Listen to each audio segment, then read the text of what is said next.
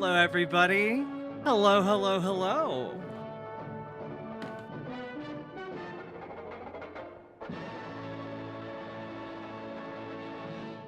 How we all doing? Hello, Chaotic Kitten. Hello, Mr. Miyagi. Hello, Somniostatic. Hello, KBS. Hello, Sophie. Hello, OS Crane.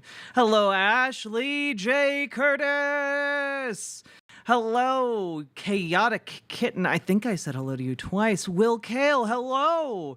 Hello, Snoogan. Hello, Catalina Gearbox. Hello. One and all. Hello, Nerodia. Hello, Lefty McLefterson. Hello. Hello, Ulersoth. Hello, Zach Fletcher. Hello, Charlie Jinmir. Hello, Omega Star. Hello, Matthew H. Hello, Smelanie. Hello, Lagala DeVille. Hello, Lanzetta. How are you doing? Hello, Bill Casey. Hello, Kev from Mars. Hello, Bob Watkins. Hello, Amaya Shimada. Welcome. First time chatter. Welcome. Hello, German Cow JJ. Hello, Socialist Malachi. Welcome, one and all. How we all doing today? I left this window open when you stopped, and it just seamlessly picked you back up when you started again. You wearing a bikini? No, this is just like a bralette top. It's like a faux leather situation. It's nice. I like it. Just an off the shoulder sweater, and like a little bralette. You look like you're on vacation because I've been getting sun. You look very loungy. Oh, well, that's just I wanted to be cozy but also sensuous. Like you need a glass of wine. You know, maybe if I get a certain amount of subs, I will have a glass of wine. My doctor last time I was there told me I actually should be drinking like a glass of red wine every day. So I do have some on hand. My girlfriend just whistled for Riverboat Jack. A girlfriend of good taste.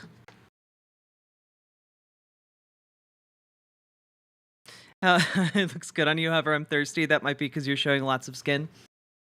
Well, you know, it's the summertime. It's hot outside. Having a Dos Equis. Got me some veggie plants, and I've been staying up way too late playing Hades 2. I must be strong, okay? I have a firm belief in not playing early access games until they come out. And so it's taking every shred of stamina I have to not buy Hades 2 yet. But it's so good, and everyone's talking about it. Just finished the VOD of the AI debate panel with Shad. It was something and made me want to do some art. Oh, good. I'm glad. If you get anything out of like me covering AI art, it's that people should make their own because it's cool.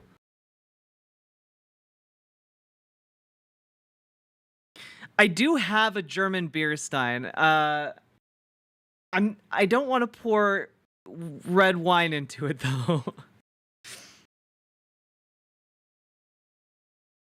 You and Chariot watching a Shad video? I'd be down. Just would need to coordinate, and I'm awful at coordinating, especially with like stuff that's coming up.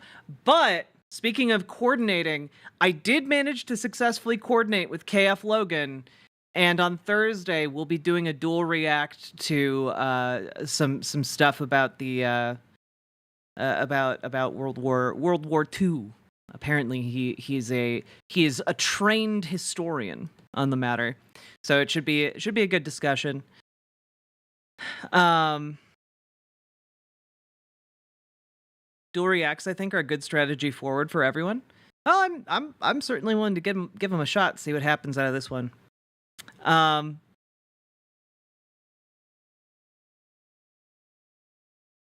Fuck Deviant Art. What did Deviant Art do? Are the Sonic OCs okay? Are the Sonic OCs okay? Sophie, yes. No spoilerino, but yes. Hello, Priscilla. How you doing?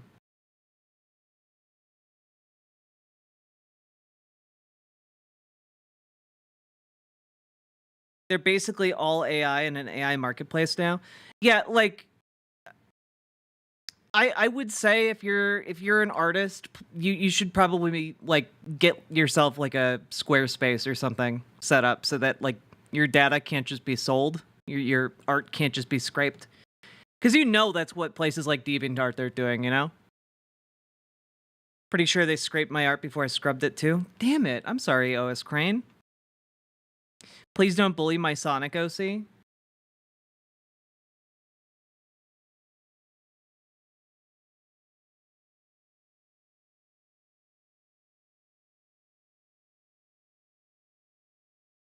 Hey chat, if we get 50 subs this stream, should we dive into the lore of my Sonic OC? Yeah, you guys know the Sonic OC game, right?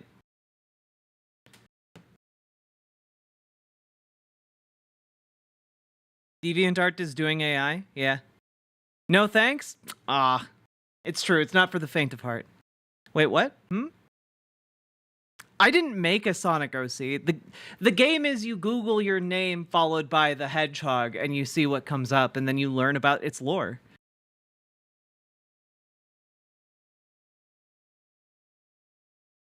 Sonic OC. Damn. That's a deep dive.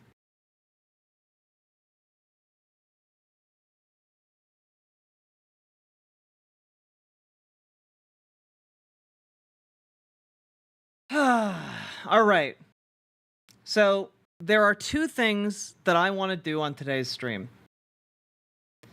What I want to do is go over finally the Alexander Dugin video. Okay? I want to do that.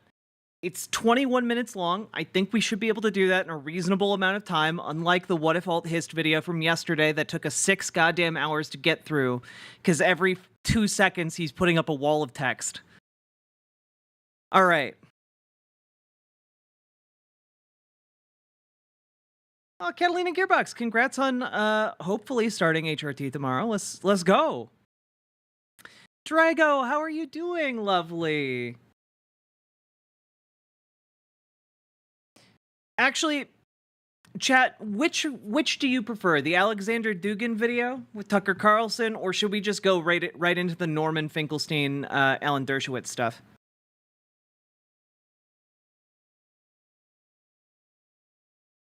So 5 hours for that 20-minute video? Hopefully not. It took you 6 hours to get through? Sophie, it was so... Like, every minute, there was, like, a text screen with, like, 12 different bullet points. And I'm not exaggerating. And so, of course, we had to stop and go through the inane, misspelled, typo-ridden garbage that he put together on the screen. And, it was insane. Like, one of his pieces of advice for dating that he included in that video was like, don't be nice. You just need to tell it like it is, essentially. I'm paraphrasing. But like, you can be nice and also tell someone the truth. You can actually do both. They're not mutually exclusive. Chuds think he's like a wise wizard. It's so weird. I honestly, conservatism has been destroyed by Jordan B. Peterson, all right? Like, honestly, like, it turns out all you have to do to entertain and seem really deep and profound to a conservative audience is, like, talk with a weird cadence, with a lot of conviction. And that's all it takes, really. You don't need to know. You don't need to know what you're talking about. You can just say things. You can make things up whole cloth. And basically, you just need to be like the white conservative man version of jingling keys. It's really incredible.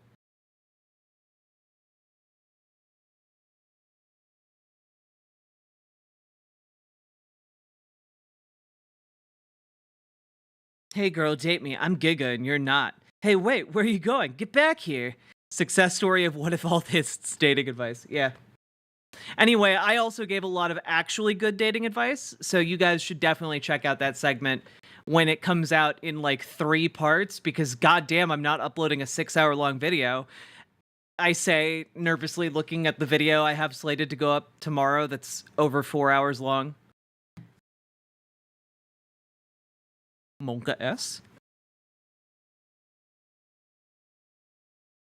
Okay, do you guys want Alan Dershowitz or do you want the Tucker Carlson interview first? Which do you want first?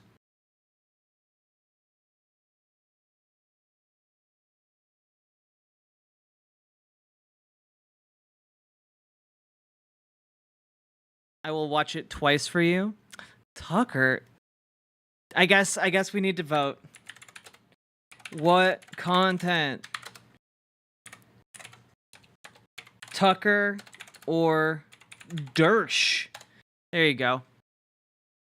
Tucker or Dersh? Vote or die. Vote or die. Stop the count. The count. The can't.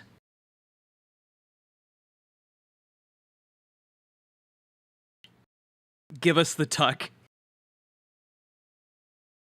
3, 2, 1, boom. Dershowitz almost made a last-minute comeback there. All right. So, here we go. So, folks, there's this guy called Tucker Carlson, and he basically got fired for losing his company like billions of dollars due to leading a campaign of lies against another company, a voting machine company. And he got fired. And in order to desperately try and retain any kind of relevance, he's been on kind of a media tour, pushing things like Obama had gay sex with this man who's been convicted of lying in court numerous times. Or, hey, what if we interviewed Vladimir Putin while he's invading a country and just asked him the most softest of questions? And, now he being in Russia at some point here, he was actually able to meet and talk with a man named Alexander Dugin. Now, if you don't know who Alexander Dugin is, he is a Russian philosopher, political theorist, and basically he looked at Nazi Germany and said, you know what the problem was with their ideology? They were German. Obviously, if Russia did that, we would be better and it wouldn't have any problems. And so he came up with what is called National Bolshevism. Essentially,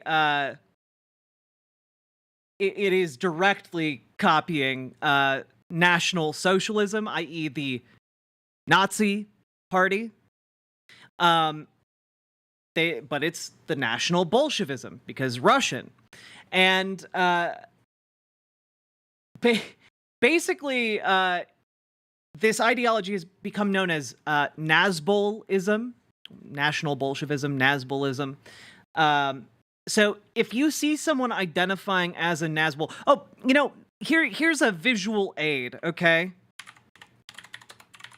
Here's a visual aid in case any of you are a little confused as to what the exact inspirations for this might be. Yeah, that's the flag right there. I wonder if it looks similar to any other flags you might have seen before. Maybe with a slightly different symbol in the middle of the circle. Anyway. Basically, Nazbols are common in like fringe far left circles, but they're also common in fringe far right circles. Basically, they try and co-opt the language of leftists, and they try and use that language to prop up far right conservative positions. Right. For example, they're vehemently against LGBTQ rights.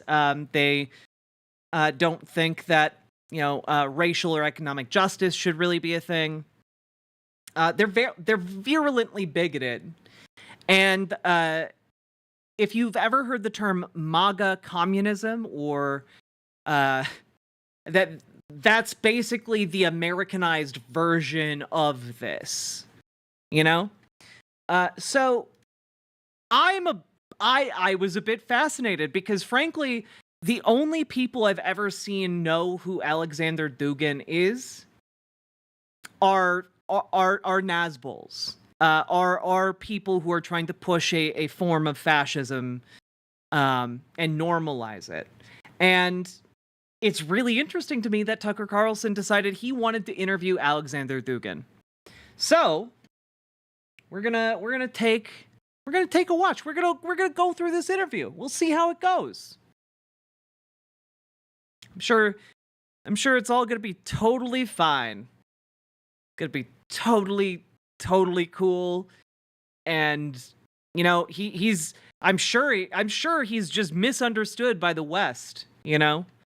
Alexander Duke, he might have some good ideas. He's not gonna have good ideas. Alexander Dugin is a 62-year-old Russian academic philosopher. He spent his life in Moscow. He was an anti-Soviet dissident as a young man.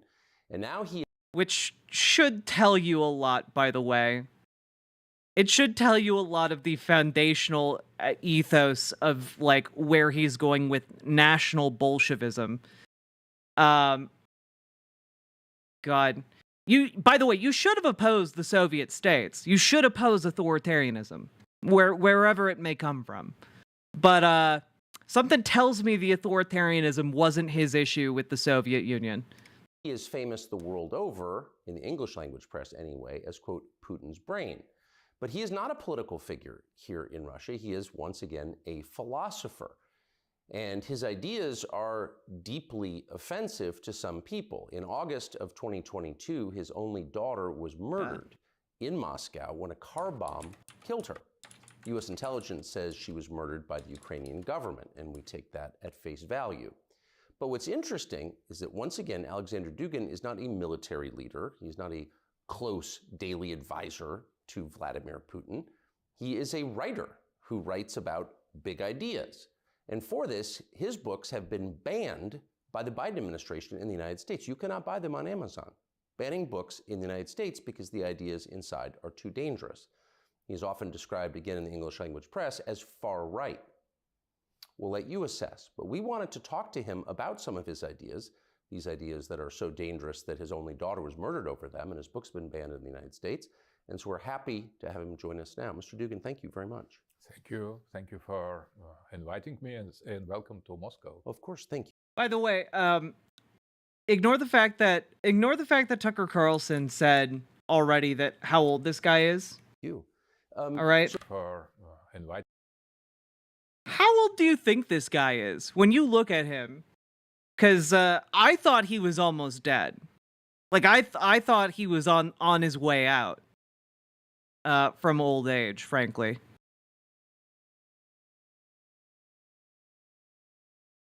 '80, '81. He's 62. Tucker just said that. Inviting me, and welcome to Moscow. Of course, thank you.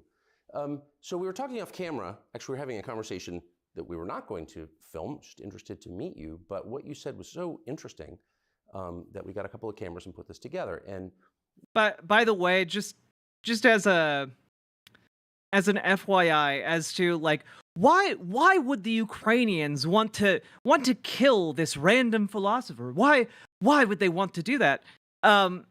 He's colloquially known as Putin's brain. He doesn't have official ties to the Kremlin, but he was raised in a military intelligence family in Soviet Russia. And so he's deeply integrated into the Russian foreign policy mechanisms, his ideas go directly to the source, as it were, Putin quotes him in almost every speech. Exactly, KBS. Why would they kill his daughter, though? They were trying to kill him. They weren't trying to kill his daughter. They were trying to kill him. My question to you is, what do you think is happening in the English language countries? And I said, all of them. United States, Canada, Great Britain, New Zealand, Australia, all at once decided to seemed to turn against themselves. You know, this great turmoil, and some of the behaviors seem very self-destructive. And where do you think, as an observer, that comes from? So I could just express my reading of that. It demands a little patience. It's so Saruman. I think that, yeah. Everything started with individualism. So individualism. Let's be clear, though. The actor who played Saruman would have like knifed this guy in the throat, as per his testimony to Peter Jackson himself. Okay. That was. Oh, I probably need to provide more context for that. The actor who played Saruman in Peter Jackson's Lord of the Rings films worked with the British like Secret Service, essentially, or the British. What are they called? What is their version of like the CIA called? Yeah, he was a spy. Christopher Lee was a spy during World War II, and during the filming of Lord of the Rings, took Peter Jackson aside to tell him that the gasping noises a man would make when you slit his throat weren't accurately portrayed in the film, and that they need to sound in a certain way that he then perfectly mimicked. So, yeah. Was he part of MI6? Yeah. Anyway, that's the critical context you should all know about what I said. I wasn't saying that to be like weirdly violent. I was saying it because of that relation. Anyway, Christopher Lee had a long and storied history of killing Nazis, is what I'm trying to say. Wrong understanding of the human nature, of the nature of man. When you identify individualism with the man, with the human nature, you cut all the relations to everything else. So you have very special idea of the subject, philosophical subject, as individual. And everything started in the Anglo-Saxon world with Protestant reform and with nominalism. Before that, nominalist. Oh, yeah, by the way, something you should really, really, really know about a lot of Russian thinkers in modern-day Russia is that a lot of them play very, very heavy defense for the Russian Orthodox Church. So to him, the idea of Protestantism is already way too many denominations. You know, like it spits in the face of everything like he holds, you know, holy and correct in you know, when it comes to religion. So like to him, there are already enough cracks in the Catholic Church. So Protestants are just an even greater sin against the church.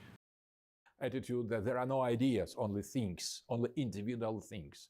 So individual, it was the key and is still key concept that was put in the center of liberal ideology. And liberalism, as in my reading, it is a kind of historical and cultural and political and philosophical process of liberation of individual of any kind of collective identity, collective or true. I rate lump. True. That transcends individual, and that started with refuse of Catholic Church as collective identity, of empire, Western Empire as collective identity. After that, it was a revolt against a national state as collective identity in favor of purely civil society. What is Blood waffling about? Yeah, basically he's trying to diagnose here that like what the issue is with Western society, you know, west of Russia. And he's trying to say that like They're overtaken by Protestantism, which heavily biases them towards individualistic endeavors, and it breaks them off from the Catholic Church. And the idea of collective society building. That's what he's trying to say here. And I hope that me putting it in some more base terms helps you understand what he's saying enough to realize that it's bullshit. After that, there was a big fight of the 20th century between liberalism, communism, and fascism, and liberalism has won once more. Yes. So, and after the fall of the Soviet Union, there was only liberalism, and Francis Fukuyama has pointed out correctly that there are no more any ideologies except of liberalism, and liberalism that was. Francis Fukuyama was also incorrect. Liberation of this individual from any kind of collective identity. There were only two collective identities to liberate from. Gender identity, because it is collective identity. You are man or woman collectively, so you could not be alone. Liberation from gender, and that has led to transgenders, to LGBT, and new form of sexual individualism. So basically, he's blaming Protestantism and individualism and liberalism for gays existing and the transes existing. He said it. He said gender. Yeah, no. To guys like this, it is the ultimate bastardization of like their worldview. They hate us very specifically because we exist in counter to their worldviews. Sex is something optional, and that was not just deviation of liberalism. That was necessarily elements of implementation and the victory of this liberal ideology. And the last step that is not yet totally made is liberation from human identity, humanity optional. And when now we are choosing, or you in the West, you are choosing the sex you want as you want. And the last step in this process of liberalism, implementation of liberalism, will mean precisely the human optional. So you can choose your individual identity to be human, not to be human, and that has a name: transhumanism, posthumanism, singularity, artificial intelligence. Klaus Schwab, Kurzweil, or Harari, they openly declare that is inevitable future of humanity. So we arrive to the historical terminal station that we finally Interesting that I threw Klaus Schwab in there. That interesting. Centuries ago, we have embarked in. I mean, at this point, he's saying that basically, like, the world is trying to say that that a technological future that moves towards like a point of singularity with like artificial intelligence and whatnot, and transhumanism is like the ultimate manifestation of like a individualistic society, right? And that in reality, like people like Klaus Schwab are saying this is how it has to be, but he's saying like that's not how it has to be. Yeah, he is talking nonsense. Just that I want you to understand the nonsense he's talking. This train, and now we're arriving at the last station.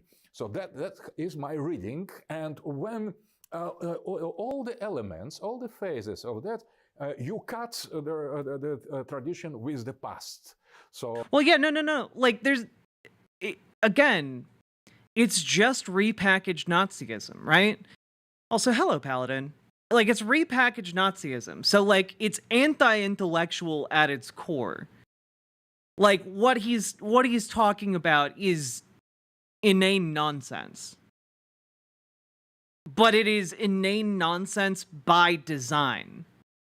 Does that make sense to you guys? Caleb Maupin likes this guy. Infrared likes this guy. Infrared Haas likes this guy. Jackson Hinkle is a big fan of this guy. Yeah. So you are no more Protestant, you are secular, atheist, materialist. You are no more nation state that served to liberate from empire, and now national state becomes at its turn obstacle. You Hey, Nindreen, how are you doing? Finally, family is destroyed in favor of this individualism, and the last things, the sex that is already almost overcome. Sex optional, and in gender politics, there is only sex has almost been overcome. That's not a.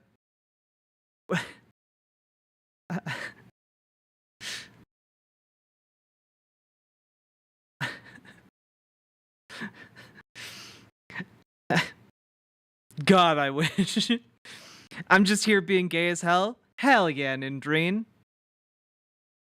I like the phrase sex has almost been overcome because it has the word come in it, and also because it as if it's like this great burden to triumph over. Maybe he means like he has almost won sex. You know?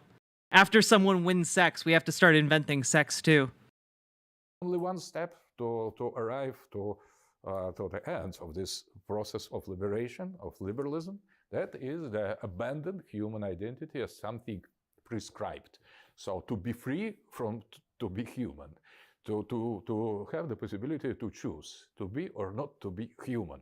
And that is the agenda, political, ideological agenda of the tomorrow. Yeah, he's trying to package all of this by saying that in the as he implied, Jewish future, you will be forced to choose whether or not you want to be human. And that is to him, that is a horror beyond all horrors, you know? International sex champion of 2024. That is why how I see Anglo-Saxon world that you have asked of. I think that is just the vanguard of that process, because that started with Anglo-Saxons empirism. You know, as another rule of thumb, okay? As another rule of thumb, if someone starts talking about the Anglo-Saxon race, you're talking to a super racist. You're not. You've gone beyond a normal racist. You're not dealing with a normal racist anymore. Okay? Like, they're talking about Anglo-Saxons. They about to tell you that the Germans are too swarthy. Okay? They're about to tell you that the Swedes are a pollutant to the blood. All right? The blood of the body politic. You know, they're about to like go on an extra wild racism rant, all right? So it's I guess somewhat refreshing that he's just going fully mask off in the first 7 minutes of this interview. I'd argue there are plenty of people choosing not to be human, but in a bad way because they're turning off their empathy. That's a decent argument. I don't think that's what he means though. That's a Greeks aren't white type beat. Oh, a Spitfire, absolutely, 10,000%. Nominalism, Protestantism, and now you are ahead as Anglo-Saxon, more devoted to liberalism than any other European. So what you're describing is clearly happening, and it's horrifying. But it's not the definition of liberalism I have in mind when I describe myself as what we say in the United States is a classical liberal. Right? So you think of... Oh, Tucker, are you a classical liberal? Are you a Dave Rubin liberal? I.e. a far-right peddler of misinformation? liberalism as individual freedom and choice from slavery, right? So the options as we conceived them as I was growing up were How you the doing, individual Paladin? who can follow his conscience, say what he thinks, defend himself against the state, versus the statism, the totalitarianism embodied. Oh, where is this? They're talking with one another in Moscow, and this is Alexander Dugin, the guy who coined National Bolshevism, i.e., Nazbolism, which is basically just the Russian repackaging of Nazism. Essentially, his political foundation is that, well, the Nazis were really onto something, but the main problem with what they were doing is that they were German, we're Russian, we'll do it better, and we'll call it National Bolshevism. The government that you fought against, the Soviet government. And I think most Americans think. Yes, he made this during his Putin trip. What's the difference? Very interesting question. I think that is the problem is in two definitions of liberalism. There is old liberalism, classical liberalism, yes, and new liberalism. So classical liberalism was in favor of democracy. Democracy understood as the power of majority, of consensus, of individual freedom that should be combined somehow with the freedom of other. And now we have totally the next station already, next phase, new liberalism. Now it is not about the rule of majority, but it is about the rule of minorities. It is not about individual freedom, but it is about wokeism. So you should. Yeah, this guy's a very serious political theorist, guys. This guy's defo racist. Oh, yeah. He's just a Russian Nazi. Okay. All right, I'm gonna throw it up on screen one more time, okay? I'm gonna throw it up on screen one more time, all right? Google Nazbol flag. All right? Just throwing this one up on screen here.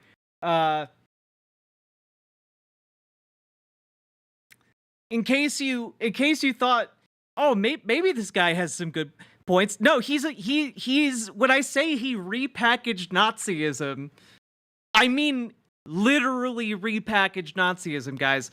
Do you want to know where I got this image from? This is the party flag of National Bolshevism. This is the ideology he pioneered.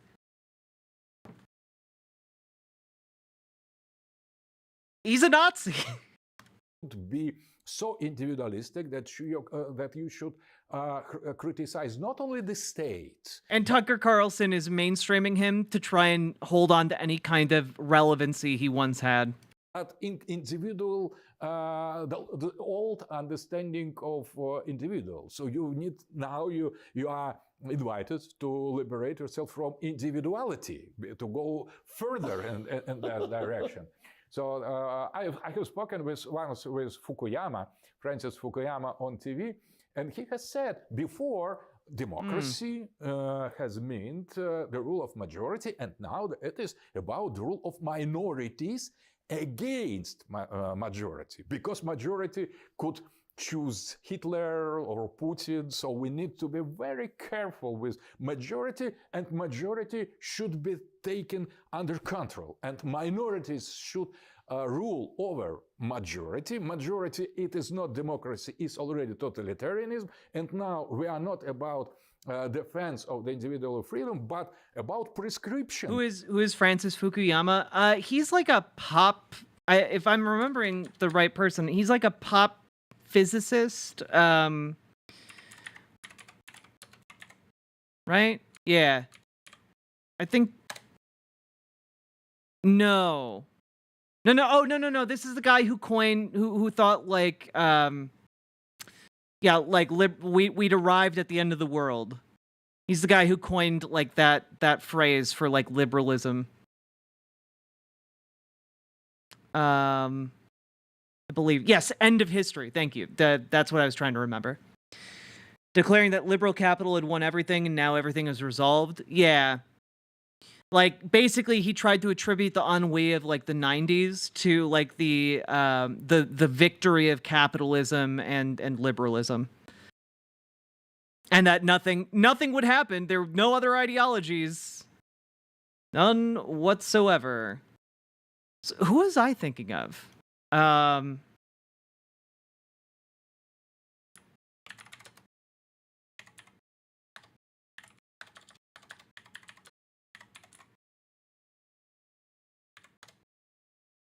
Oh, I'm thinking of Michio Kaku.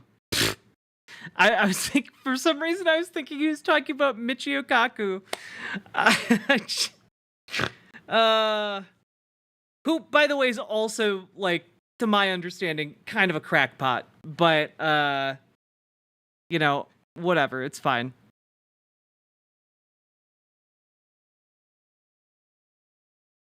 To be woke, to be modern, to be progressive. It is not your right to be or not to be progressive. It is your duty to be progressive, to follow this agenda. So you are free to be a left liberal. You are no more is free enough to be right liberal. You should be left liberal, and that is a kind of duty. It is prescription. So liberalism fought during its history against any kind of prescription, and now it at its turn became totalitarian, prescriptive, not free as it was and some. And do you believe that was inevitable? That process that was always going to happen? I think that is, I perceive here a kind of logic. So a kind of logic that is not just perversion or deviation. You start with one thing, you want to liberate individual. When you arrive at the point when it is possible. By the way, the author of The End of History says people misunderstood his work. Well, that's nice to know. He does seem like he's a more mainstream, like, political theorist, and it seems like Dugin's kind of trying to co-opt his not relevancy, his my brain's coming up with the wrong word. Dignity? No. God, I need a thesaurus. It is realized. So you need to credibility. God damn. Quiet Kitsune. Thank you so much. Go further. So, and you start to liberate yourselves from this time from old understanding of Rhombus in favor of more progressive concepts. So you could not stop here. That is my vision. So if you say, "Oh, I prefer old liberalism," they would say, the progressives, they would say, it is not about old liberalism, it is about fascism. You are a defender of...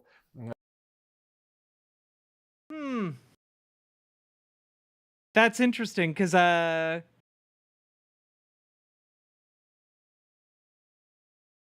maybe if you believe in fascism, if you believe in fascist ideas, you might be a fascist. Regardless of what you choose to call yourself, right? Like, there's a lot of people who call themselves, I don't know, paleo-conservatives, or moderate conservatives, or, you know, traditionalist conservatives. Y'all just Nazis. y'all just fascists. Like,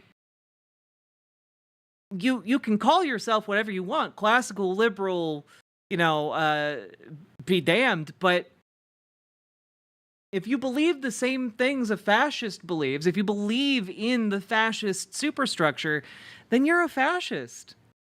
Like, we're not going around calling, like, everyday normal conservatives fascists. They're conservative. By the way, guys, I don't know if you know this, but, like, conservatives, there's a difference between a liberal conservative and a fascist conservative, right? Like, a lot of conservatives actually fall into the liberal camp. Like, even conservatives in America are technically liberals. You know, they believe in like a political philosophy informed by liberalism, right? But there are out and out fascists among them as well. And you got to be able to call a spade a spade. The problem is that Fukuyama had basically ended up arguing with himself, because when the Bush regime basically let him catch the car and they implemented his benevolent hegemony, and then he saw the Iraq War's results, he realized his philosophy was complete bullshit, and he backtracked so hard he left skid marks. Damn. Yeah, I'm not super up on his work outside of what I read for some film theory.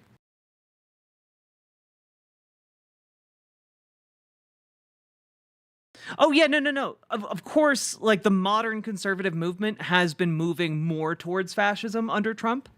Absolutely. But historically, like if you looked at conservatism in America, it would still most conservatives would still align mostly with liberalism. That's changing. And we should probably work on that. Probably figure that out. It's the classic thing where in America, political terms that are accepted and understood throughout the rest of the world suddenly mean totally different things when you put them in the American context. Yeah, Spitfire, it's confusing as hell. Hey, young black economist, hope you're doing well. He ended up promoting the concept of Wilsonianism. Basically maintain the 14 points of light and then heat for spreading liberal democracy, but without violent interventionism that he called for in the 90s. Damn. Traditionalism, conservatism, fascism, so stop here. Either be progressive liberal or you are done, or we will cancel you. That is what we observe. You know another man who was canceled back in the day? A young dreamer named Adolf Hitler.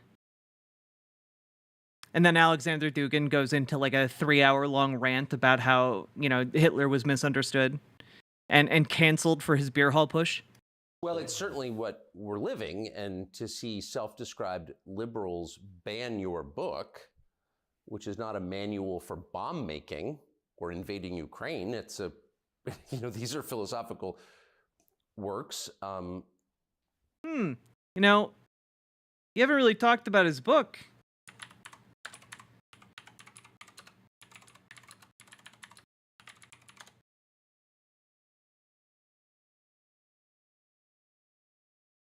Just out of curiosity here.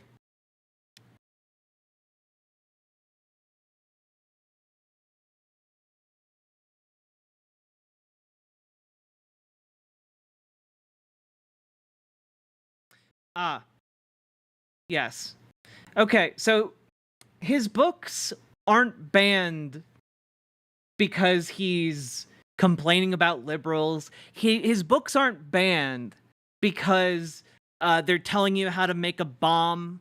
They're not banned because they are leading towards like a violent revolution in the near immediate sense.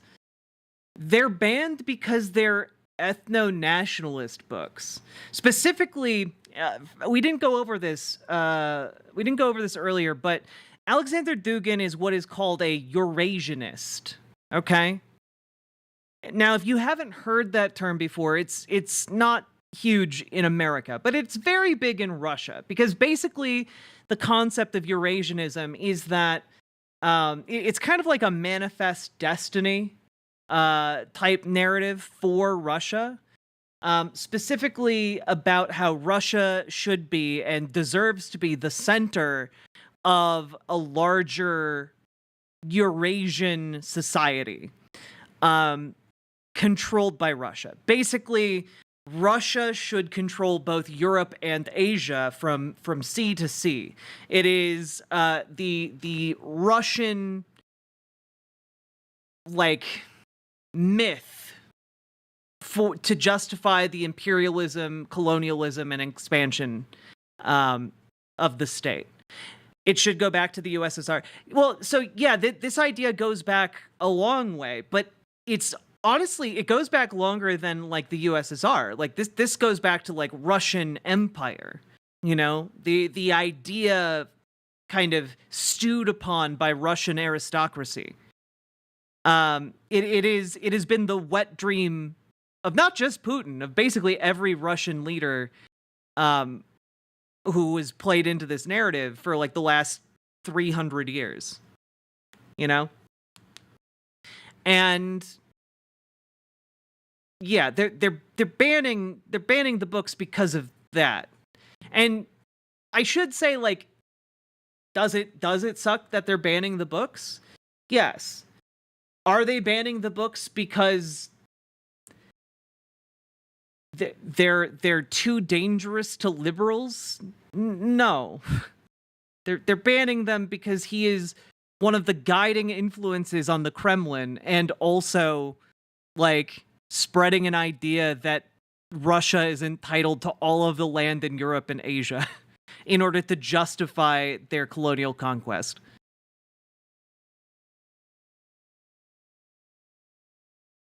What's weird is that Fukuyama doesn't share a lot of common philosophy with Dugin, except for their neo-traditionalism and some of the benevolent hegemony idealism, but Dugin is an all-out-and-out fascist. Neo-fascist? Yeah, like, I don't think it's weird that they would talk, because my understanding is that Alexander Dugin, like, early on in his career, wrote, like, a pretty influential, like, work on, like, understanding geopolitics. But, like, everything after that has basically been insane. Insane ramblings. What is the name of that book?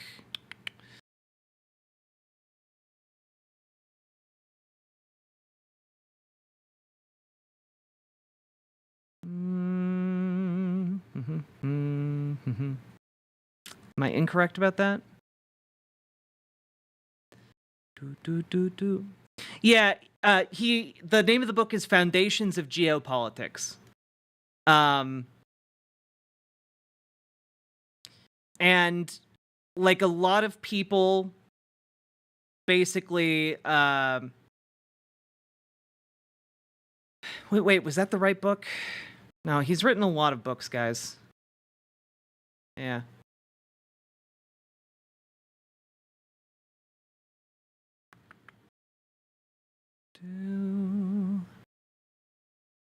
Hey, Abyssal Liss.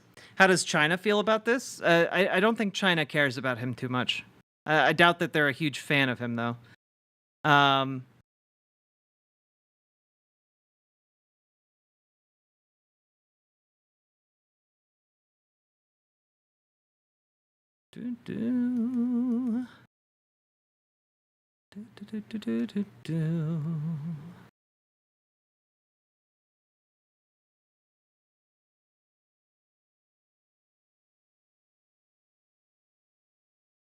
Well, yes, he is viewed that way now, Somniostatic. My understanding was that he wrote, like, a very influential work at the beginning of his career that gained him some amount of, like, mainstream acceptance.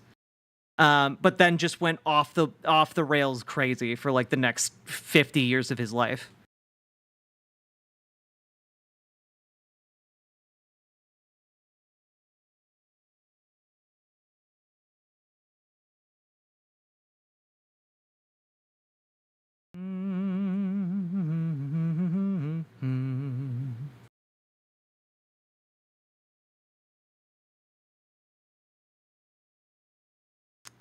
Let's see here.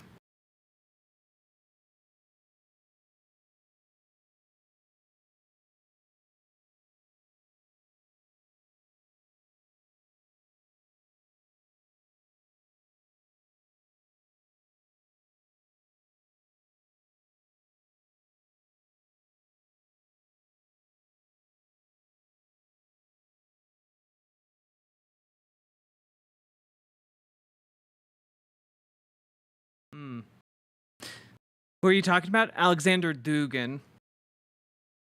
Maybe I got that one wrong.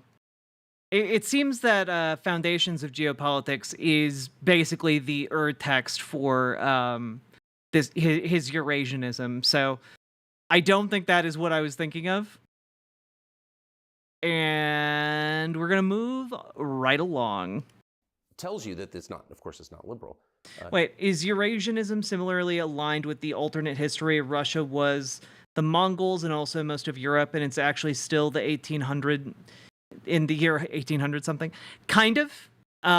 You might be referring to Hyperboreanism, which is this idea that, essentially that, yeah, it is. You were thinking of that, Tsarina Chess. Yeah, Hyperboreanism is this idea derived from like Greek mythology of the Hyperborea area, essentially a place on the top of the world where humans live in the impossible cold. And Alexander Dugin took that for his Eurasia theory and basically said, this is who we are. And it's, you can kind of think of Hyperborea theory as like Russia's version of Aryan race. Like, basically, in a nutshell. Like, I am simplifying it. I thought it was just a fictional term. Well, it's a term taken from Greek mythology. In Greek mythology, Hyperborea was a literal place filled with magical humans on the top of the world, right? And so that term came to be used in fantasy because Greek mythology, of course, a lot of Greek mythology came to be used in fantasy. But Dugin uses Hyperboreanism to like justify why Russia deserves to rule Europe and Asia. Yeah.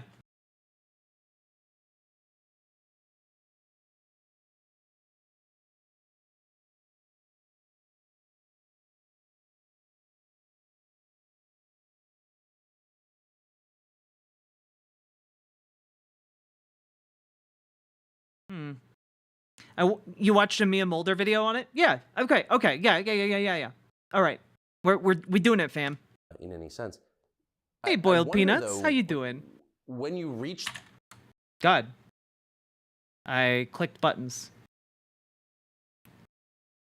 Well, it's certainly what we're living, and to see self-described liberals ban your book, which is not a manual for bomb making or invading Ukraine, tells you that it's not, of course, it's not liberal in any sense. I wonder, though, like, when you reach the point when the individual can no longer liberate himself from anything, when he's just not even human, what's the next step after that?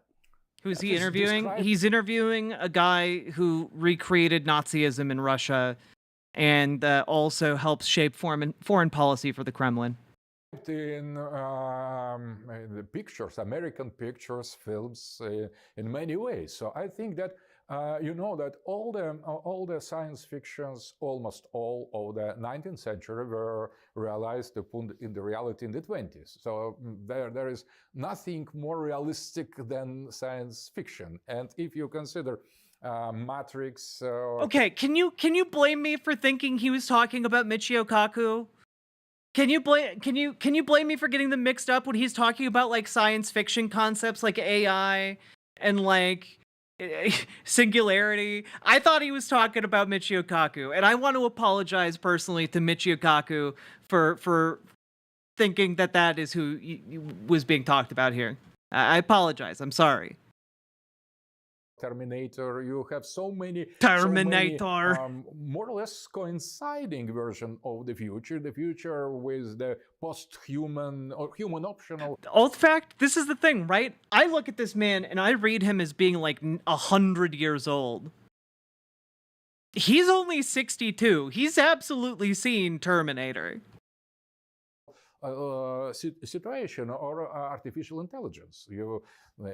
Hollywood has made many many films. I think they portray correctly reality of the close future. He's 62, so, yeah. For example, if we consider the man, the human nature as a kind of rational animals, so you could now with our technology you could produce them. So you could create rational animals or combine them or construct them, and artificial intelligence. What are you on about? Artificial intelligence, neural network, plus huge database.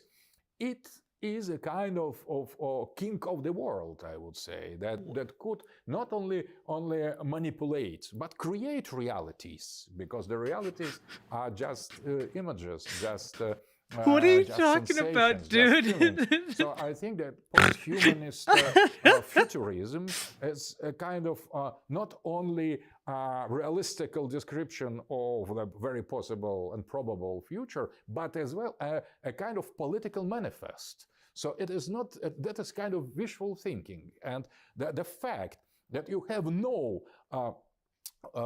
bright traditional future described in the films. I don't know any movie of the future in the West made about return to traditional life, the prosperity, the families with many children. Everything is quite in shadow, quite black. So if you're used to paint everything black, and the future especially, so this black future once arrives, and I think that is the fact. I'm not gonna lie, guys. I have no idea what he's trying to talk about here. I think he's complaining about like futurism and like the idea of like transcending humanity. It happened?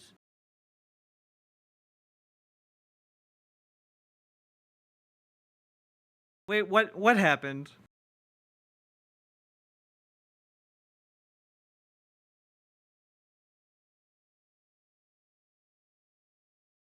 This happened to Dylan Burns? Damn, we were going so good too. More info.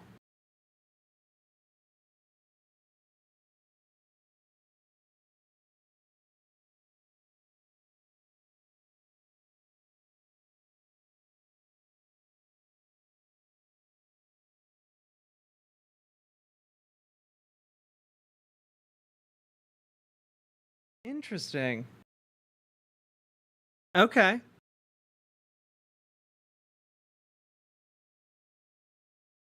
It'll be back. It'll be back, guys. Don't worry. It will be back.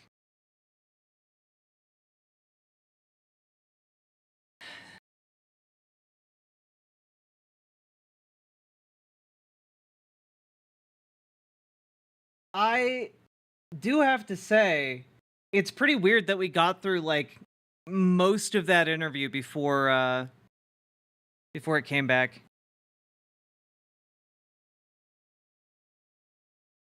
Do do do do do do do do do do do do do do do do. There we go. I'm back. I'm back, bitches. It only cost us like 40 viewers on YouTube. Hello. That's so cool. I love it. So, I'm pretty upset about that. Not gonna lie. However, fuck Tuck, yeah, we will finish the video. However, we're just gonna the same fact that we play the audio. We have no other option, either Matrix or artificial intelligence or something. It's or a okay. They'll come Terminator. back. So the choice is Yeah. already outside of the limits of humanity, and that is not just fantasy. I think that is a kind of political project, and it. Okay, so he talks about posthumanism. I'm just skipping to the end of that waffle because it does not mean anything. So I've asked you no questions about Russia or Russian politics, and I'm not going to, because I think it's so interesting to see your perspective on countries that you don't live in, because we do gain insight, I think, from the view of outsiders. My last question to you is, good idea, how do you explain Kiskara. this phenomenon I have noticed, where for over 70 years, a group of people in the West and the United States, liberals, effectively defended the Soviet system and Stalinism, and many personally participated in Stalinism, spied for Stalin, supported him in our media.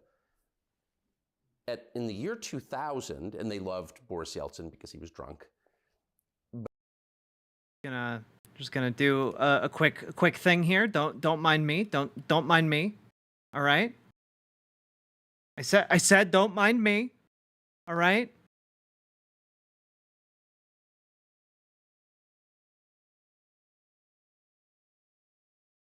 Do.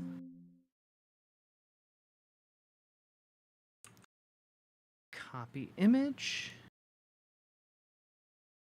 Microsoft Paint. Just gonna save as. Fuck it, we're doing it live!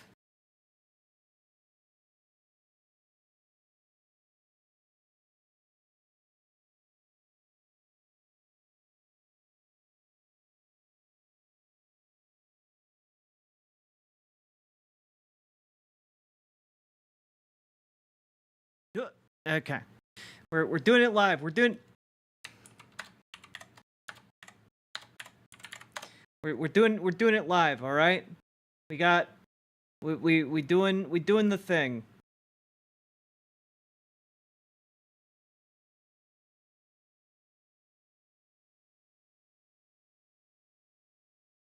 Okay. And boom. All right. When one of them stops talking, the other one goes on screen, okay? Do.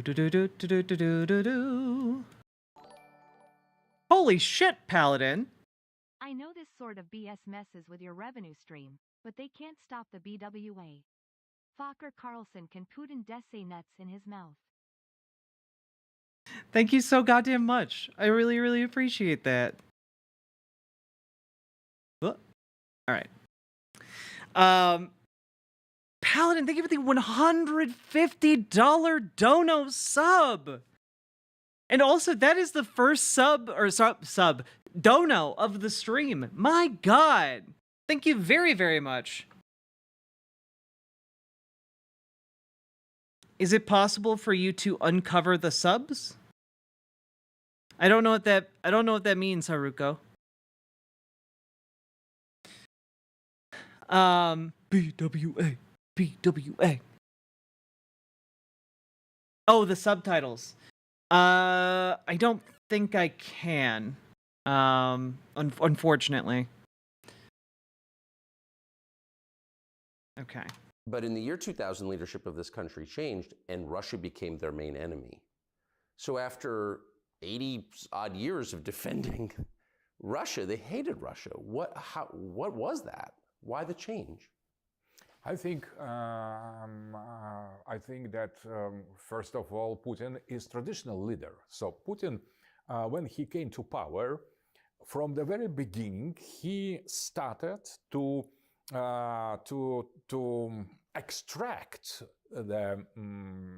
our country, the Russia, from the global influence. So he started to contradict to global progressist agenda. And these people who supported Soviet Union, they were progressists. and they are now progressists. So they have felt that now they were dealing with someone who doesn't share this progressist agenda and who tried Tucker's and favorite band is Imagine Dragons.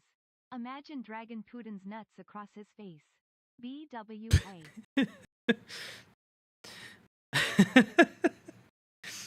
Imagine Putin these nuts on your face. Hey! with success to restore traditional values, sovereignty of the state, Christianity, traditional family. Very Knifey That Duck is a wasn't scamp. evident from the beginning, from outside. But when Putin insisted more and more on this traditional agenda, I would say, on the particular. Oh, Putin's not a fascist authoritarian. He's just a traditionalist. Oh, that's so convenient. Particularity and speciality of the Russian civilization as some special type of world vision that He bases his philosophy on Warhammer 40K. Basically, very yeah. little similarities with the progressist ideals. So I think that they have discovered, they have identified in Putin precisely what Putin is. So he is a kind of leader, political leader, defending traditional values. Yeah, defending traditional values. You know who else said he was returning to tradition to defend traditional values? He was gonna use the military to impose those traditional values. You know, get rid of the undesirables, the degenerates of society. I can think of another leader who was doing that. I wonder if it's a world leader you might have gotten your party flag from. I wonder if it's the party flag that you guys are using. Well, only recently, 1 year ago, Putin has made decree of the political defense of traditional values. That was turning point, I would say. But observers from the progressive camp in the West, I think they have. Yeah, that was an inverse Japanese flag, all right. Definitely not similar to another very famous flag from that same time period. They have understood that from the beginning of his rule correctly. So this hatred is not just casual. Rhymes with casual, Schindler. some mood. It is not. It's not casual. It's very serious. So it's metaphysical. So if your main task and main goal is to destroy traditional value, traditional family, traditional states, traditional relations, traditional beliefs, and someone on that with the nuclear weapon, that is not smallest the least, but the last but not least arguments. Someone with nuclear weapon to stand strong, defending traditional values. What are you talking about, old man? You see, in order to defend traditional values of the family, we need a strong man with a nuclear weapon? What are you gonna do? You're gonna nuke the woke, Grandpa? Grandpa, you gonna ride the nuclear bomb down? You're gonna yeehaw? Come on, guy. Like you're gonna nuke what? The gays? LGBTistan? Like what? Well, you are going to abolish. I think they have some basis for this Russophobia and the hatred for Putin. So it is not just by the chance. It's not some irrational. Man, I really hate with Otro that we are living in a time where we have to worry about nuclear fascism. I really hate that. I really hate it. LGBTistan? Tucker Carlson Yeah. is a big fan of Bofa. Bofa Putin's nuts in his mouth. BWA. Thank you for that BWA, very knifey duck. But yeah, it worked in Doctor Strangelove, true. You know, the perfect counter argument. Yeah, LGBT is like he's trying to say that you need a guy with a nuke to defend against gays and trans people. So like I facetiously asked where he was going to bomb LGBTistan. Like, what good does a nuke do you fighting gays? Like, what are you talking about? The LGBTQI atom bomb, yeah. Rational change from Sovietophilia to Russia phobia. It's something deeper, I would say. It's my guess. It's clearly something deeper. We felt it was important for your idea. Oh, guys, actually, there is a piece of very compelling evidence. Okay, I actually have footage of a weapon that the United States developed specifically to spread the LGBTQIA agenda. Okay, this was developed actually under the Bush administration, ironically enough, and I think this might shock you. It could very well shock you, but I think we need to know. I think we all deserve to know, okay?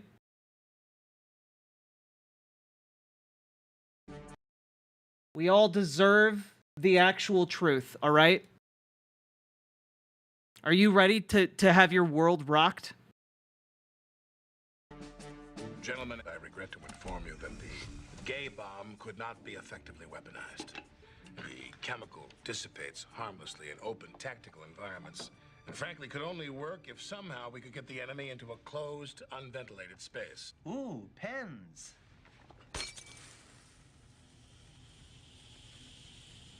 I feel weird. Let's do this. This was the first known test of the LGBTQIA bomb, all right? It's been one of the most effective tools in our toolkit. Yep, they're all gay now. All of them. There's no going back. And frankly, we should all be terrified. And by we, I mean all of us straights, am I right? Eh? What did I just watch with my eyes? The first, definitely the first testing of a gay bomb. Not to be that guy, but okay, this is pretty funny. I'm not gonna lie. The gay bomb, informally known, refers to a non-lethal psychoactive weapon concept that was speculated upon by a research laboratory within the United States Air Force. This unconventional idea involved the dispersion of sex pheromones over enemy forces with the intent of generating mutual sexual attraction among them, causing mass confusion and panic within their platoons. Dating back to 1994, the Wright Laboratory in Ohio, a precursor to the modern United States Air Force Research Laboratory, drafted a 3-page proposal detailing several potentially non-lethal chemical weapons. This document, eventually acquired by the Sunshine Project via a federal Freedom of Information Act request, explores the notion of the gay bomb, among other concepts.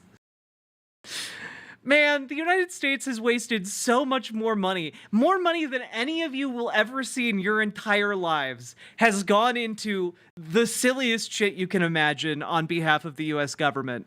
And then they tell us we can't have free healthcare. They literally spent tens of millions of dollars trying to track down who Dorothy was in the 1950s, because Navy seamen kept talking about friends of Dorothy when they were asking whether or not someone else was gay and wanted to hook up. They'd literally spend tens of millions of dollars trying to find Dorothy, as in the Dorothy from Wizard of Oz. Strikes me as particularly tongue-in-cheek, at least in 1994. They often use these kinds of proposals. It's basically a training exercise.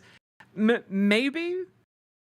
But also, I do believe in I do believe in the homophobia of 1994. I believe in it. God damn it! It's still real to me. Damn it.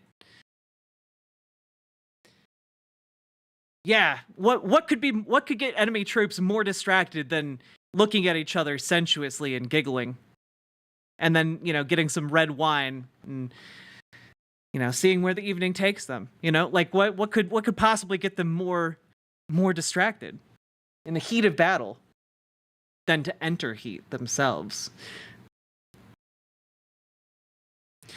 Help! Help! I'm pinned down over here.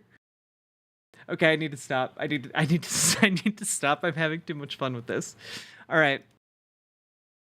Okay, so yes, Mr. Dugan, you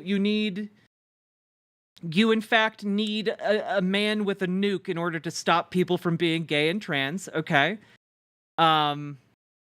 Tell us more. Is to get an airing in English in the United States simply because we believe in the open airing of ideas. I guess we're liberals that way. So we're grateful that you took the time. Mr. Dugan, thanks. Oh, you guys are done. Okay, cool. We did it. We finished the video. Huzzah! Yeah. Oh, maybe we can show just this last handshake. Thank you very much. Oh, damn it! They didn't shake hands. Okay, never mind. Never mind. Abort! Abort!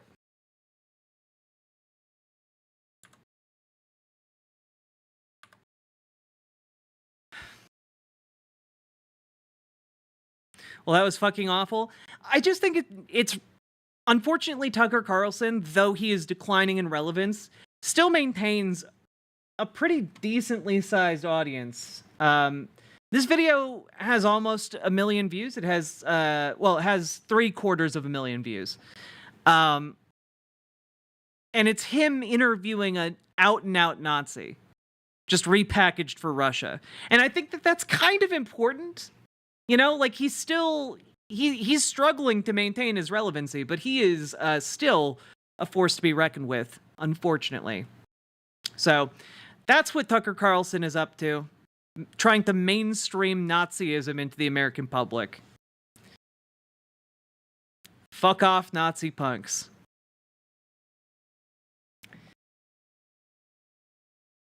Unironically, Judy Garland is one of my favorite all-time actors. Deservedly so. I wake up from my nap, and now there's a gay bomb. Bread into toast. You were the only one who could have stopped it.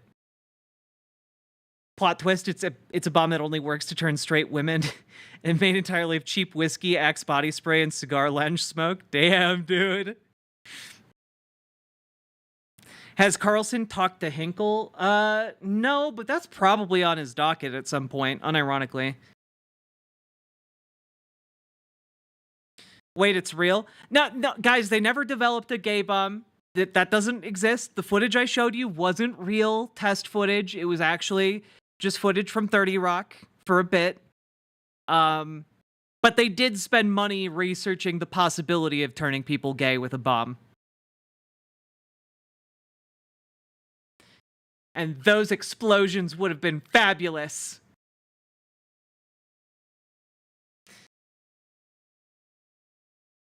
Wouldn't that boost troop morale? No, because the idea would be that you get them so horny they have to have sex right now. Not later. That's just what Jack wants you to think. It's true, I'm a government psyop to cover up the existence of the gay bomb. It's our most closely guarded secret.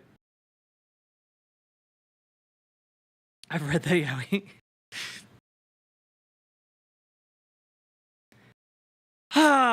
Folks, we have now finished hour 2 of our lovely, lovely stream so far.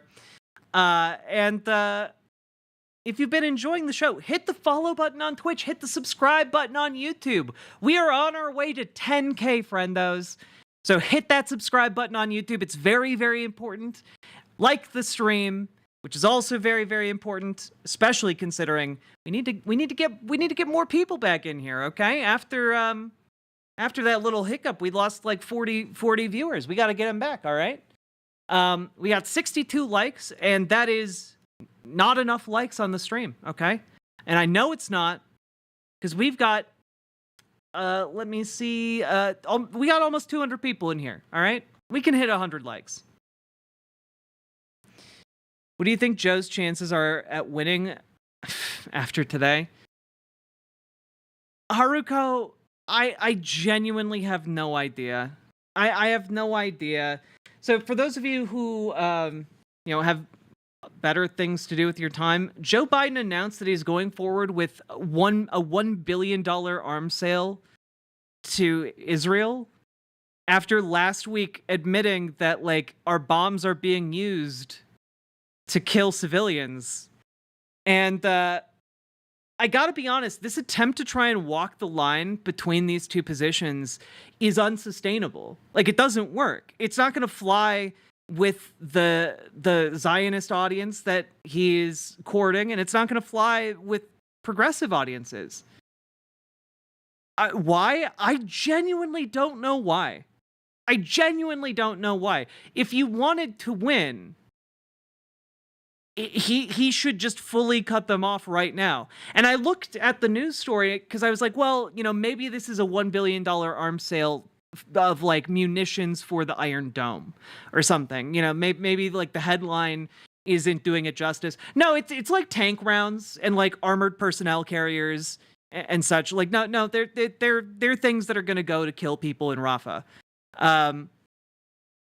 Like, things are currently so bad in the Gaza Strip that the UN is planning to send a test mission to bring doctors out of a UN hospital that functions in the Gaza Strip, right?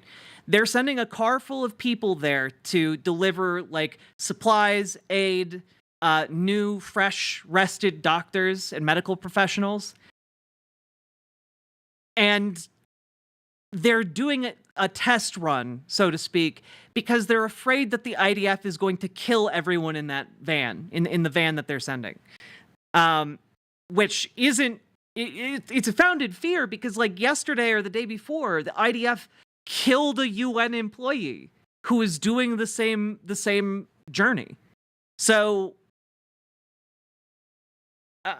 I don't know what's going to happen here, because the logical campaign move, I'm sure, is being conveyed to him by his campaign staff. And that would be cut off the weapons, talk big, and sit back. You don't have to be this involved, And Biden just can't commit to the position. It's very, very weird. Like,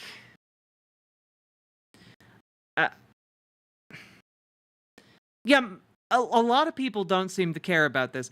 I actually disagree, though. I think that the longer this goes on, the more people wind up caring. And even if most people might not care about this because they're unaware of what's going on, a sizable chunk of people do care. And they care very, very intensely. And it's something that is going to affect their voting pattern.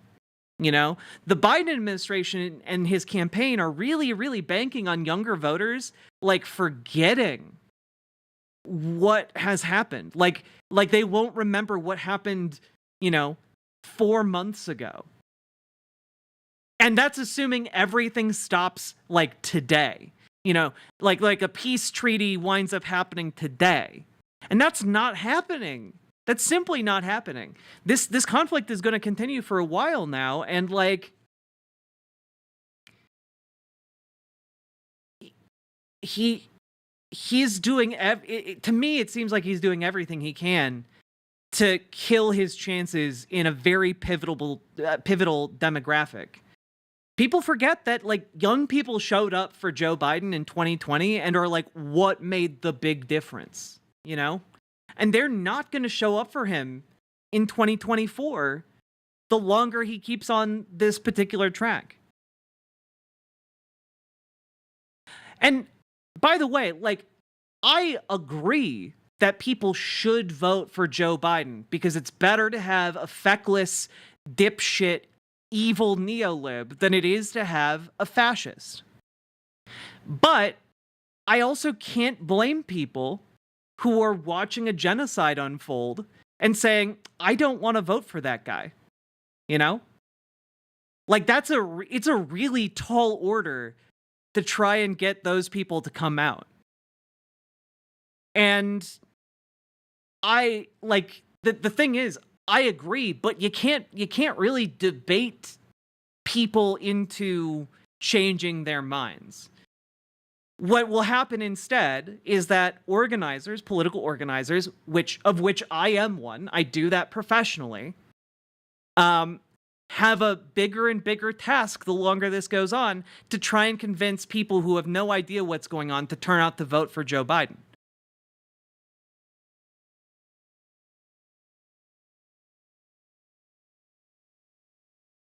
My Muslim friend works for the government. His job is on the line if Trump wins. Trump will purge him from his job. Yeah. Look, you guys don't need to make the argument to me that like that Joe Biden is better than Trump. I agree. I'm just saying that the longer this goes on, the less compelling that sounds. You know? Can you imagine how bad he'd lose to Nikki Haley? Honestly, if the Republicans nominated Nikki Haley as the candidate, Joe Biden would be cooked. He would not have a shot.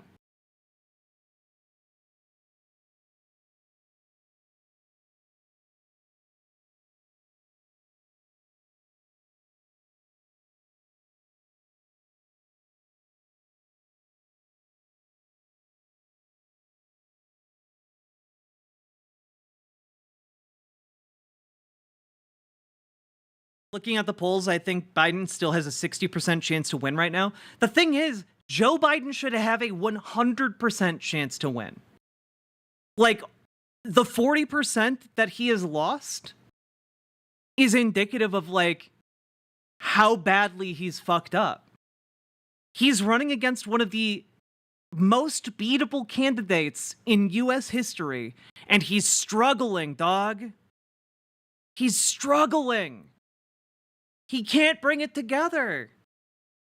And Carso, I feel you. I feel you on that.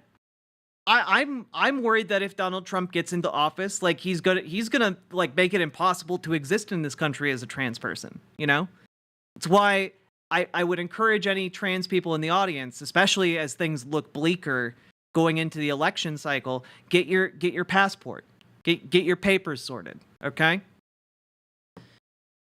Like, Joe Biden should have, like, the easiest path to victory imaginable.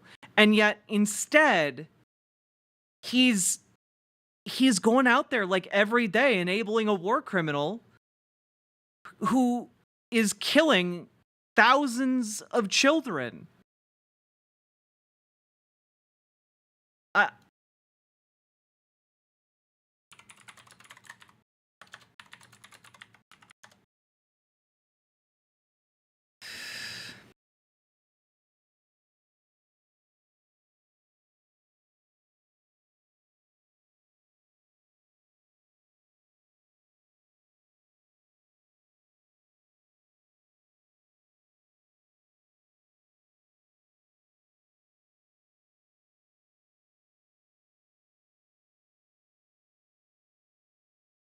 Yeah. As of May 6th, day 213 of the war, OCHA, a UN organization, reported at least 14,500 children had been killed in Gaza, along with 9,500 women.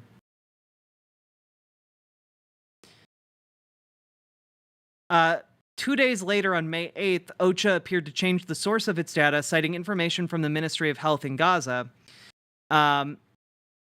And let's see. Yes. Saying 7,797 children and 4,959 women and 10,006 men.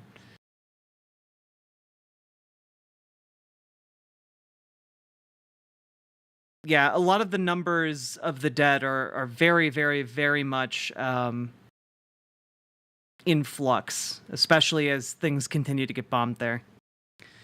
But long story short, too many people are dying on U.S. taxpayer dimes. You know? Too many people are dying, period.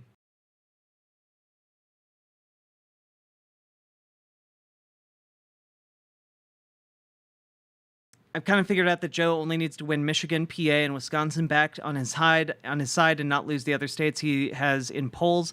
Well, that's the thing, right? The people who catapulted him to victory in Michigan in like the swing states was the youth vote and like record youth turnout.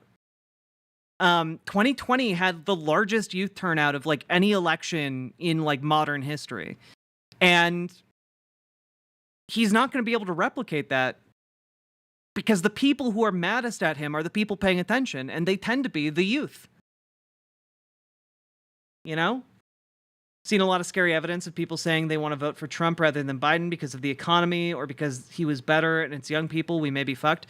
Well, yeah, no, I think there is a decent chance that we may be fucked, but we got to do everything we can to make sure we're not fucked, you know? It's kind of a roll up our sleeves and get to work type moment. How is the dude who said he's going to be a dictator actually going to being seen as viable? Because a not insignificant portion of the Republican Party want the dictator. Like if you get them on camera and hold up a microphone and ask, "Do you want Donald Trump to be a dictator?" They'll say, "Well, I think we might need that right now, given how degenerate America has become." Yeah.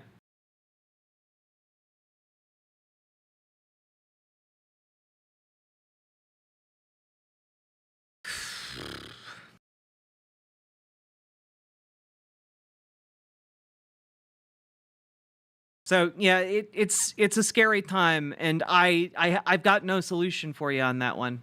Frankly, I thought we were moving in a much better direction when Joe Biden was coming forward and saying he was putting a hold on arms transfers to Israel.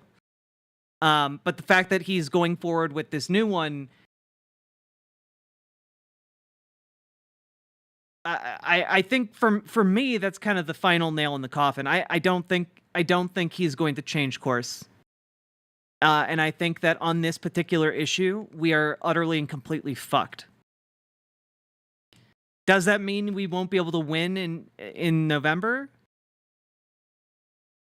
That remains to be seen. If you had to flee the country, where would you go? Canada initially. I'm closest to that. I wonder if the court case verdict will change things. Maybe. I mean, we'll see. To be fair, wanting a daddy is a very natural response for a lot of people. Fair. Fair. Fair. I'm a trans lady, so going to the UK is not as appealing to me as it once was. Folks, we've been going for 2 hours now. Please consider dropping those sweet, sweet subs and donos. So far, I just want to shout out a big thank you to the 2 people who've supported stream so far today. Very Knifey Duck and Paladin Lost. Thank you for bringing the BWA spirit and energy to the stream. I appreciate the both of you. This show's brought to you by viewers like you. Couldn't do it without you guys. So thank you very, very much.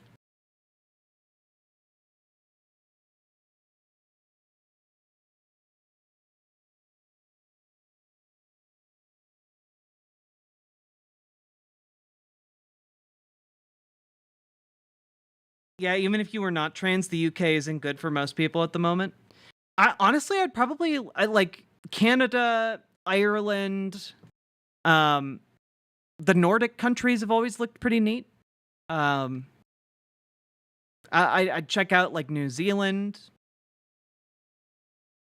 I don't know. There's like a lot of places I would check out, but I have no idea where I'd want to live. It would mostly be like a I need to cross the border to be safe type situation.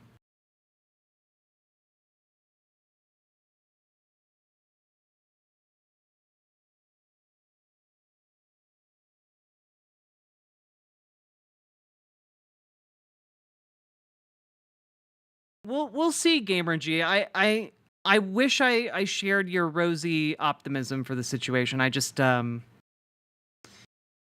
don't at the moment.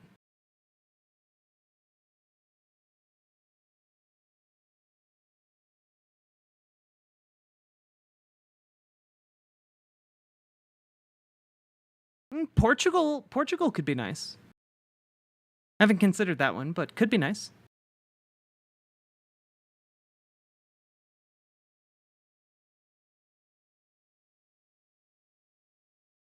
All right. Now, folks, I have a very important question for you. We're about to embark on what I would consider an odyssey of sorts, okay? I really only had two things that I wanted to cover on today's stream. One was the Alexander Dugin interview. We've now finished that. And two was going over the spirited appearances of Norman Finkelstein and Alan Dershowitz as they have butted heads over the years. Because, frankly, and I'm just going to be open with this one, I deeply dislike Alan Dershowitz for a number of reasons that we'll get into, of course. But he continues to be relevant to this day. And Dershowitz, was he a Trump aide? No, Alan Dershowitz is like one of the most famous lawyers in the United States. So we're going to be talking about that.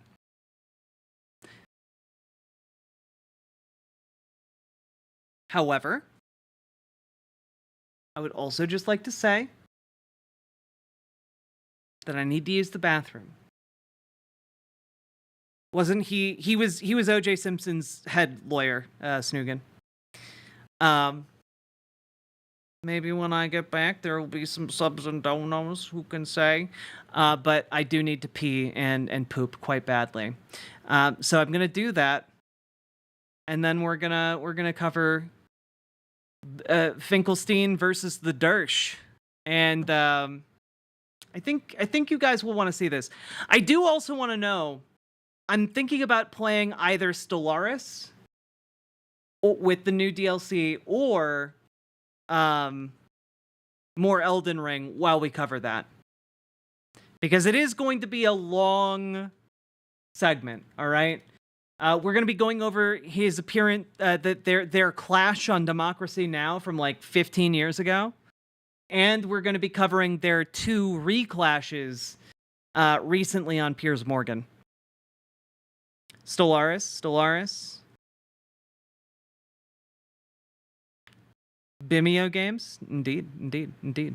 I'll be right back, but you guys keep posting, okay? Keep posting through it.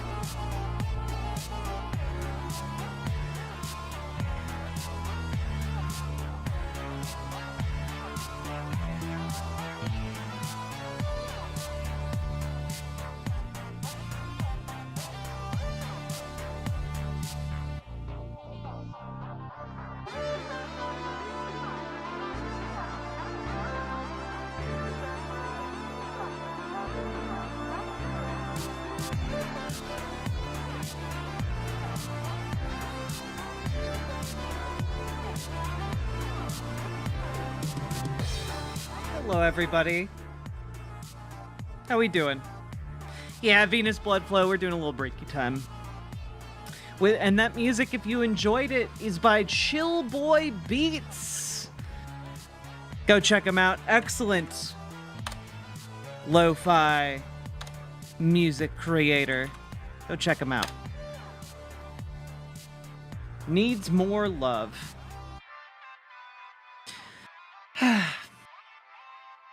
Well, Snoogan, unfortunately, it's not actually that comfy. Like, the fabric is kind of coarse, but I value its aesthetic charms.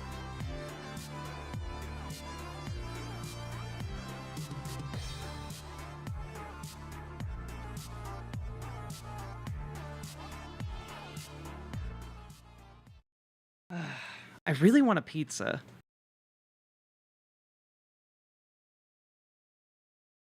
Ready for more brain rot? This is less brain rot and me airing my grievances. Frankly. Nice pair of aesthetic charms you got there. Thank you. I'm looking for a man. God, I got so looking for a man in finance pilled the other day that as I was driving home in my car, I just started like spitballing different versions of I'm looking for a man in finance. And I just kept doing it. Just kept doing different versions of it. It's so funny. No, I didn't do it on stream. I'm looking for a man in finance with a trust fund. 6'5", blue eyes. You know, I did like my take on the original. I'm talking about like I'm looking for a man in finance with a trust fund, 6'5", blue eyes, 6'5", blue eyes. I'm looking for a man in finance. You know, just like, I just kept doing it. I couldn't stop. Just like throwing out different versions of like how to put melody to it. I couldn't stop myself. I'm 6'2" with blue eyes, but dirt poor. Well, you know, with modern science, we can fix one of those things. You can sing and then some. Thank you, cynicism. I wasn't searching for that, but I will take it.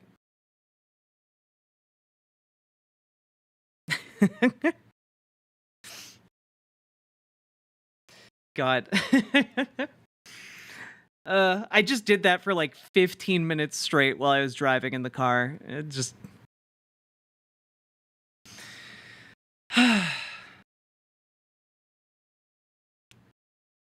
Also, Omega Star, thank you for supporting the stream while I was gone. Thank you for gifting a membership, joining the elite club alongside Very Knifey Duck and Paladin Lost as the only 3 people to support stream today. I appreciate you and how you are helping me to afford the luxury of having a home and food.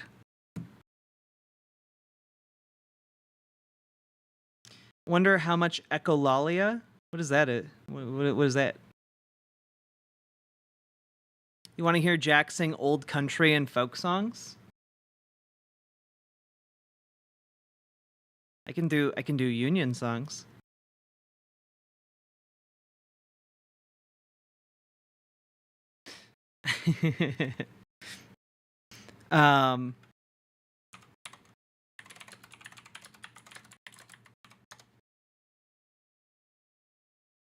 Yeah, Solidarity Forever is good.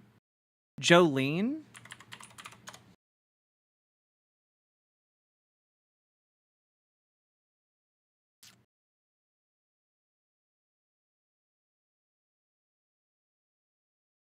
I would need to practice that one a little bit just to get the cadence of the verses right. Yeah, yeah, it's Dolly Parton for sure. Don't Carry It All. I haven't heard that song before. It makes it harder for me to sing. Um,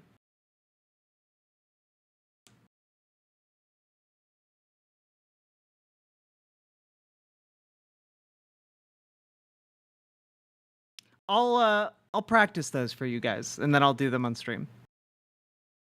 Deal?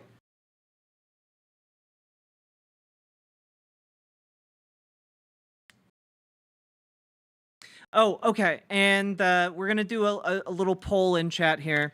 Vote what game, Stellaris or Elden Ring. There you go. What's my favorite song to sing? Ooh.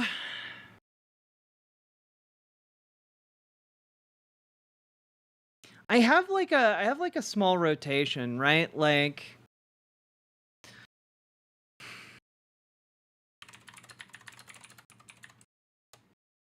I like the song Freedom. I like the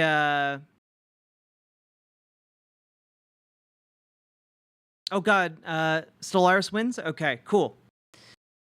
Freedom.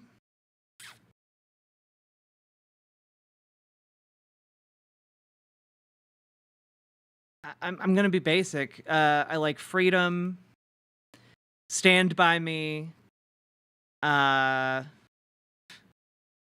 Freedom, Stand By Me. I'm trying to remember the names, and it's really hard for some reason right now. I'm really bad with names of things in general. What's it called? Oh god. Oh god.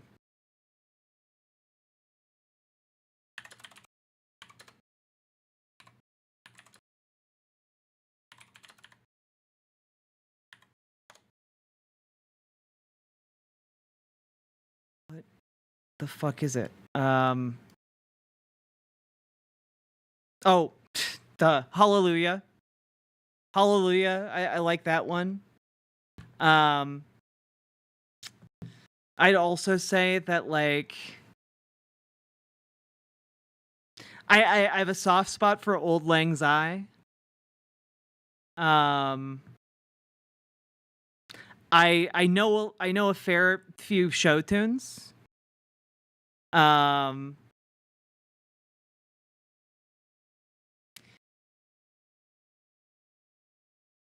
If I suck at Dork Souls, will I also suck at Elden Ring?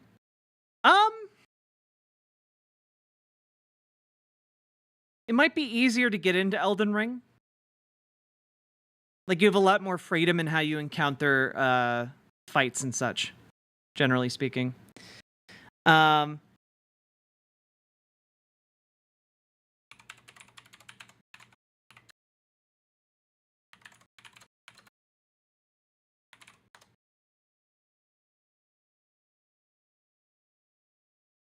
I like the Decemberists O Valencia. O Valencia is just a fun song to sing.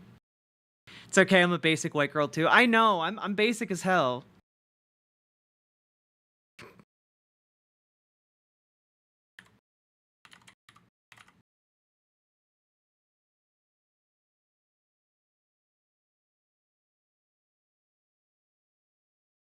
Yeah. I have been known to sing O Valencia. That is true. I like it. I like the simpler what can I say? I like some of the simpler Decemberist songs. I think they have good lyricism.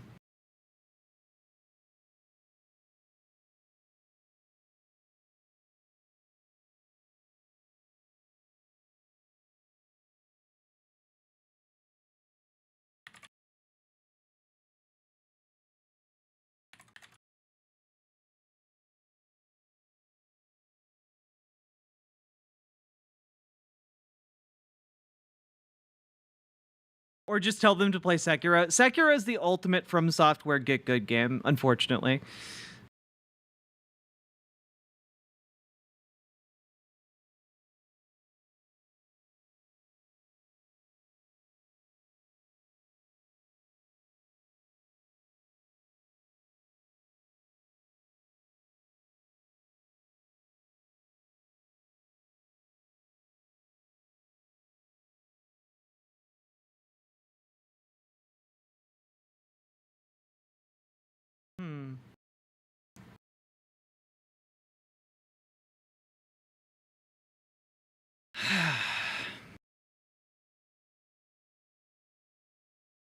I like you guys.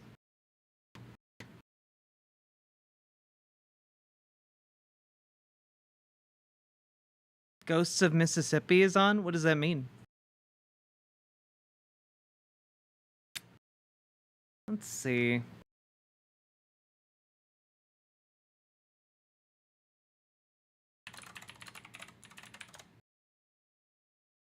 Oh, also, I sing "I Will Survive" on here all the time. I love singing that song. At first I was afraid, I was petrified, thinking I could live without you by my side. And after spending so many nights thinking how you did me wrong, I grew strong, and I learned how to get along, and now you're back from outer space, and I find you here to find that sad look upon your face. I should have changed that stupid lock, should have made you leave your key. If I'd known for just 1 second you'd be back to bother me. Oh, go. I beefed it. I done goofed on that one. That's okay. That's okay. See, this is why I need practice. I need the practice, okay? I need the practice. It's my mom's favorite song. Well, I butchered it. I killed it right here. We like you too. Thank you. I appreciate it. My hubris. Sometimes I need to like hear the music first and then I can sing it. But, whatever. I'm not a good singer, guys.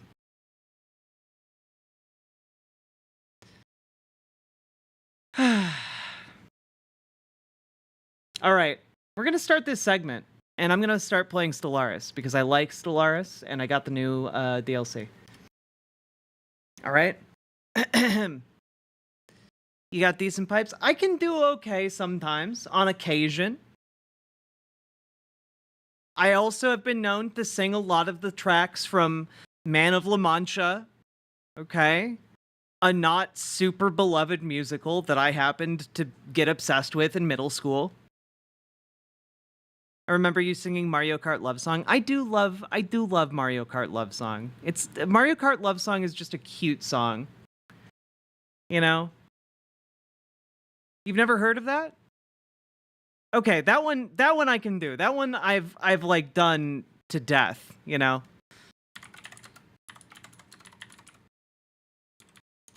I can do that one. Here, I'll give you guys another shot at a song. You be my princess and I'll be a toad. I'll follow behind you on Rainbow Road. Protect you from red shells wherever we go, I promise. No one will touch us if we pick up a star. And if you spin out, you can ride in my car. When we slide together, we generate sparks in our wheels and our hearts. And the finish line is just around the bend. And I'll pause this game so our love will never end. Let's go again. Ooh, la da da. Well, the blue shell is coming, so I'll go ahead. If you hang behind, it will hit me instead. But never look back, 'cause I'm down but not dead. I'll catch up to you. And don't worry about Bowser or DK. Just eat this glowing mushroom and they'll all fade away. And the finish line is just around the bend. And I'll pause this game so our love will never end. Let's go again. Oh, the finish line is just around the bend. And I'll pause this game so our love will never end. Let's go again. To the mushroom cup and the flower cup And the star cup and the reverse cup. Ooh, walu, walu, walu, walu, wal. Walu, walu, walu, waluigi.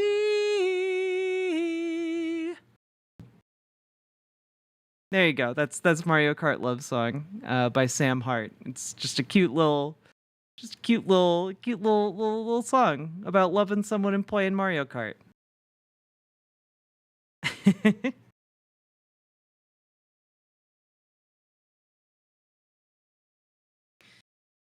Thank you, Uchronian. I feel like I at least somewhat redeemed myself there. All right. Seggy time.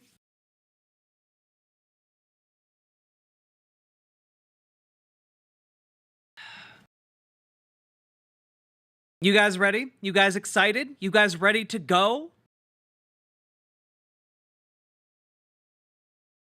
Do I hear a hell yeah? That was so beautiful. Thank you. Pull Darth gently. Again, not fishing for the compliments, but I will certainly take them.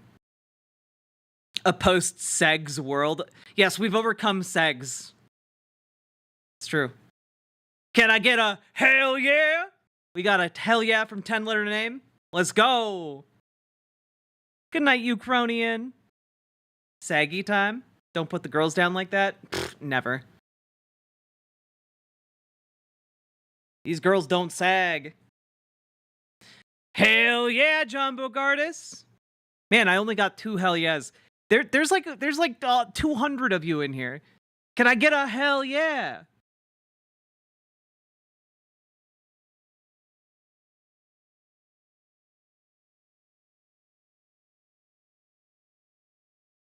Okay. All right. Okay. Okay. Now there they are. Okay. You know, we just lagged. You know, we had some lag. It took a little bit for you guys to get in the real spirit of the moment. Okay. Hell yeah. Hell yeah, brother. Let's go.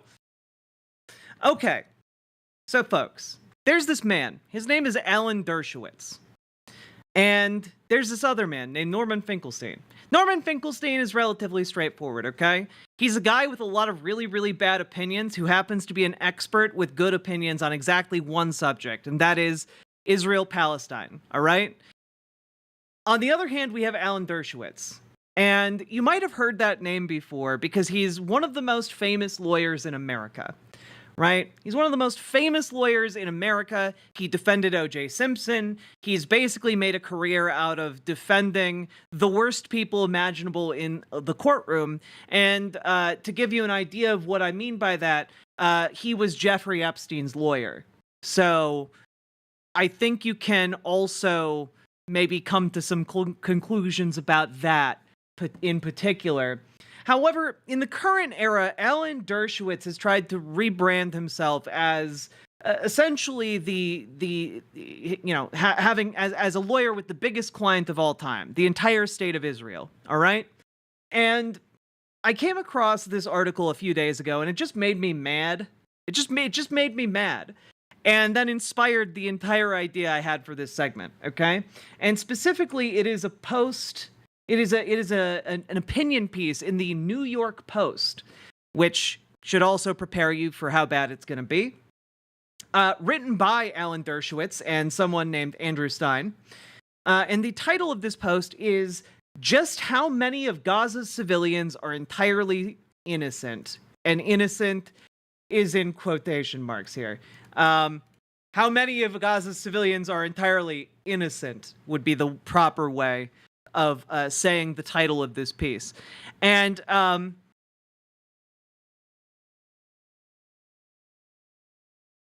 basically this is a propaganda piece. This is a propaganda piece to excuse the wanton slaughter of civilians in Gaza. Okay? So, let's see what he has to say real quick. If Israel invades Rafah to wipe out the remaining Hamas terrorist cadres, as it vows it to do, collateral civilian deaths are likely, even though Israel takes more care than any other military to prevent such casualties. Citation needed. Yet who exactly are these civilians, and how innocent are they? You're literally doing the "he was no angel" bit for an entire population. They're literally doing the, oh yeah, they're civilians. Sure they were innocent, but how innocent were they really? Like, are you gonna look at the thousands of children slaughtered in Gaza and talk about how, like, one of them may have stolen a candy bar? Anyway, sure, every baby and young child in Gaza is 100% innocent. That's a very interesting way to phrase this sentence, Alan. What about the older children? Are you just talking about toddlers and, like, 6-year-olds? What about the 7 to 10-year-olds? What about the older children? Are the older children only 50% innocent, Alan? Is it 50% more okay to kill a 10-year-old? Is that really the argument you want to go with here? That doesn't mean civilians deserve to die in the fighting, but Israel goes out of its way to protect non-combatants. Does it now? Because it's really interesting to me that, very interestingly, you linked, to back up this point, to another opinion piece in the New York Post. One would think that if you wanted to provide a citation for your statement, you wouldn't link to an opinion piece, Alan. And remember, Gaza's adult civilians include those who wear civilian clothing and work in civilian jobs by day, but fire rockets by night.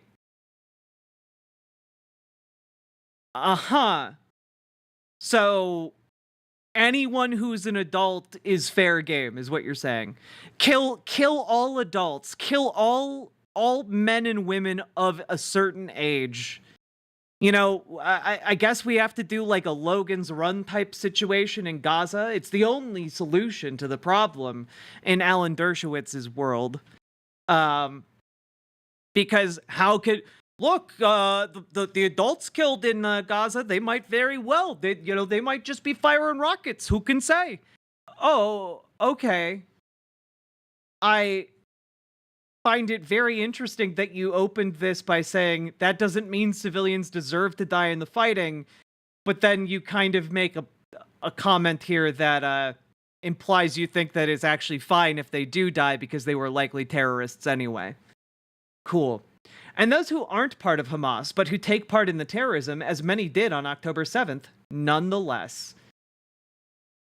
They include those who harbor and directly assist terrorists in their murderous activities, as well as those who help them hide hostages. Keep in mind that the hostages have to be in a place, right? Like, if they're not in a secured location, they can just be killed by the IDF, which has happened multiple times now. The IDF has just killed hostages that were being released.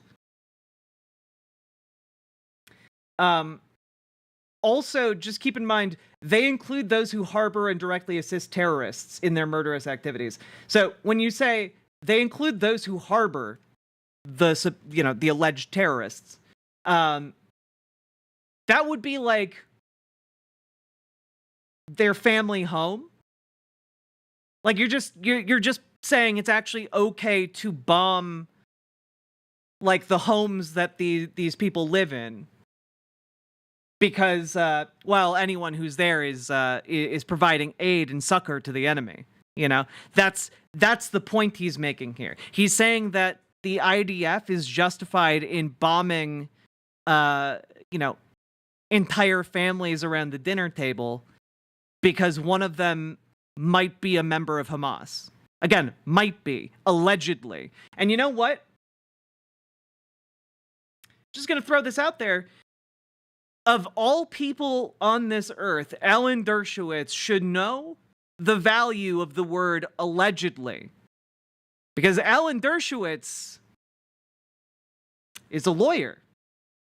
And he knows that you shouldn't just say something without evidence, generally speaking. And yet, here we are. Interesting. They include the thousands who built the terror tunnels and those who will allow... this is interesting because remember when we learned about who built the tunnels under Al-Shifa? Do any of you remember when we covered that early on in the conflict? Because Israel was talking about how there was an entire command and control complex underneath the Al-Shifa hospital. You guys remember that?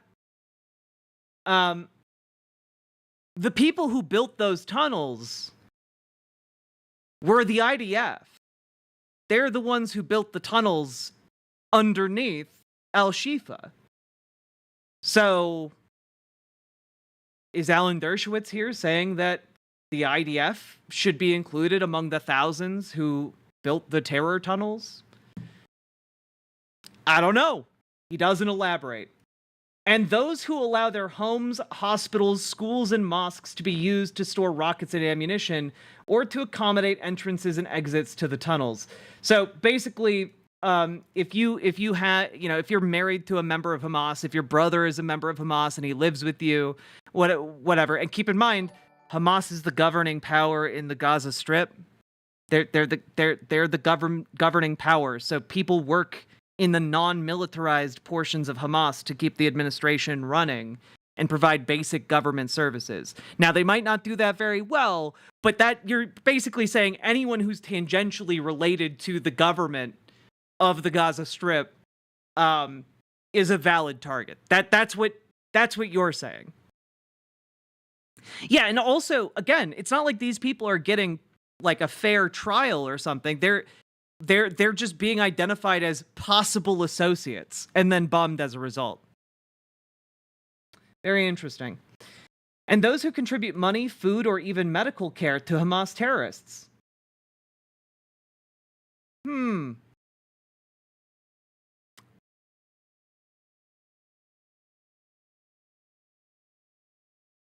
Remember, Gaza's adult civilians include all of these people, right? What he's saying here with this is actually so heinous, it makes my blood boil.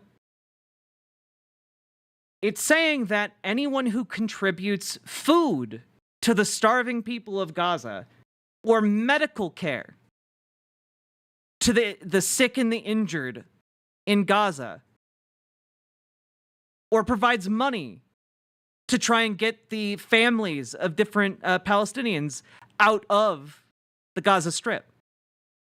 All of those people are the innocent civilians. He's trying to say that these people are terrorists. That is the point of this entire section. He's saying these people collaborate with terrorists, and therefore, well, it's okay if they get bombed. He's literally doing the bit. He's doing that doctor, Hamas. That child with a balloon, Hamas. God.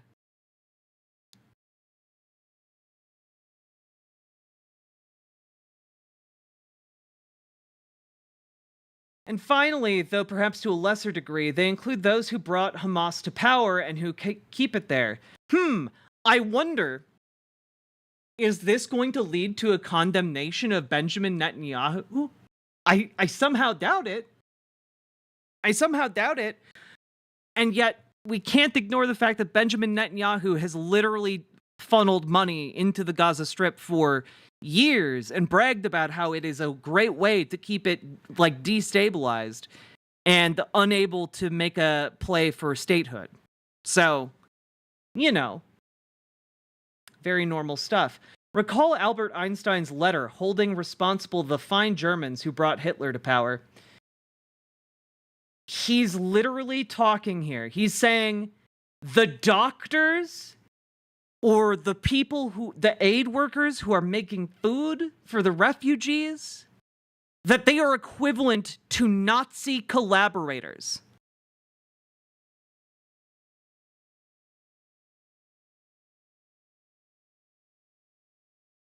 Being a civilian and innocent are matters of degree.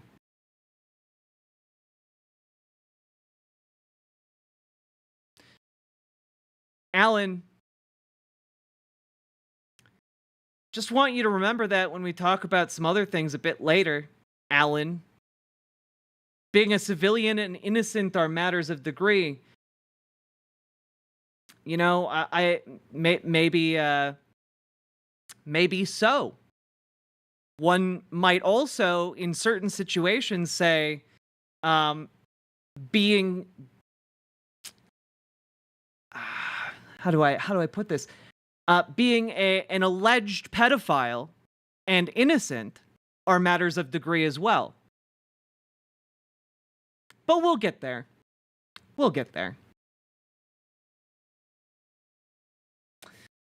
The difficulty, if not impossibility, of distinguishing between combatants and civilians in Gaza may be one of the reasons Hamas adamantly refuses to separate these categories when supplying death tolls from the fighting. Well, again, their Ministry of Health doesn't distinguish who is a member of Hamas and who is not a member of Hamas. The Ministry of Health, I don't believe, has that information. Instead, it gives a total number, almost certainly exaggerated. By the way, this is not backed up by any international group, any international monitoring group that monitor conflicts like this. Historically, the Ministry of Health in Gaza has had extraordinarily accurate numbers for casualties. That ability to keep track has been completely degraded by the overwhelming onslaught of the IDF, but historically, they don't exaggerate. And then indicates how many are children without disclosing that it counts a child as anyone under 19, including active terrorists and combatants. Now, Alan, I know that you might have a hard time distinguishing this, especially the issue of who counts as a child and who does not. I know, allegedly, you have a great deal of difficulty, or perhaps, allegedly, no difficulty at all in ascertaining who is an age of youngster you might find acceptable, we'll say. But we'll get there. We'll get there, Alan. Don't worry. Wrong button. And then, okay. It also identifies the number of women who've purportedly been killed by Israel. Yet here, too, it fails to identify female fighters as combatants. Now, I'm not well-versed on Hamas command structure. Does Hamas allow for female combatants? Do they have, like, gender-integrated military? Hamas female fighters. Do they?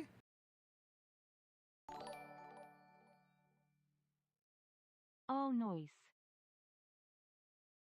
Oh, Punky Gal, thank you very much for subscribing. Also, PC Schwarz, thank you for subscribing as well over on Twitch. Because I don't actually know that Hamas allows women to fight.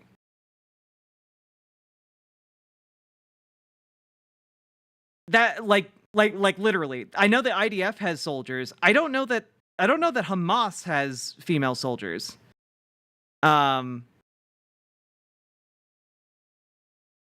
However, again, he's just trying to say it's actually all right if we kill women because frankly the women are probably Hamas. That's his angle. It also Also, it fails to distinguish genuine civilians who have been killed by misfired Hamas and Islamic Jihad rockets. And Hamas deliberately... By the way, just as a point of reference, the vast majority of Hamas's rockets and explosives tend to be like explosives that the IDF has dropped on Gaza that didn't explode. They're unexploded ordnance from the IDF. So I just want to say that, because it's not like Hamas has these huge armories available to them. They're basically cobbling together with scraps any kind of munitions that they find. And as a result, they don't have a ton to go around. If you combine the amount of like munition dropped by both sides, whatever amount Hamas has pales in comparison to what the IDF has dropped in like 2 months alone. Keep in mind, like within the first month of fighting, the IDF dropped more munitions on the Gaza Strip than the United States used against Iraq in the entirety of our time spent there. Like, there's no comparison. And to say that Hamas has an equivalent armory, or to say they're causing equivalent damage at all, is ridiculous. Or even to imply that, because frankly, a lot of this piece is just implication. And that's part of what makes me mad too. Alan Dershowitz can't even be bothered to actually take a stance on this. He has to rely on implication. The implication. He's as psychopathic as Dennis Reynolds in that scene of Always Sunny in Philadelphia, where he's talking about luring young women onto boats in order to have your way with them because of the implication. And also, frankly, that's not too dissimilar from what Alan Dershowitz allegedly did. But we'll get there. Hamas deliberately excludes civilians killed as a result of being used as human shields. To be sure, these do count as civilian deaths, but they're attributable to Hamas, even if the weapons that killed them were fired by Israel. No, that's not how firing a weapon works. Like, I'm sorry, if I'm passing by a bank, with my rocket launcher, as I'm wont to do, and I see armed bank robbers take over the bank, and I aim my rocket launcher into the bank and shoot it, killing the robbers, but also killing the 20 other patrons in the bank, it turns out I'm still responsible for killing those people, even though they're the ones who took them hostage in the first place. Like, through my negligence, through my lack of care, it's my fault for blowing up all of the people in that bank. What? They're trying to say that if you blow up the entire building in which a hostage situation... Yes, Archangel, that's what Alan Dershowitz is saying. Alan Dershowitz is saying Israel killing civilians is actually Hamas's fault. He's saying that because they take hostages, Israel is justified in killing the hostages and in killing the terrorists at the same time. And that any civilians they kill while doing so are actually Hamas's fault. That's what he's saying. That's like that again. This is like, someone takes a hostage in front of me and I have a gun and I just shoot them both, and then I'm like, well, I can't be held responsible for that. That guy took the hostage. It's not even supervillain logic. It's just psychopath. It's just psychopathy. That's all it is. It's just a thirst. It's just a thirst for death. I got nothing else. Similarly, Hamas doesn't break out the number of civilians it itself intentionally kills for trying to escape being used as a human shield, or for the even worse crime of actually collaborating with Israel. Where I would really like to see like some citation of where this has happened in the current conflict, where Hamas has just killed people for trying to escape the IDF invasion. I don't think that has been a widespread problem, and this is why you need to provide citations, Alan. You should know that. You're a lawyer. You know, you should know about this thing called evidence. Well, all these factors are taken into consideration. The number of innocent civilians killed by Israel is certainly far fewer than the numbers given suggest, perhaps even fewer than the numbers of slain combatants. Every dead civilian, innocent civilian, is a tragedy, of course. And again, Israel goes to great lengths to avoid such collateral damage. Citation needed. Again, going by the numbers that Israel provides, only a third of the people killed in Gaza have been Hamas fighters, and that's taking Israel at its word. The other 2/3 are women and children. The majority of the deaths have been women and children, and that's according to Israel's analysis. Israel is careful like this for two reasons. The IDF is a moral army carefully trained to minimize civilian casualties. Citation needed. 2, Israel loses in the information war every time it inadvertently kills a civilian whose body is then paraded in front of CNN cameras. I don't think CNN has cameras in the Gaza Strip. Alan, I don't think you're aware of this, Alan, but any Western news crew that enters the Gaza Strip right now has to be embedded in an IDF unit, and by being by being in that IDF unit, by being embedded, they also give final edit to the IDF.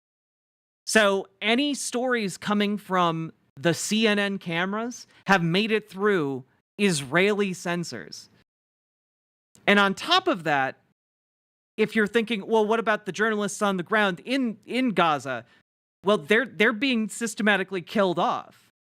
Alan, more journalists have been murdered in Gaza by the IDF than in all global conflicts combined in the past year.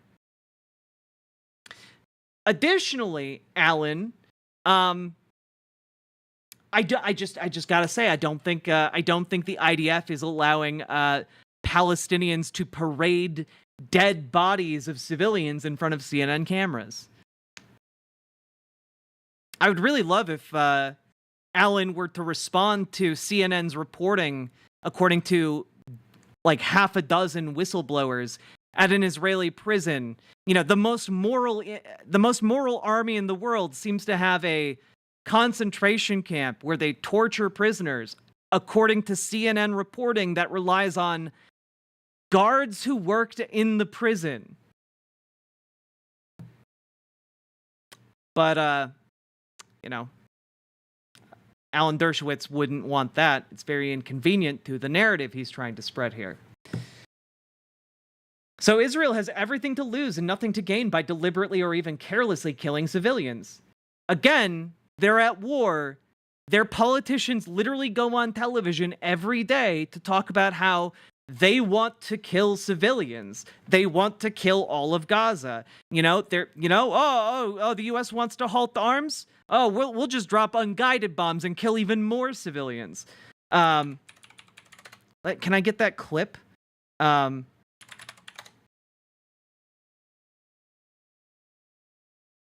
Yeah, here we go. Oh wait, nope, this isn't it.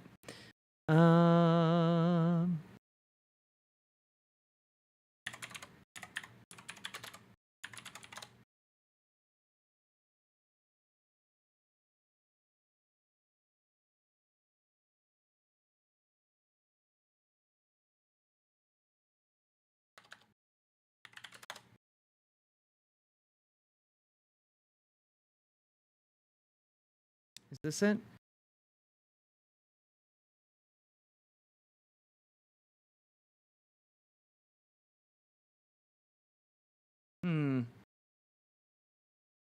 No, this isn't it.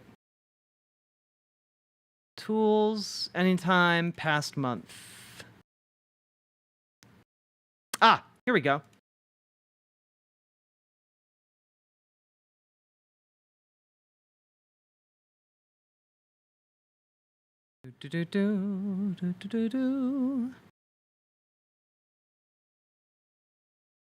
Here we go.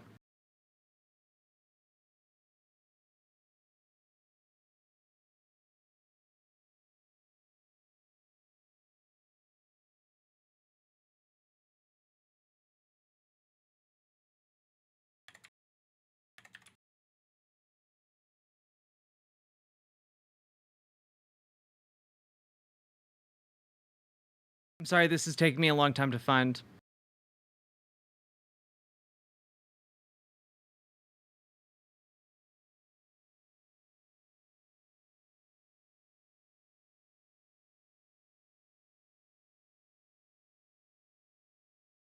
Okay, well, I can't find the video clip, but here's the quote, okay? Here is the quote. The US is now threatening to give us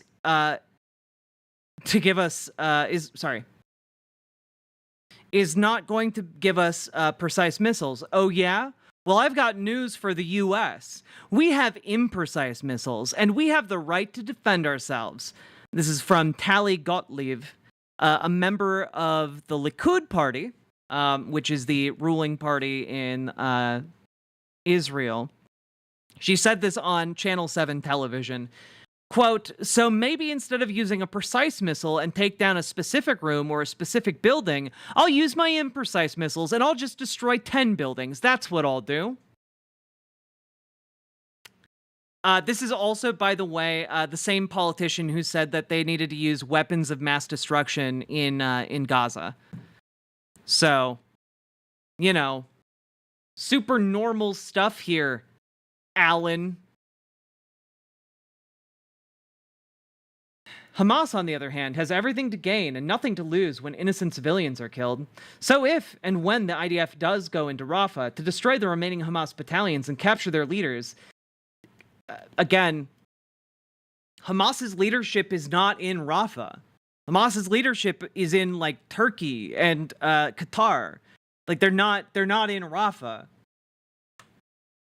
They're abroad. Like, what do you mean capture or kill their leaders? You're not going to find them there.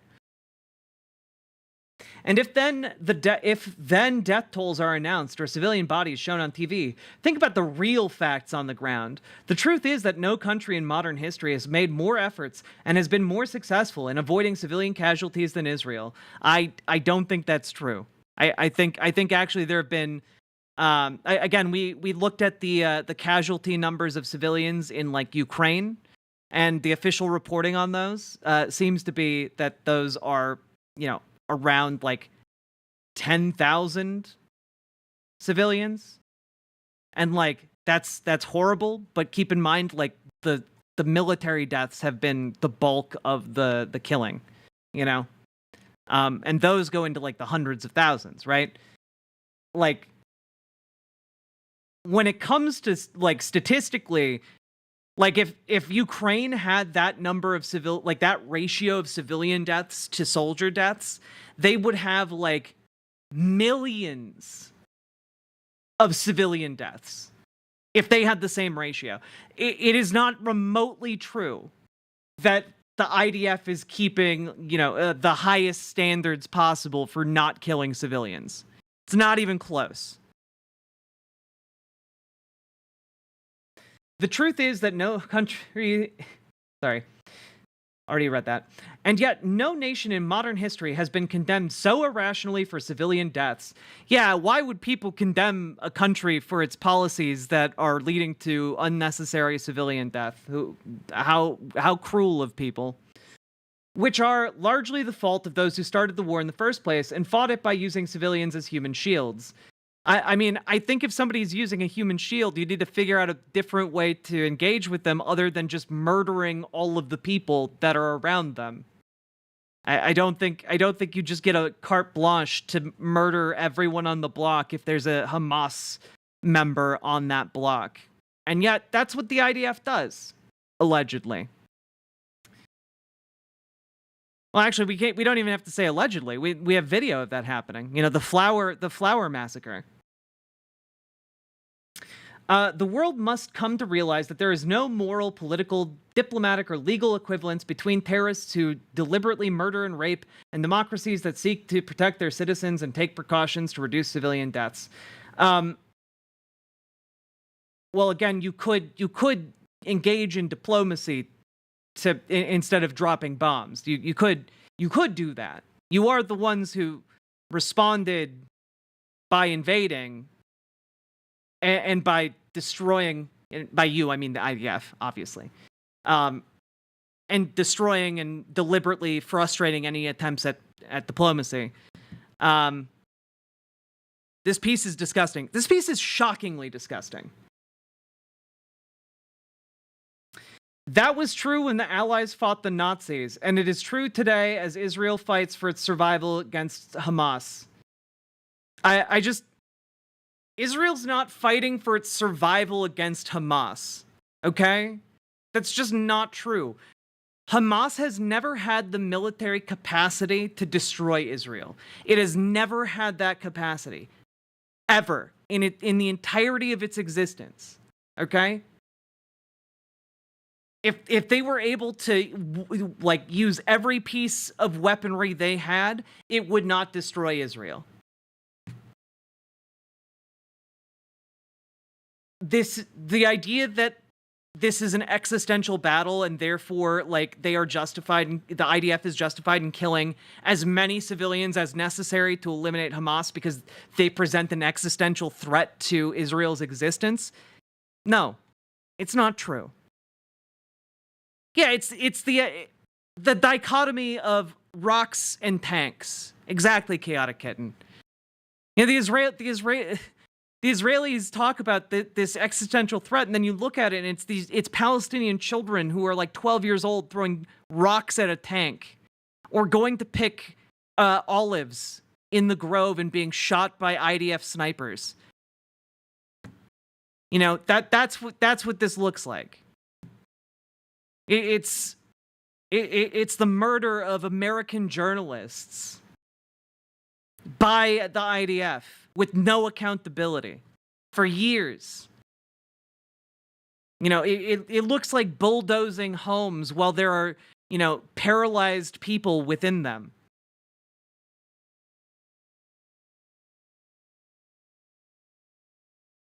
Now, that was incredibly disgusting. And I just want to say, and followed up by saying, Mr. Alan Dershowitz is also disgusting in a number of other ways, allegedly. Now, folks, if people knew that you were Jeffrey Epstein's lawyer, right? And they knew that you were on the flight logs of his aircraft that were known to have underage girls on them for the purposes of sex. And they also knew that you spent time at Jeffrey Epstein's, you know, rape island. Well, let's say that would raise some questions. And, well, it would also raise some questions if court documents were unsealed and your name was listed among those court documents. And by court documents, I mean witness testimony from a court case. And your name was written in them how many times? Mr. Dershowitz, how many times was your name said by these witnesses in these documents? That'd be really interesting. Was it 5 times? 6 times? Was it?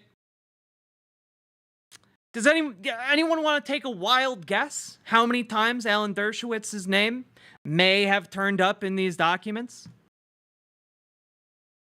Anyone want to take a wild guess? 100?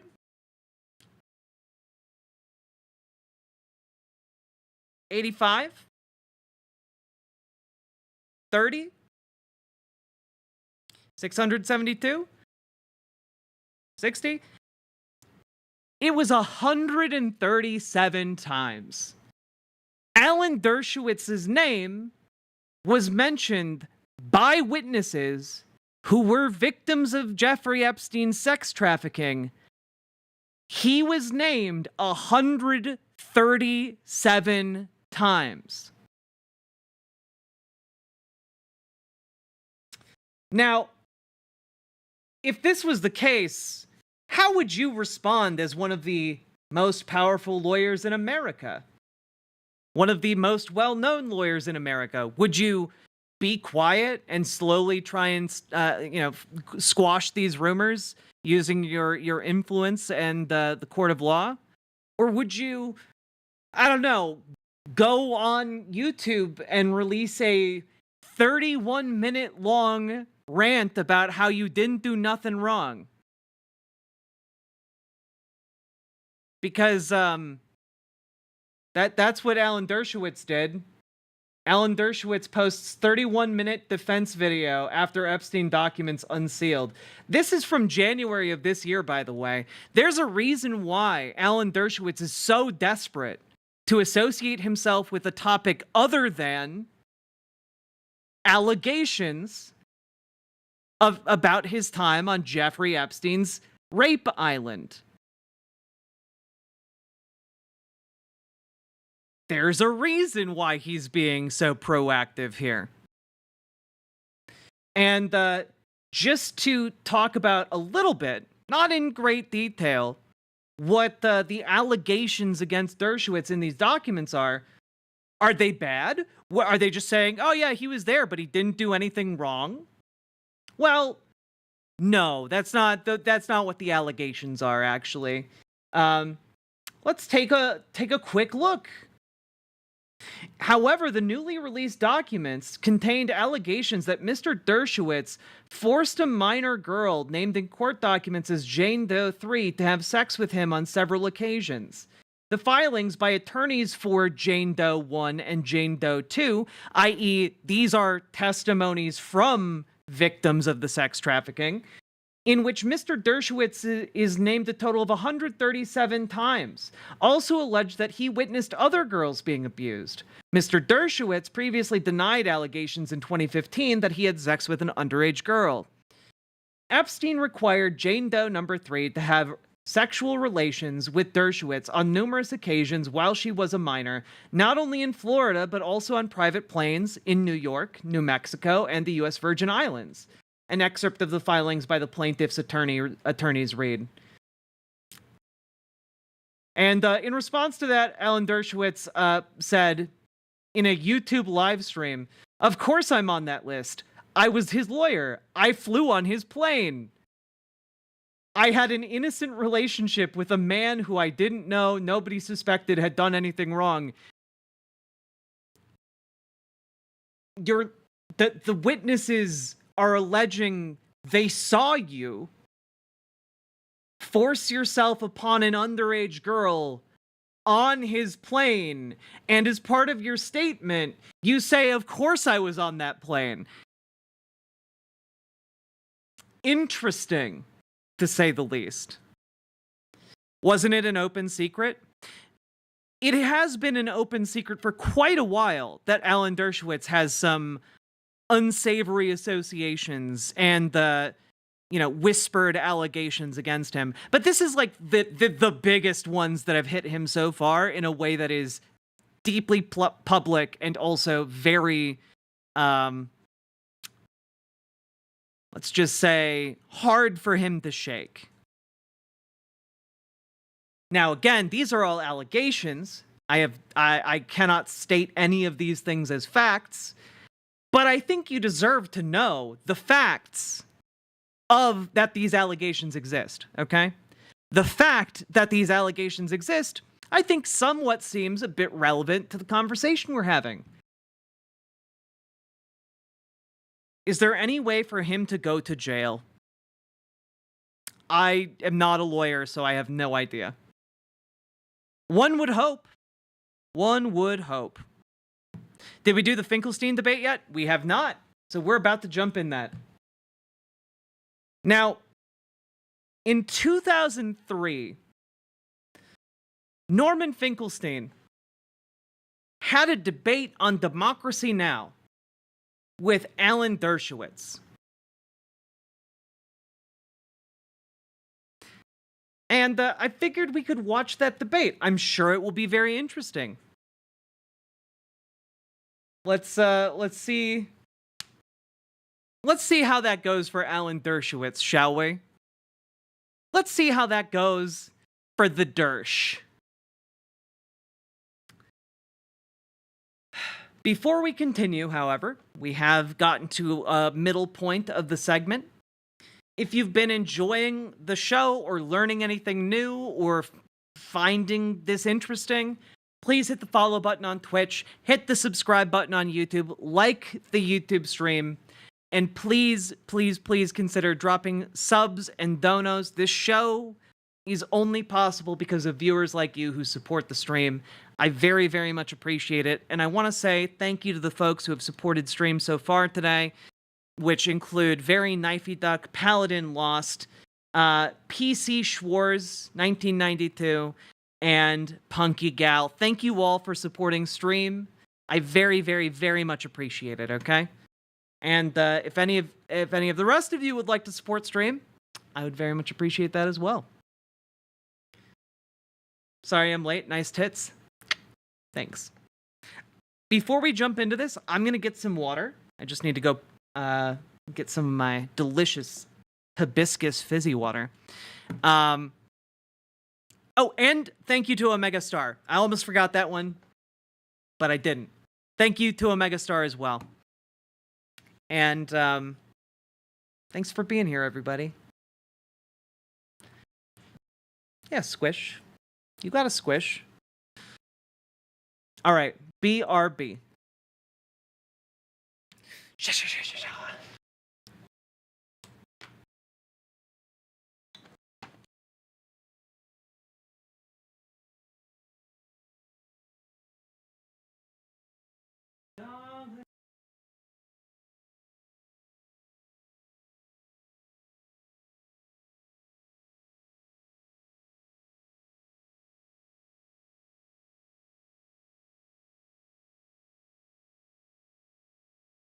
Do you know harm? Do do do do do do do do do do do do do.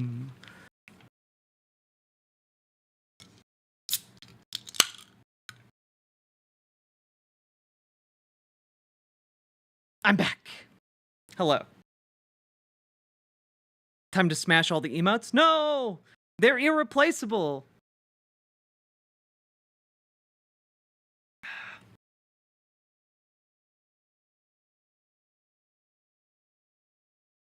God.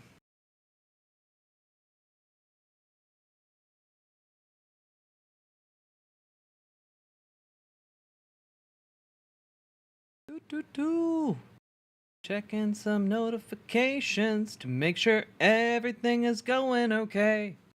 All right. Before we go on, how you guys doing? How you guys doing? You feeling good? You feeling okay?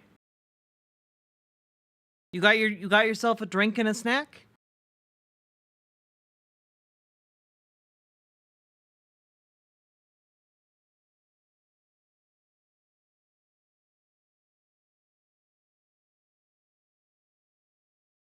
Got dinner? I feel less grumpy? Hell yeah. What are you eating for dinner, OS Crane? Kind of off topic, I need some advice. I'm starting to get some withdrawal symptoms from not smoking weed anymore, specifically nightmares. Anyone have any tips on what I can do to help with this? Exercise can help with nightmares. Like, or really anything that, like, reduces anxiety, like meditation can help as well. Decent, stoned, cocking a snack, hell yeah. Should sleep probably. Good night, quiet kitsune.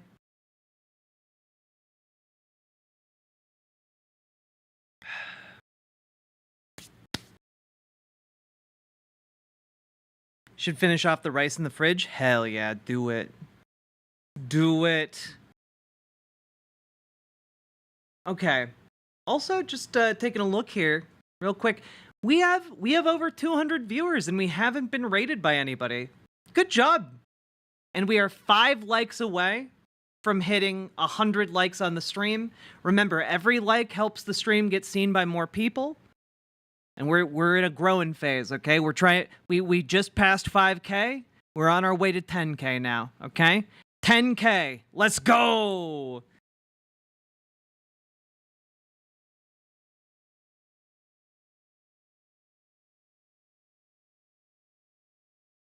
Okay. Also, during this debate, do you want the debate to be big or do you want the debate to be small? Because I'm going to play Stellaris, and I can make it, like, small on, like, the screen under here, or I can make it big.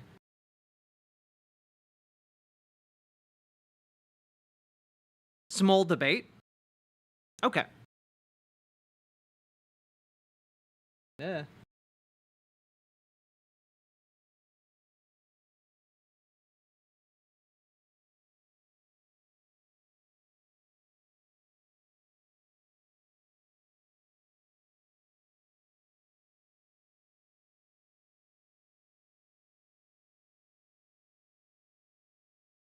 There we go.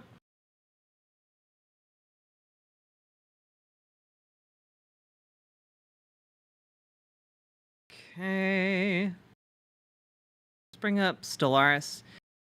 Also, Sam and Moose, I really appreciate the Balatro gift. It's a really great game.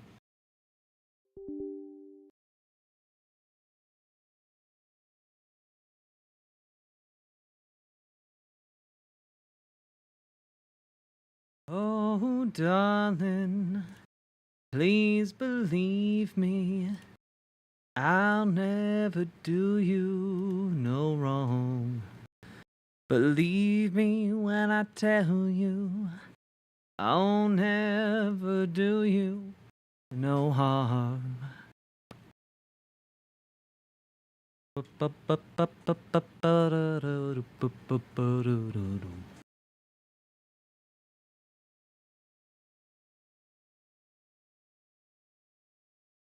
Gotta let Stellaris load. It's kind of a big program. Do do do do do. Do do do do do do do.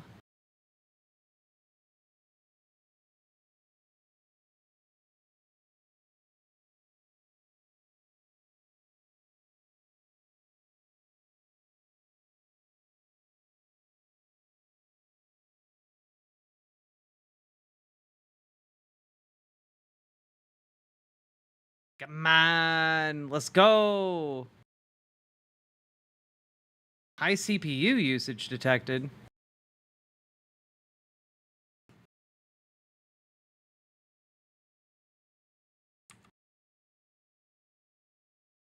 Oh dear.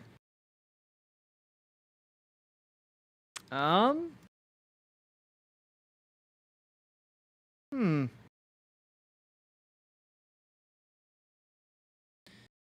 You guys can still see and hear me, right?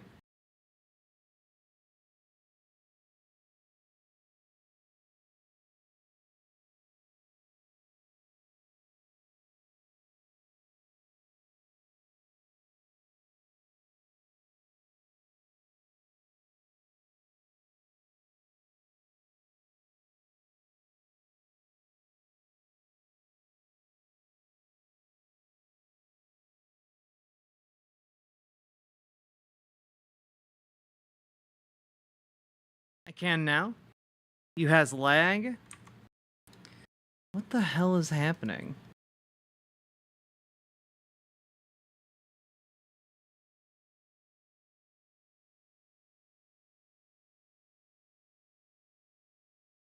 Weird. Stellaris is trying to take up like 100% of my CPU. This is bizarre.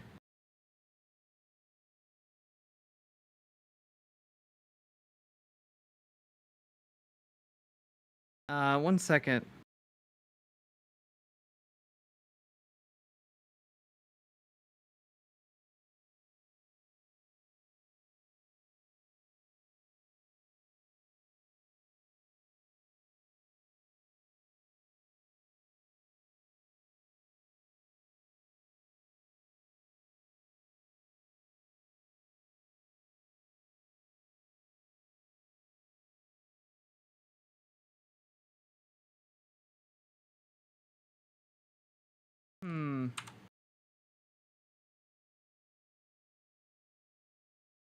Let's see. 1 second.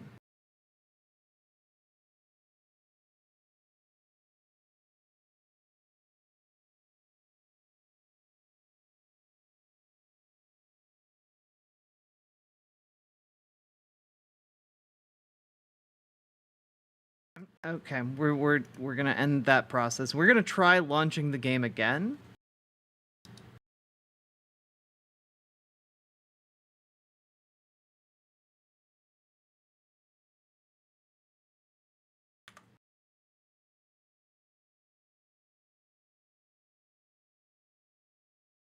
That was weird.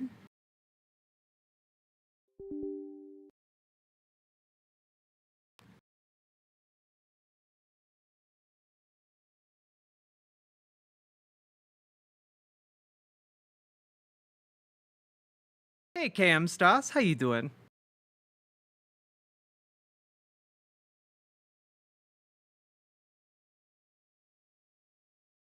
Okay. Well, that went way better than last time. Oh, did I speak too soon? What are we doing? We're trying to launch Stellaris so that I can play while we cover this Democracy Now! Stuff.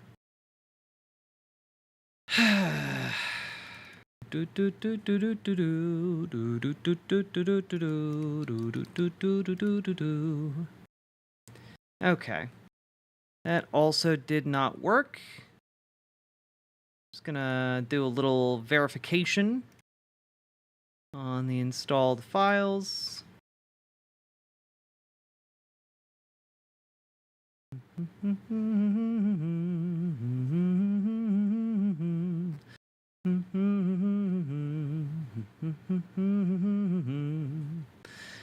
Thrilling, I know.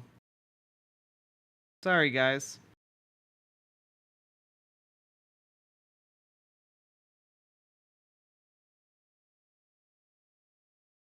Antidepressants can help with nightmares. They can also make nightmares worse. It's really kind of a crapshoot.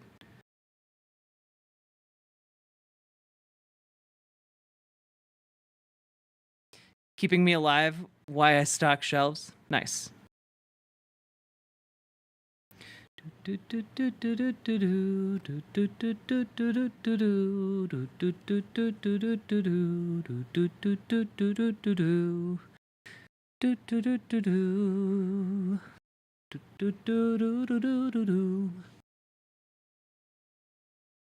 You belong to the gang, and you say you can't break away. But I'm here with my hands on my heart, and our families can agree I'm your brother's sworn enemy. And he shouts out my love to the stars, and wait for the stone on your window, wait for the car, and we'll go.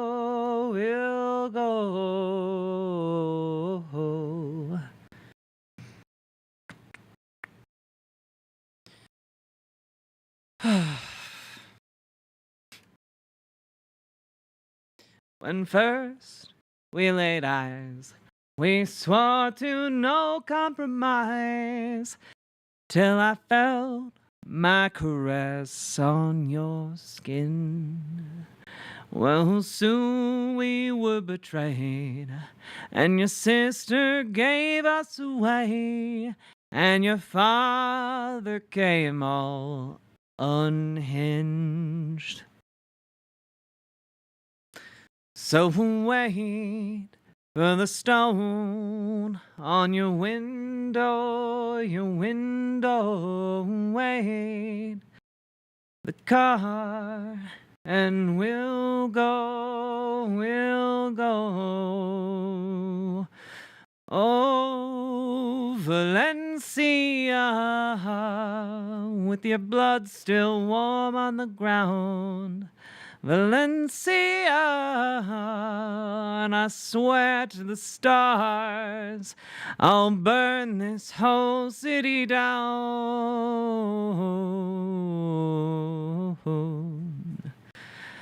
All I heard was a shout of your brother calling me out, and you ran like a fool to my side. Well, the shot, it hit hard, and your frame went limp in my arms, and an oath of love was your dying cry. So wait for the stone on your window, wait by the car, and we'll go. Valencia, with your blood still warm on the ground. Valencia, and I'll burn this whole city down. Valencia, with your blood getting cold on the ground. Valencia, and I swear to the stars, I'll burn this whole city down.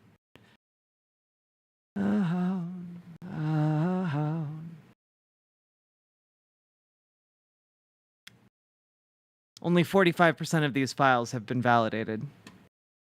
It's taking a long time.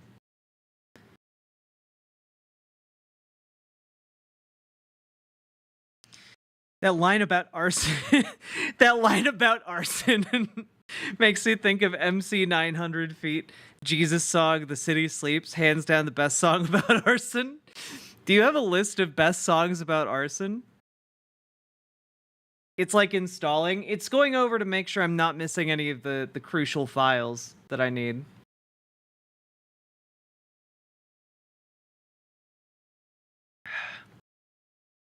Thanks, Snugan. It's all from singing in the shower or in the car or to myself in my apartment when it's empty. Songs about arson, huh? Well, I've got a few favorite songs about arson. Do I smell smoke today? Playing with a lighter? Only you can start forest fires. Fireworks are your best friend. And playing with flint and tinder in a dry field. You know, those are some of my favorites just off the top of my head.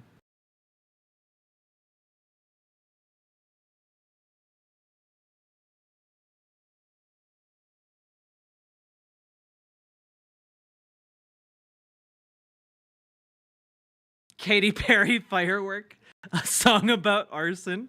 Going down, down, down into the ring of fire is a song about Johnny Cash setting fire to a local Walgreens. You know, people thought it was about him going down to hell, but he was singing about setting fire to a local Walgreens, actually. It's true. It's true.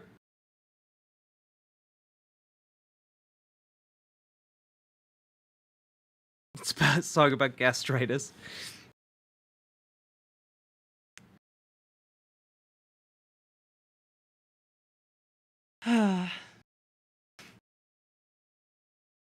Love is a burning flame.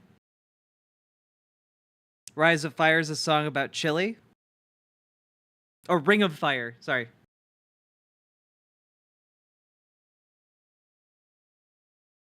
I enjoy you guys. You guys make me laugh. Thank you.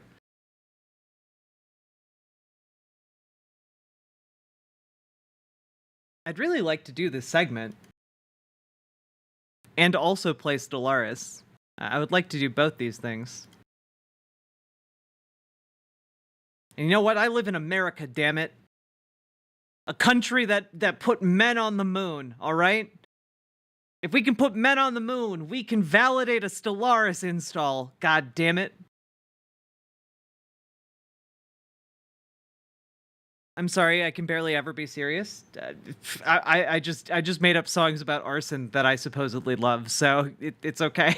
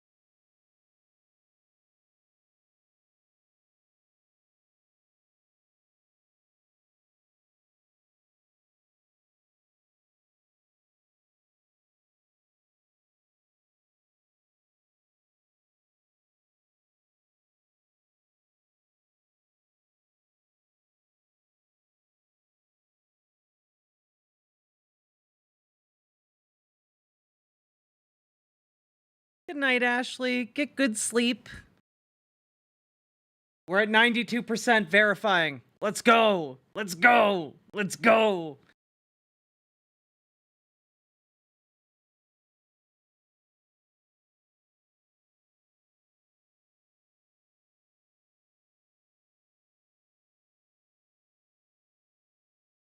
Just real quick, while we're waiting, is this unrelated to Alan Dershowitz? I know we watched this yesterday. I want to watch it again. Okay? Classes. Can I tell you something, Bill? Most of the shit that you say is not smart. It's just sort of obscure. It's not obscure to a certain percentage of people.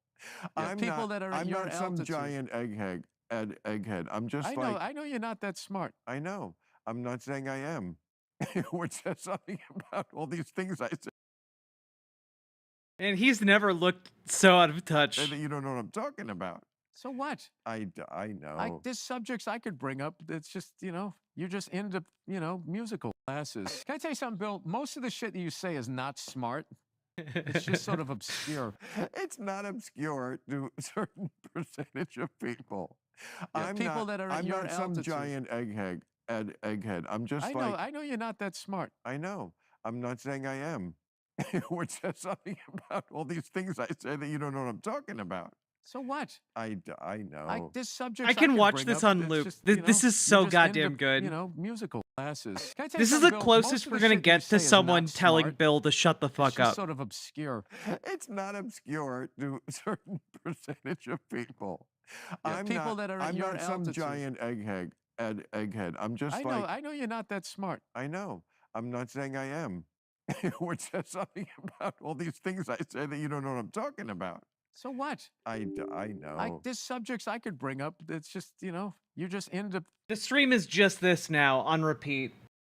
Next April Fool's Day. This is what's going to be on repeat all day. Okay. You know you're a dumbass, right? You know you're just a very dumb man, right? All right. Now work, damn it. Work.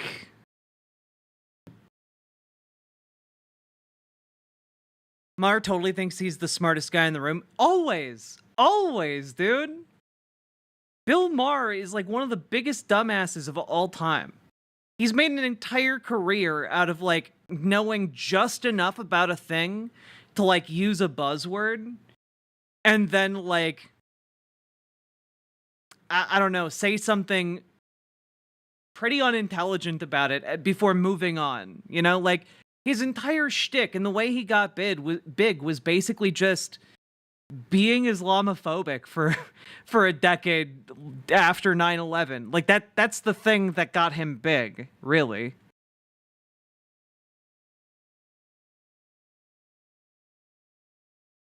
God.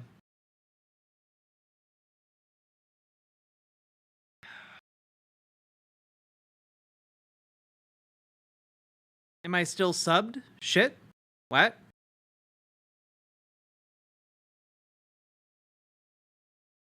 Why? Wait, why is Stellaris down in the corner? What? Why? Why are you there? Alright, whatever. Whoop. There we go, we did it. Gosh golly, we did it.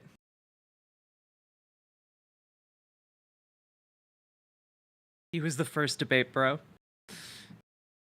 The thing is, debate bros can usually formulate, like, an argument. Bill Maher can't even do that.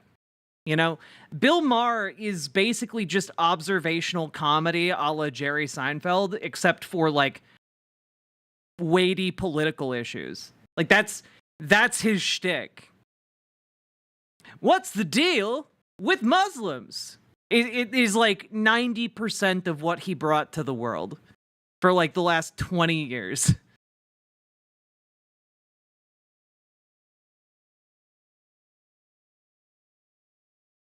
What's the deal? Yeah.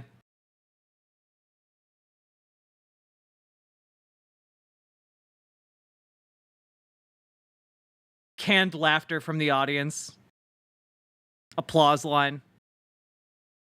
Yeah, Bill Maher also says fuck. That's a big difference. Does Jerry Seinfeld not say fuck when he's doing stand up? Like, does he do clean stand up?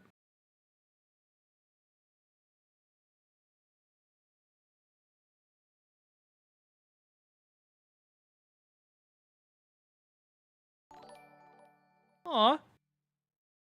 I wanted to subscribe to send a message lol. Anywho, I bought Stellaris. It's on sale from $40 to $12 on Steam. Yeah, all of the DLC is on sale as well, so highly recommend checking it out. Also, thank you for getting a tier 1 sub. And also, if you ever just want to subscribe or donate, donating more than $5 also works, as well as gifting subs, which you can do by clicking the subscribe button on the website on riverboat.gg, and then you can go down and gift subs. It's another option lower down. He's known for being clean, but he puts in a damn and a fuck here and there in his new material. Wow, what an edgelord. All right. Folks, we are about to embark on a wonderful journey of seeing Alan Dershowitz get clowned on for, frankly, like, it's probably going to be like a good 3 hours of our time. But I think, honestly, after going over the hateful article that he put out and, you know, learning about the allegations that have been coming out about his time on Jeffrey Epstein's plane and child rape island, you know, maybe we might find that a little bit cathartic. Little throwback for people out there. Now, if you guys are unaware of this debate, it's basically legendary because Norm Finkelstein has some thoughts about Alan Dershowitz's book. And yeah, we're gonna hear some of them, and it's going to be very satisfying, I think. The rape plane? Yes, the Lolita, or was it the Lolita Express? That was the name of Jeffrey Epstein's rape plane? Yeah. God, disgusting. Let's go, shall we?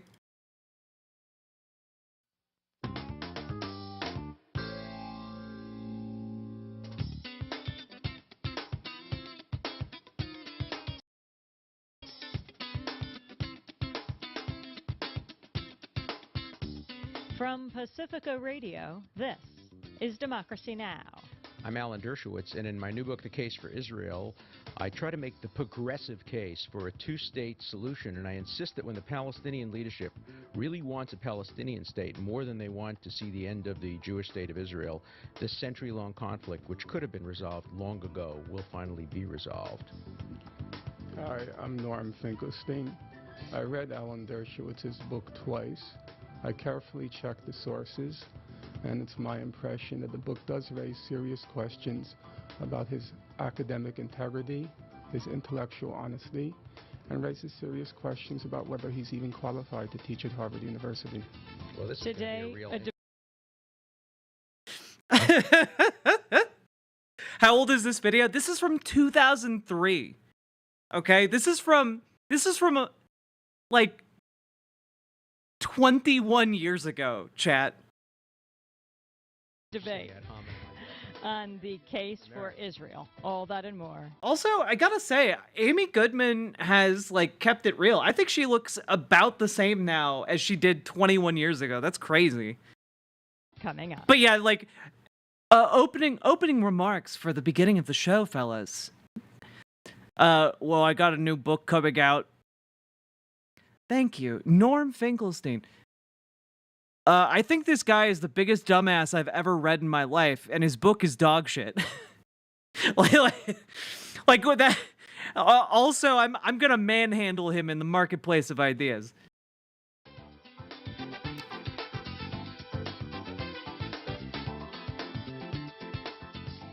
Welcome to Democracy Now!, the War and Peace Report. I'm Amy Goodman. President Bush returned to the United Nations yesterday for the first time since the U.S. invaded Iraq without UN backing. This time he called for international assistance in the reconstruction of Iraq and to defend Washington's Iraq policy. On Iraq, Bush rejected proposals by France and Germany for power to be quickly transferred from the occupying U.S. and British forces back to the Iraqi people. Bush said the transfer must be, quote, neither hurried nor delayed. Bush also defended the invasion, saying Iraq's former dictator will never again use weapons of mass destruction. A Washington Post analysis found Bush's address left many unanswered questions, including how quickly would the United States grant sovereignty to the Iraqis? Would the administration grant any decision-making role to the United Nations? Or does the administration simply want assistance without giving up much in return? The Bush administration's policy of preemptive attack came under criticism from both Secretary General Kofi Annan and French President Jacques Chirac. Chirac said, quote, the United Nations has just weathered one of its most serious trials in its history. Respect for the UN Charter, the use of force were at the heart of the debate. The war, which was started without the authorization of the Security Council, has shaken the multilateral system. Annan added on preemptive attacks, quote, okay. We don't need all of this. We don't need all this. All right, Amy? I love you. We don't need all this. Here we go.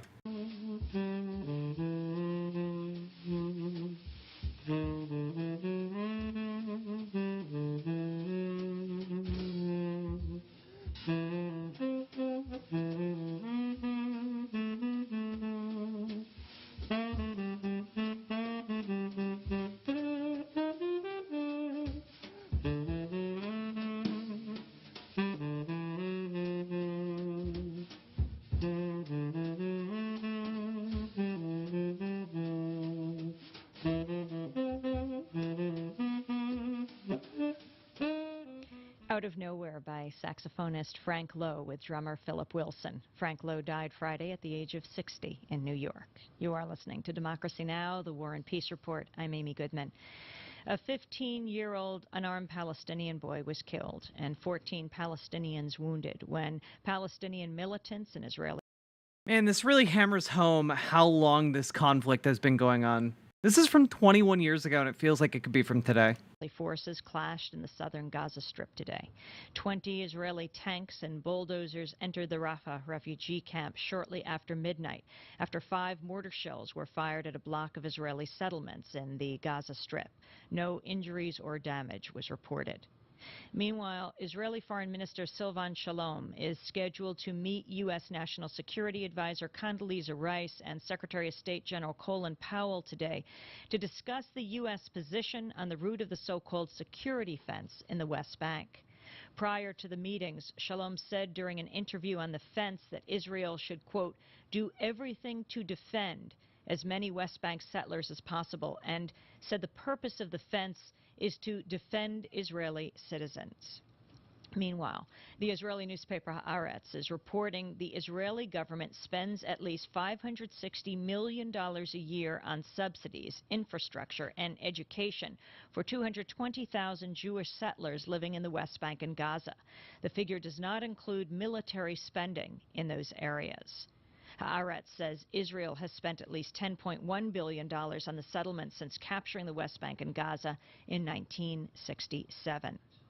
Successive Israeli governments have refused to disclose how much they spend on settlements. Haaretz says it compiled the figure after 3 months of research, including interviews with dozens of government officials and experts. And yesterday, President Bush told the 58th session of the United Nations General Assembly, quote, the Palestinian cause is betrayed by leaders who cling to power by feeding old hatreds and destroying the good work of others. This comes days after the UN voted 133-4 to condemn Israel's decision to, quote, remove Palestinian leader Yasser Arafat. The United States, Israel, the Amy, Marshall let's Islands, go. and Micronesia voted on a new book called The Case for Israel. There we go. It's by Alan Dershowitz, who is one of the nation's foremost appellate lawyers, Felix Frankfurter Professor of Law at Harvard Law School. His articles are published in the New York Times and other publications. His books include Chutzpah, The Vanishing American Jew, Why Terrorism Works, Shouting Fire, and America Declares Independence. We're also joined by Professor Norman Finkelstein. He is author of 4 books, including The Holocaust Industry, Reflections on the Exploitation of Jewish Suffering. His writings have appeared in prestigious journals like the London Review of Books, the Index on Censorship, the Journal of Palestine Studies, the New Left Review, the Christian Science Monitor, and others. He is also author of Image and Reality of the Israel-Palestine Conflict. His latest book is called The Holocaust Industry. Today, a debate. We're going to begin with Professor Alan Dershowitz. Welcome to Democracy Now! Thank you very much for having me. And why don't we start with you laying out the thesis of your latest book, The Case for Israel. Well, I wanted to write a progressive liberal case for the two-state solution and the two-state solution, which I think that most Israelis favor and have favored for a long time. I dedicate the book to Professor Aaron Barak, who is the president of the Israeli Supreme Court, and for a reason, because I argue in the book that no country in history faced with comparable threats, both external and internal, has ever tried so hard to comply with the rule of law. I compare Israel favorably to the United States in this regard. Its courts intervene actively in support of Palestinian rights. Even during fighting in wartime, during the Jenin events, the Israeli court enjoined the Israeli military from engaging in certain actions which, in its view, violated the rule of law. The Israeli Supreme Court has banned the kind of rough interrogation techniques that are now being employed by the United States in Guantanamo. Israel is the only country in modern history that has never deliberately and explicitly retaliated against those who attack its civilian targets. For example, during the Six-Day War and the 1973 war and the 1948 war, its own residential areas were bombed by Egypt, by Syria, by Jordan. 1,600 shells lobbed into West Jerusalem. Israel never bombed Amman or Damascus or Cairo. They have, of course, bombed areas of Beirut and in the process have killed innocent civilians. But there's an enormous difference between doing, for example, what the United States and England did in the Second World War, bombing Dresden or Hiroshima and Nagasaki. You know, it's very interesting that we just went over his opinion piece where he's basically now he's gone from this position to now saying, well, you know, we're just doing what the United States did when, you know, when they firebombed Dresden and stuff like that. Like he's just doing his position has moved to like, oh yeah, it's like we bombing Hiroshima and Nagasaki again. Like it's like that now. Like he's actually moved to be more genocidal since then. Yeah, and by the way, he's just saying, well, the US did war crimes back in the day and we're not doing them as badly. Fast forward 21 years. Yeah, we're doing war crimes and we'll do them even more. It's not the own he thinks it is. Nagasaki, that is deliberately targeting civilians and going after the way the United States did in Iraq, of which I am very critical, but nonetheless what the United States did, going after military targets, knowing that they're going to kill civilians in the process. And so myself, I oppose the settlements. I've always opposed the settlements. Since 1967, I've opposed the occupation. I think Israel made, in my view, a terrible mistake in 67. What it should have done is it should have made border adjustments pursuant to UN Resolution 242, which I actually consulted with Justice Goldberg. He was the ambassador to the UN and was involved in the process of that 242 resolution, which presuppose some territorial adjustments. The problem is Israel should never have occupied people. Land is different from people. And today, I think, unilaterally, what it ought to do eventually, if it can't find a peace partner, is to make some unilateral changes, small ones, end the settlements. In fact, my peace proposal is that Israel ought to have a schedule for ending the settlements. That is a schedule for saying on so-and-so day the settlement ends, conditioned on best efforts by the Palestinians to end terrorism. That would create an incentive to ending terrorist acts. By the way, you never condition anything on the end of terrorism because that gives the terrorists a veto. What you condition it is on making good faith efforts. And if we can get Israel to end the settlements and the occupation and the Palestinian leadership to stop using terrorism as a tactic, I think finally something that could have happened in 1917, a two-state solution. In 1937, when the Peel Commission recommended a non-contiguous Jewish homeland and the Israelis accepted it and the Arabs rejected it. In 1947, when the UN allocated that portion of Palestine that had a majority of Jews in it to a Jewish state and the portion of Palestine that had a Palestinian majority in it to an Arab state, we could have had a two-state solution. We could have had a two-state solution in 2000 and 2001 when Ehud Barak and President Clinton offered, to be sure, a non-contiguous state on 90-something% of the West Bank and 100% of the Gaza with a capital in Jerusalem with a $35 billion refugee package. And when Arafat responded by violence, instead of coming back to the table and saying, well, maybe we'll negotiate for a little bit more. So the two-state solution is inevitable. It's going to happen. The only question is how long it takes to happen. And my hope is that we can have a reasonable, serious debate about the future, about the rights and wrongs. I think there are rights and wrongs on both sides. But I'm nervous because I heard from my debating partner in the beginning what sounded like it was going to be simply an ad hominem attack on me as whether I'm qualified to teach at Harvard. I would hope we could elevate the discussion and keep it on the merits. I won't attack Mr. Finkelstein on his merits of his position. Let people read his book and judge for themselves. And if he would refrain from personal attacks on me and let people judge the book on its merits, I think we can move the ball forward and have a reasonable, serious debate. I think it'd be interesting to know where we agree, where we disagree, what facts we share in common, what facts we have different views on, and whether they're empirical and could be subjected to reasonable resolution, where we have moral disagreements. I really think that in the end, today you read the news about Israel, there's other good news. There's in the works, according to the New York Times, a prisoner exchange between Hezbollah and Israel, in which Israel would get back one person, a civilian who was captured by Hezbollah in exchange for Israel giving back 400 or so prisoners. There's movement forward. Let's not destroy that movement forward by getting involved in meaningless ad hominem discussion. Let's see if we can elevate the debate and see if we can really move forward to the two-state solution that I think virtually everybody in the world today wants. Professor Alan Dershowitz, author of The Case for Israel. Norman Finkelstein, your response. Well, I appreciate Alan Dershowitz's seriousness, at least in these remarks. I have no intention whatsoever of getting involved in an ad hominem debate with Mr. Dershowitz. Though the temptation is there. I'm interested in the facts. I was asked to come in and discuss his new book. I went home, I purchased one copy. In fact, I purchased 2 copies. I read the book very carefully. I did what someone serious does with a book. I read the text. I went through the footnotes. I went through it very carefully. And there's only one conclusion one can reach, having read the book. And this is a scholarly judgment. It's not an ad hominem attack. Mr. Dershowitz has concocted a fraud.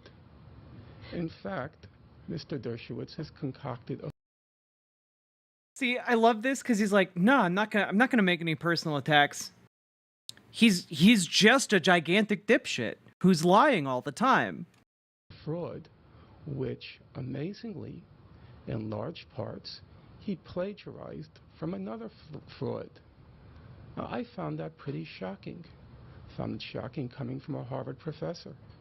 I find it shocking coming from any professor. Now we have to cut off at one point. I just want to warn everybody here that although I'm not a litigious person, when you make allegations of I'm prepared. You're literally a lawyer. Plagiarism, I'm when you make prepared to allegations support of plagiarism, that's a technical term I agree. which has great legal implications. I agree. And, you know, I can't obviously sit quietly. Oddly enough, Alan Dershowitz, to my knowledge, has never sued Norman Finkelstein. By and you shouldn't. And Okay, well, accept an allegation. Let's look at the evidence. Of plagiarism. All right, let's look at the evidence. Who was the plagiarism from? Let's look at the evidence. In the first 2 chapters of your book, you extensively reproduce all of Joan Peters' pages in her book. I read it carefully. In 1984, show me I'm one going sentence. to show you. Show me one sentence. I am going to show you. Okay. I think I made available the charts to you. No, I've no. You've shown me nothing. Let's start with that. That's a categorical lie. Alan, what you're hearing now on radio is that a claim that Mr. Finkelstein made available to me certain charts. No, that is never a said categorical lie. No. Okay. Mr. Dershowitz, I think you had about 5 minutes time. I wasn't looking at the clock.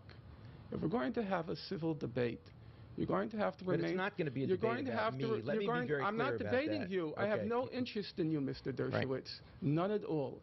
I'm interested in the scholarship, and I'm interested in the facts, and I'm interested in your book. Now, in 1984, one Joan Peters published a book called From Time Immemorial. The book was universally recognized by serious scholars to be a fraud. Without wanting to toot my own horn, I'm widely recognized as the person who exposed the fraud.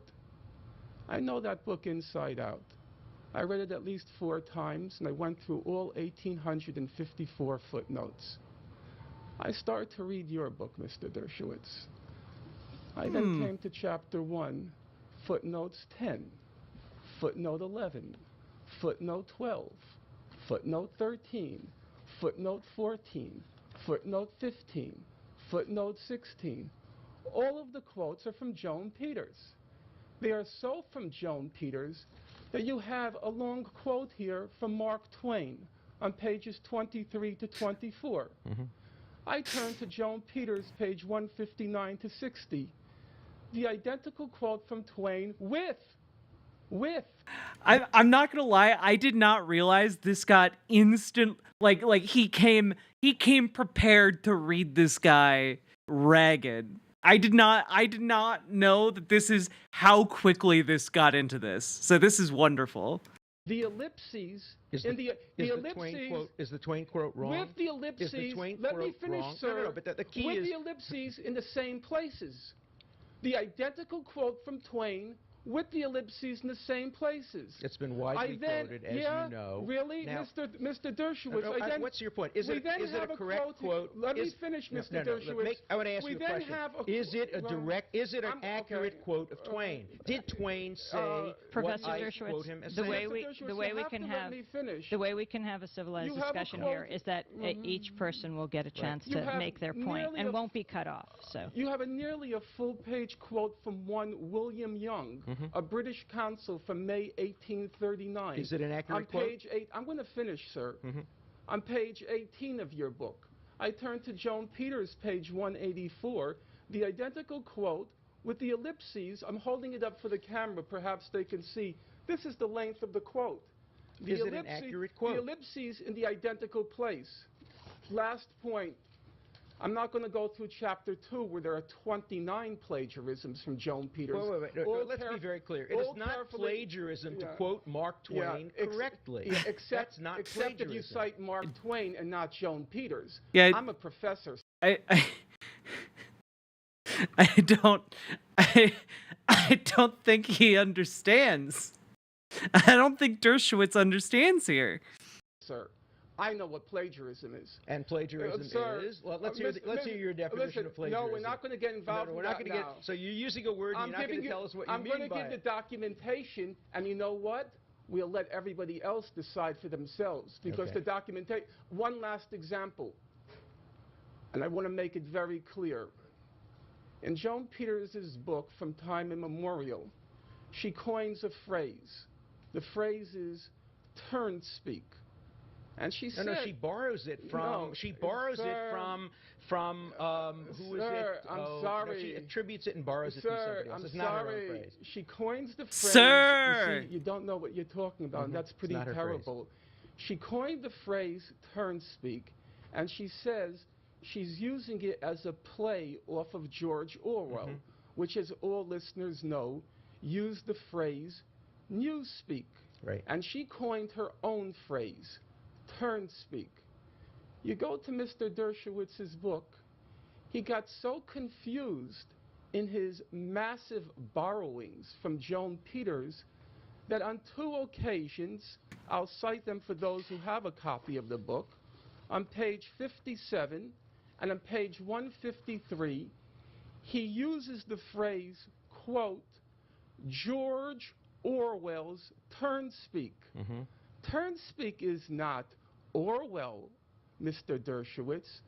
You're the Felix Frankfurter Chair at Harvard. Yes. You must know that Orwell would never use such a clunky phrase as turn speak. I like it. I think it's a very elegant well, phrase. maybe you like it, and I do. evidently Joan Peters liked it, but George Orwell never heard of it, to the best of my knowledge. We have to break for station. Just one sec. Just one sec. We have amazing. Just one sec. Amazing for stuff. Stations to identify themselves. There's 60 seconds, and when we come back, Professor Dershowitz can respond. We're talking to Professor Alan Dershowitz. He's author of a new book. It's called The Case for Israel, in debate with Norman Finkelstein. Among his books, The Holocaust Industry and Image and Reality of the Israel-Palestine Conflict. You're listening to Democracy Now! Stay with us. Incredible stuff. Sir, I'm sorry. I'm so sorry. You're a liar, though.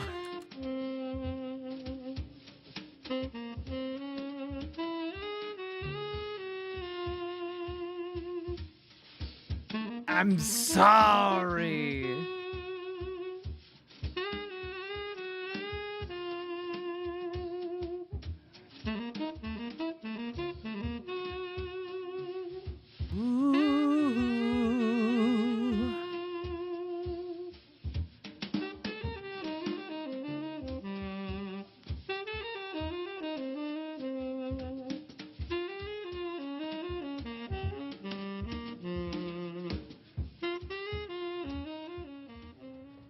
More music from the late Frank Lowe here on Democracy Now!, The War and Peace Report, as we continue our debate on Alan Dershowitz's new book. It's called The Case for Israel.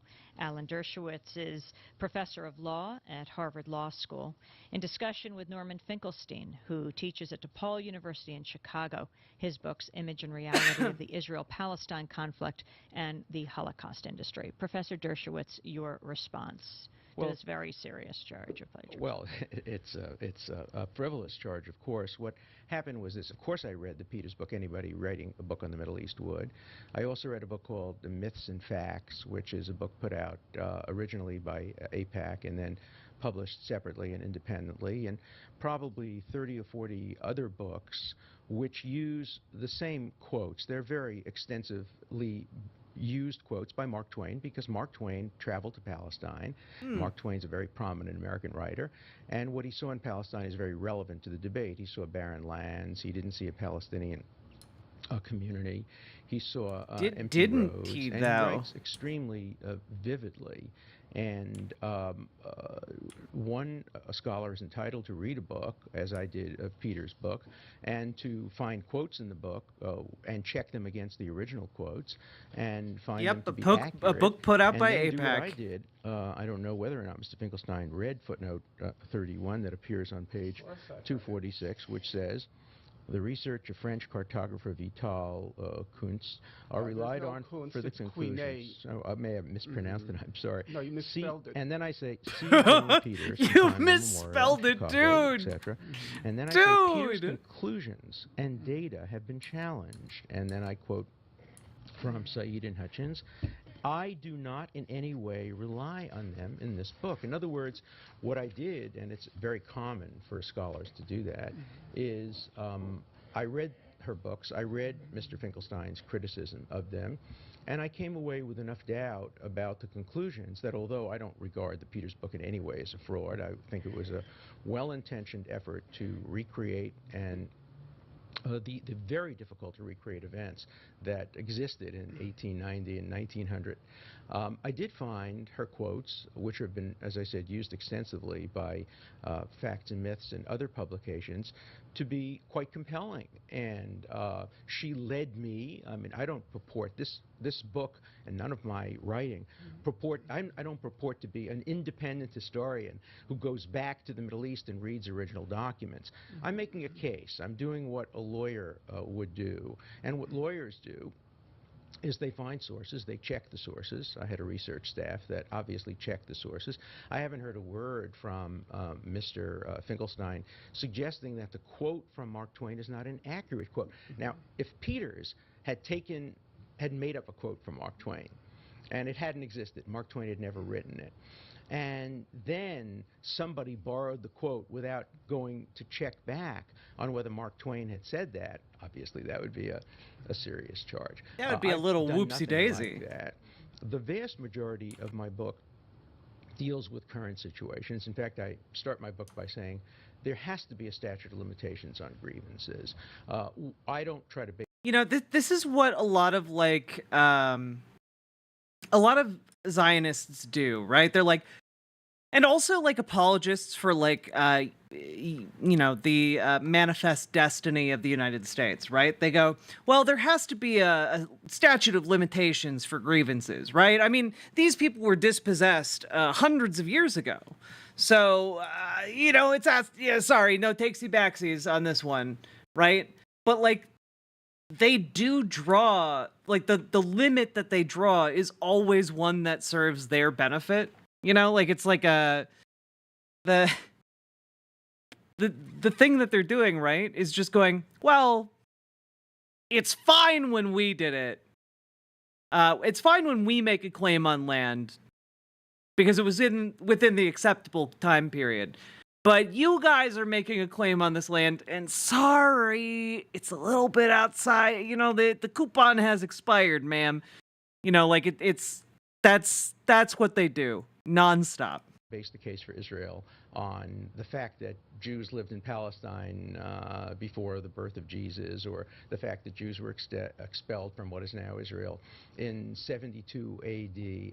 And I argue that Palestinians can't really make the case against a two-state solution based on historic claims that go back 100 years. But in the first couple of chapters, which are quite brief, I recount, never purporting to be creative or original in the recounting, I recount what has been accepted as the traditional history, and that traditional history includes the fact that the land, particularly what is now what would be Western Palestine, what was the part of Palestine, yeah, Fenry, we're playing Stellaris, in the 1947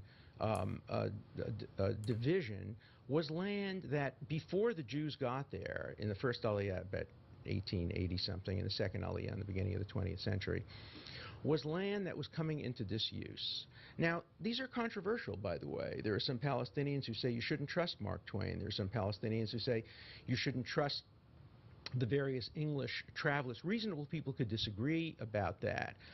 I quote those sources. I lay them out there for people to read so that they can evaluate the claims that Israel was established on the basis of colonialism. I make the following argument, which I'd love. Oh yeah, no. He's definitely from the school of thought that is essentially that Palestinians have never existed.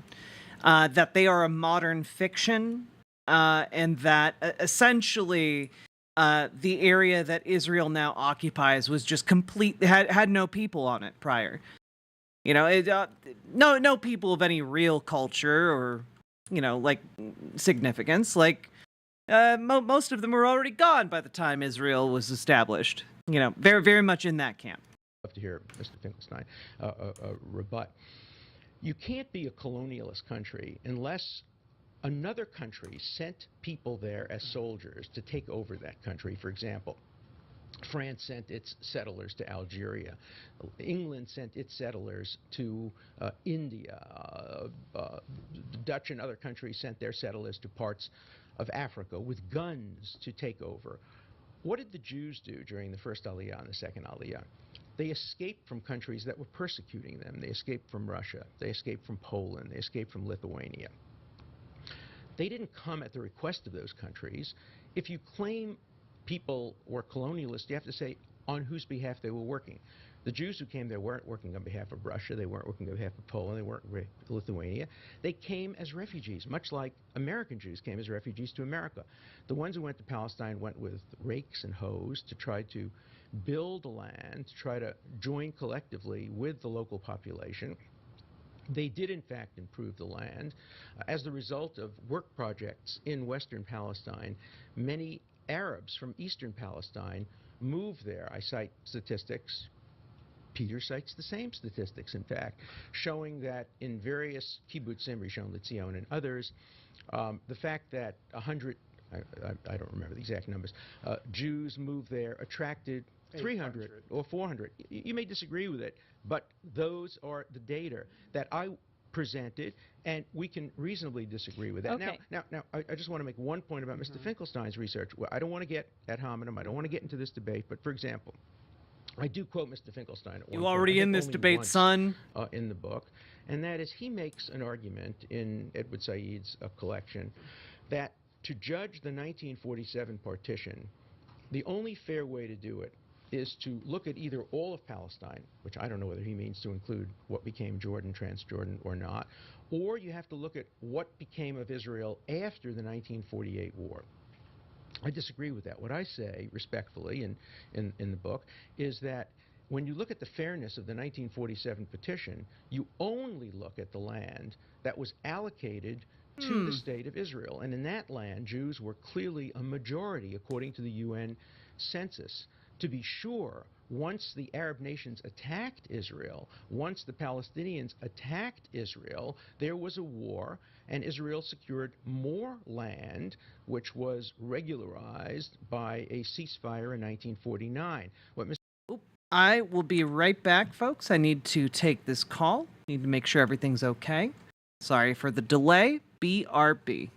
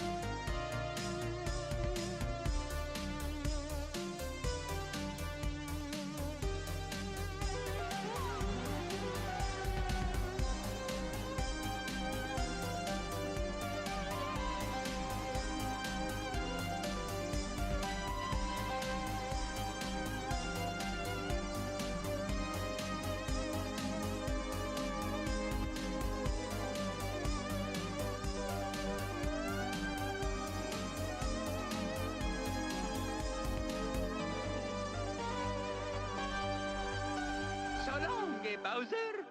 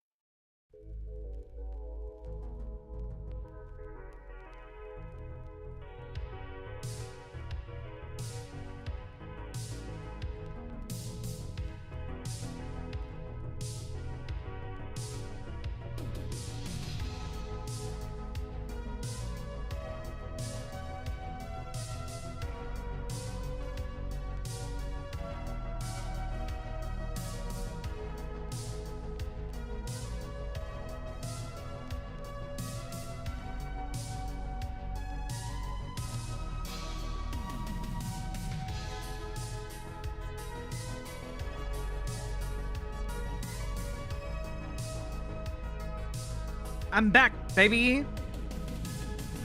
And I made myself a little snack because I'm hungry.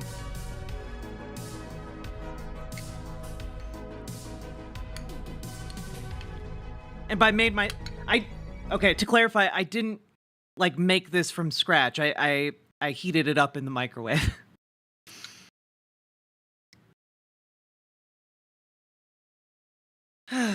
Why do you have such based music taste? Banana Brains, because I seek out lo-fi video game music on my own.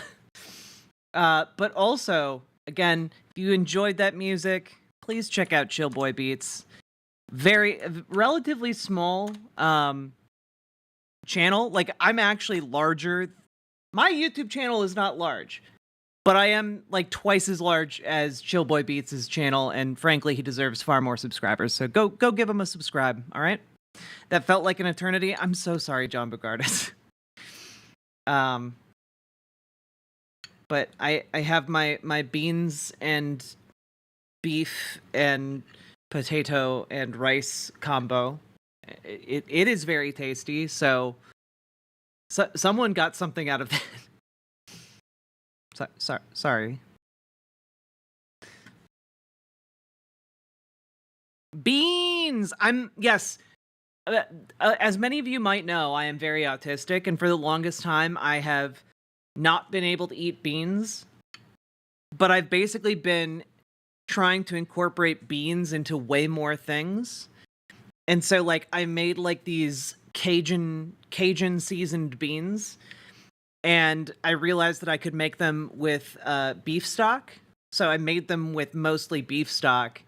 And then I realized that I had some stew meat that I could cut up into smaller cubes. So I did that and threw those in. And then I realized I had a potato, so I cut that up, threw that in, and then realized that I could probably pair red wine pretty nicely with all of that. So I poured like it was either a half cup or a third of a cup, or a 3/4 of a cup of red wine in there, and it tenderized the meat and gave it like a really nice flavor with the beans. And I would recommend this very highly. It made so much food. And all I have to do is like pair it with some rice. Sounds really tasty. It is so tasty. The red wine makes like the meat, even if you're using kind of a low quality, like a stew meat type situation, it makes the meat like just kind of fall apart. It's very, very tender and good. Would you try beans on toast? British beans only, not American made? I can't make bean promises like that. Soybeans and or soybean accessories too? I have yet to get into cooking with soy. That's something on the list though. The acid in the wine does cool things. It really does. Also, if you're cooking with like a good enough wine, you can also have like a little glass of wine yourself, and it makes the cooking a little bit fun, you know? A little bit more fun. All right, let's get back to this Dershowitz reaming, because I think that's really fun. Wouldn't the red wine make you intoxicated? If you had a lot of it, sure. If you just have like a small glass of red wine, no. Oh, you mean in the food? No, in the food it like cooks out. The alcohol like evaporates from the heat.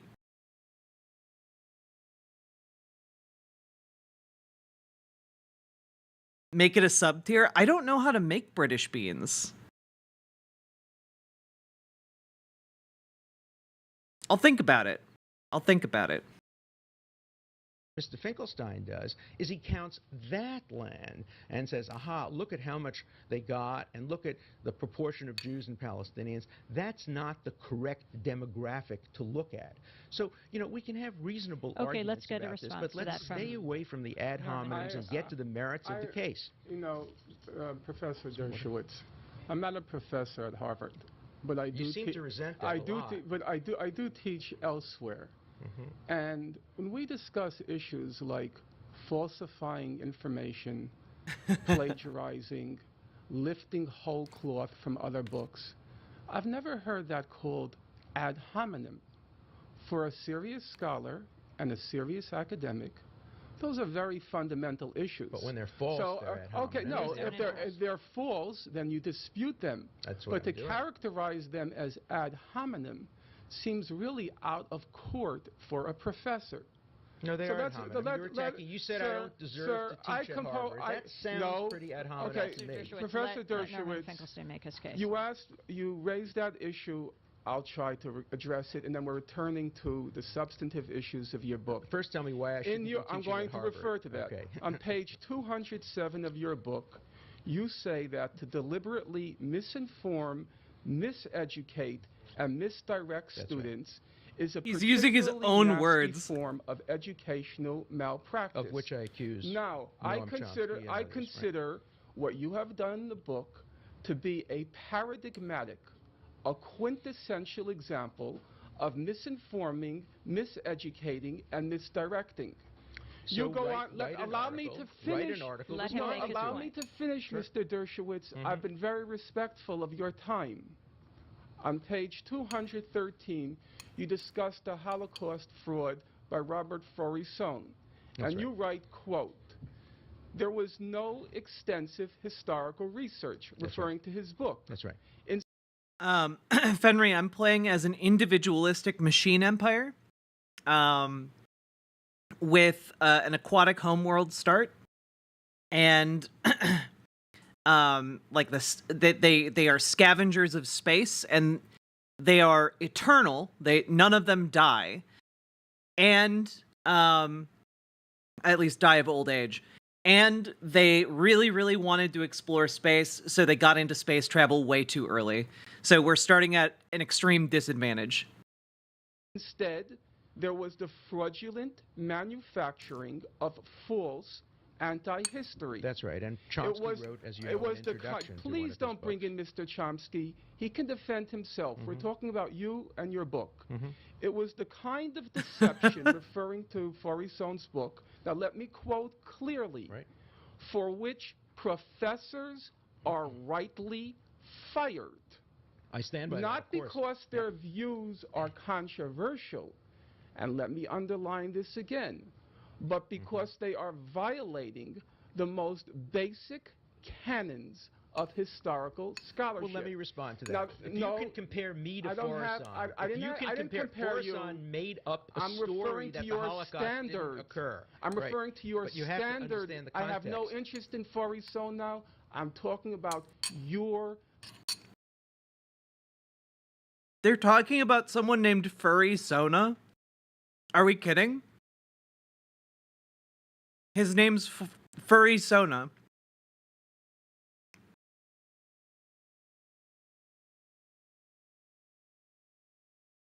Am I hearing that wrong? Is that the name that he's saying? Understand the I have no context. interest in Forison now. I'm talking about your But you have to standard. understand the I have no context. interest in Forison now. I'm. I have no interest in Furry Sona. Sure you don't. Let's see what your Twitter likes have to say. Talking about your standards. Absolutely, I To stand by those miseducate, standards. misinform, and misdirect, to violate the standards of historical scholarship are grounds for expulsion. Absolutely. So it's And- not an ad hominem argument. It's using your standards. No, it's an ad hominem argument. I'm going to In interrupt fact, here because make I an want ad to hominem get to argument some of about Forison, I want to course. get to some of the main points Yeah, let's of try your to book. do that. By the way, Chaotic Kitten, I used red beans. And then like a bunch of chili powder and a bunch of other like spices to kind of give it a kick. God damn, this is good. But also, try if you're struggling with like weight loss stuff, try cooking with more beans. Okay? Cooking with beans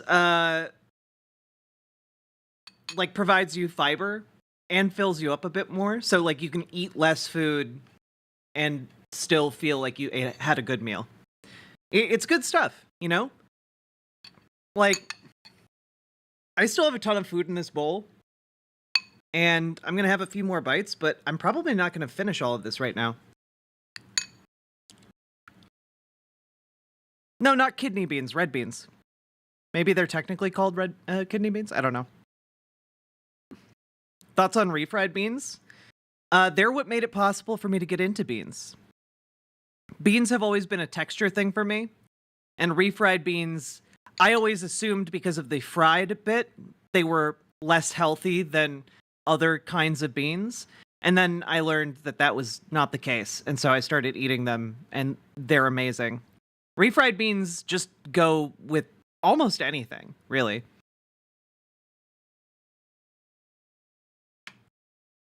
They're talking about Robert Faurison. He's a Holocaust denier? Damn, okay. Also, very nice. we were intrigued on watching Scarborough Country when you debated Sam Husseini, the Right. offer that you made. Right. We want to just play it for a moment. Please.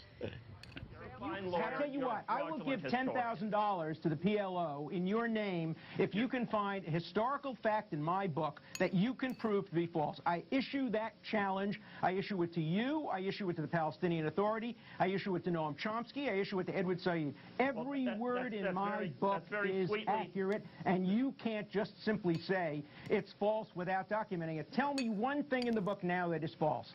Okay, let's go to the book, The Case for Israel. Can I just talk about that for 1 second? Yes. And let me tell you what he came up with. This is really fascinating if you show the rest of the clip.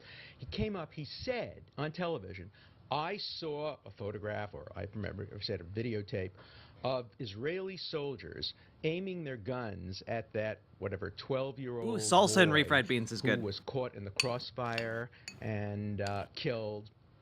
And I actually upped the offer to $25,000 if he could produce a photograph or if he could produce proof that he had seen that. Why was I so confident?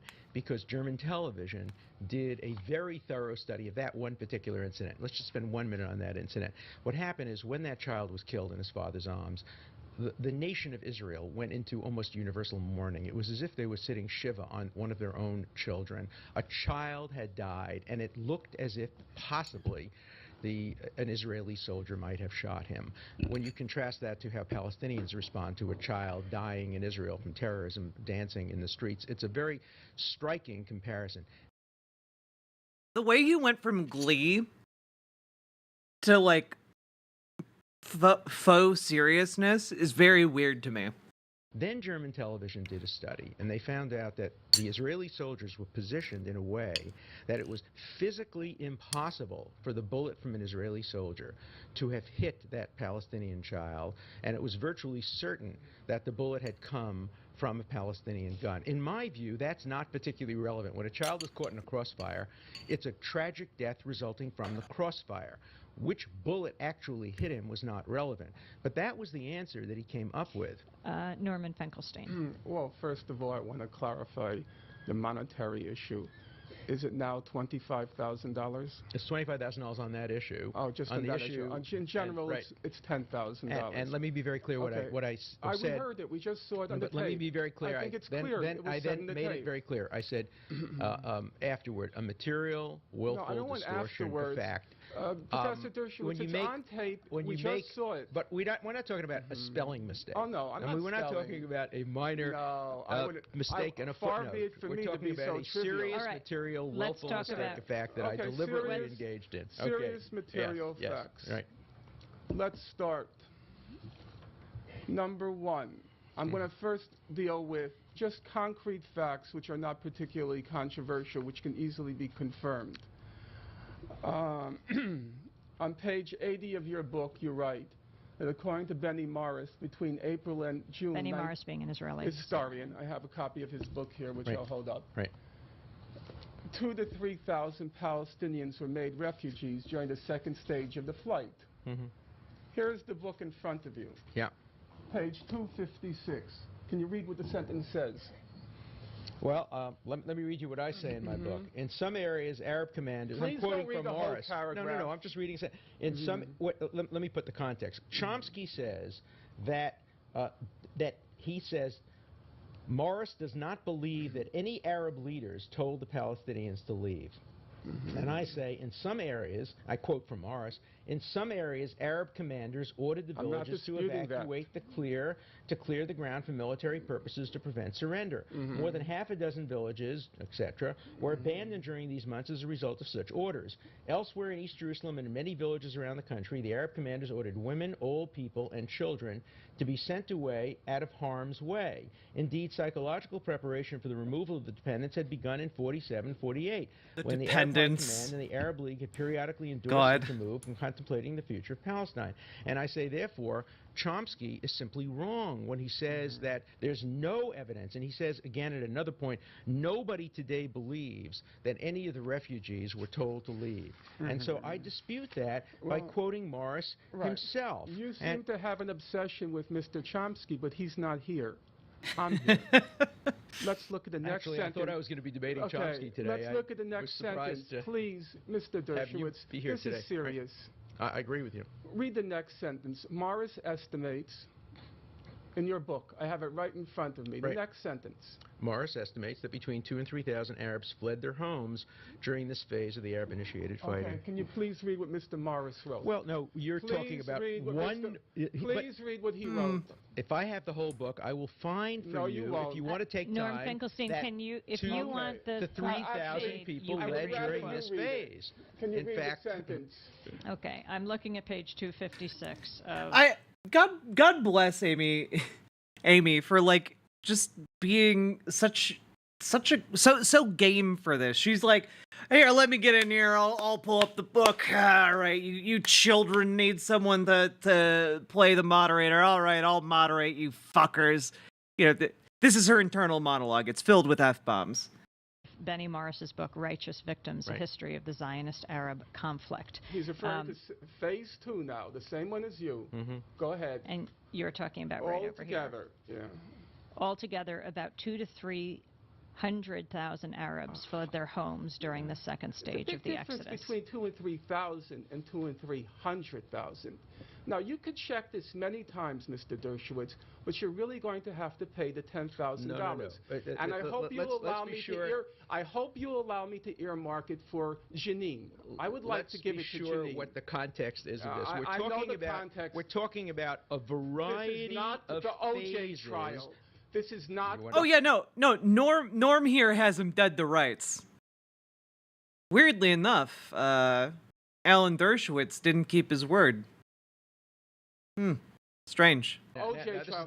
We're not going to play a game. Well, we're not playing a game now. Is your point that you're citing that what you're saying, Norm Finkelstein, is in Alan Dershowitz's book, The Case for Israel? He says 2 to 3,000, and it's 2 to 300,000. Your response to that? I argue that 700,000 Arabs. Don't change the subject, Mr. Dershowitz. Changing the subject. We're I talking argue about that phase 2, April through June. 700,000 Arabs. Please don't play this game. Obviously, the phrase 2 to 3,000 Arabs refers either to a sub-phase or is a typographical error. This is why lawyers have a bad reputation. Typographical error. Come on, dude. I've read the book twice. In fact, Mr. do I ever dispute that 700? Do I ever dispute that hundreds of thousands in fact, I've read the book 6 times because I read Joan Peters 4 times. So if you add the 4 times to Joan Peters, does she make this point? By the way, it's. I read this other lady's book 4 times, which means I've read your book 6 times. What? Oh my god. This is some good shade. 6 times. Does she make this point? No. Of course she doesn't make this point. Now, let's go to the other. I'm going to interrupt for a second. I'm going to interrupt because stations have to make their point, which is they have to identify. They have to identify themselves. We'll come back, and if you can stay with us for the show, we will continue this discussion. And our next guest, will ask him to wait, and we will do an interview after the program. I think this is too important. We're talking to Alan Dershowitz. His new book is called The Case for Israel. He is debating Norm Finkelstein. His books, The Holocaust Industry, An Image and Reality of the Israel-Palestine Conflict. Stay with us.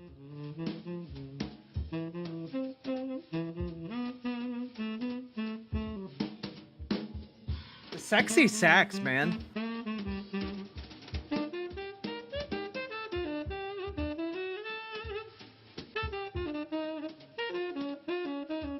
Oh yeah, Likud absolutely needs to be removed from power. Yeah, 100%.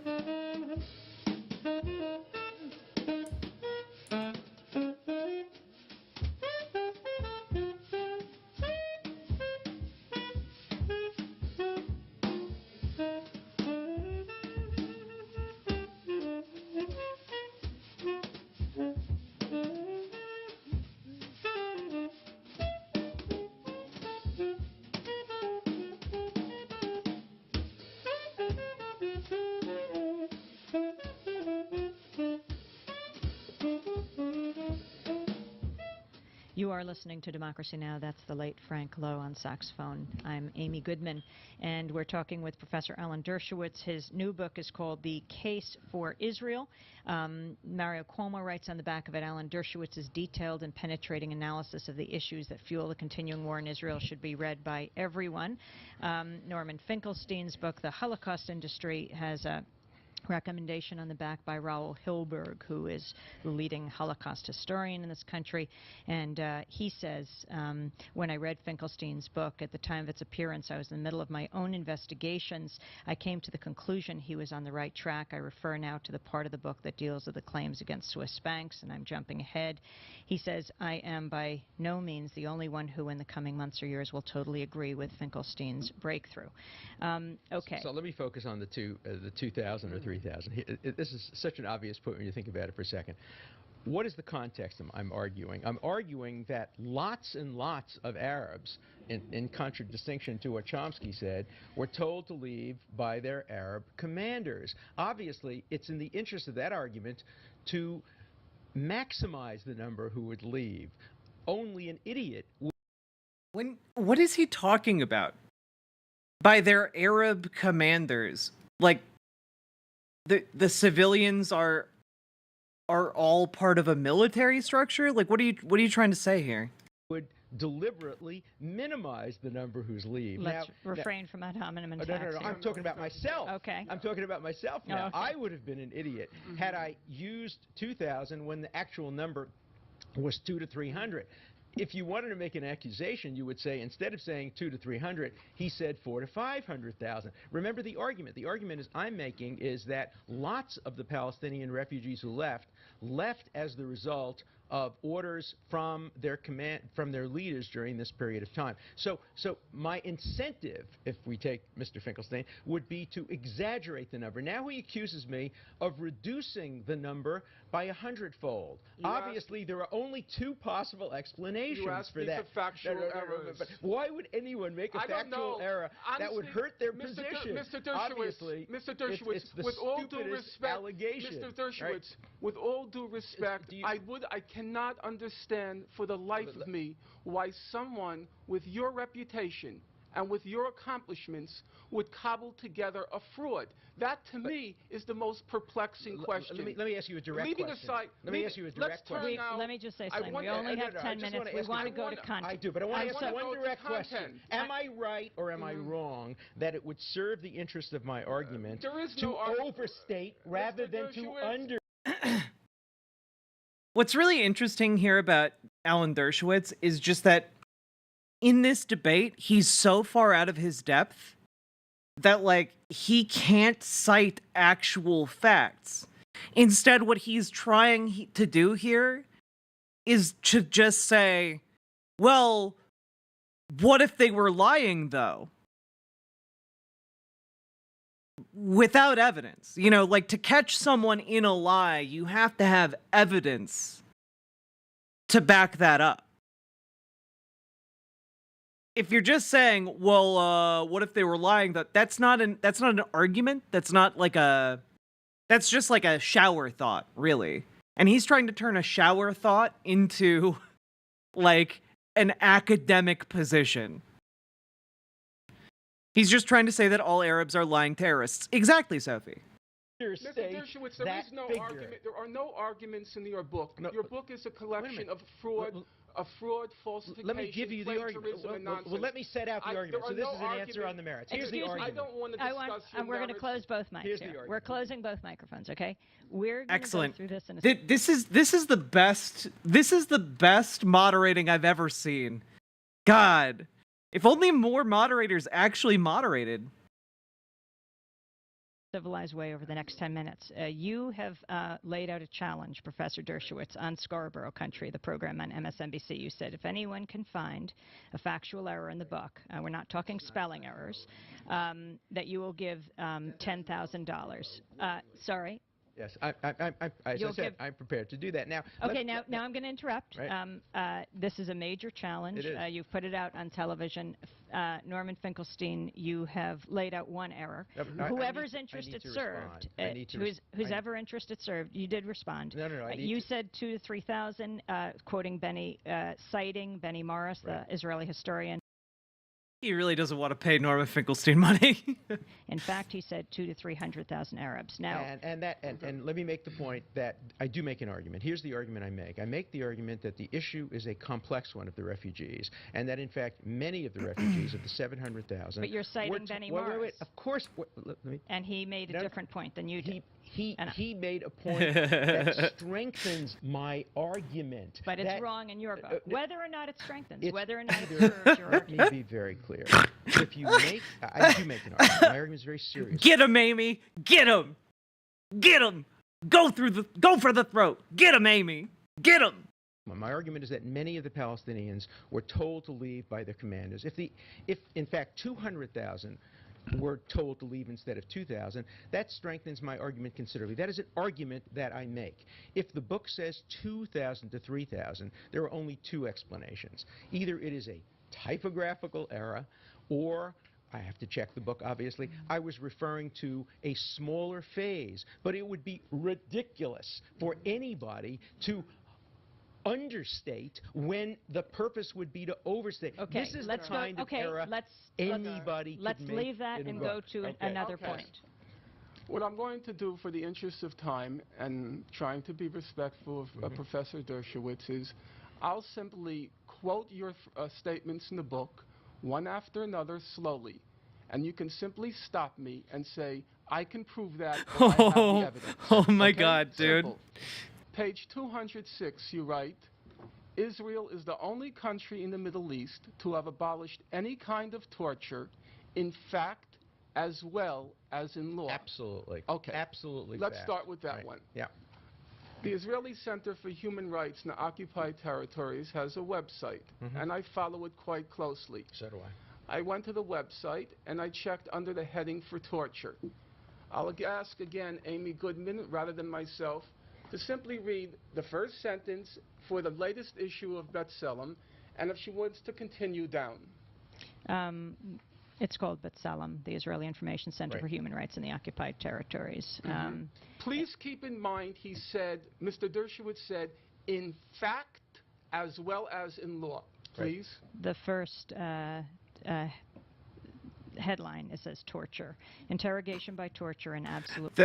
The first headline here says torture. Mr.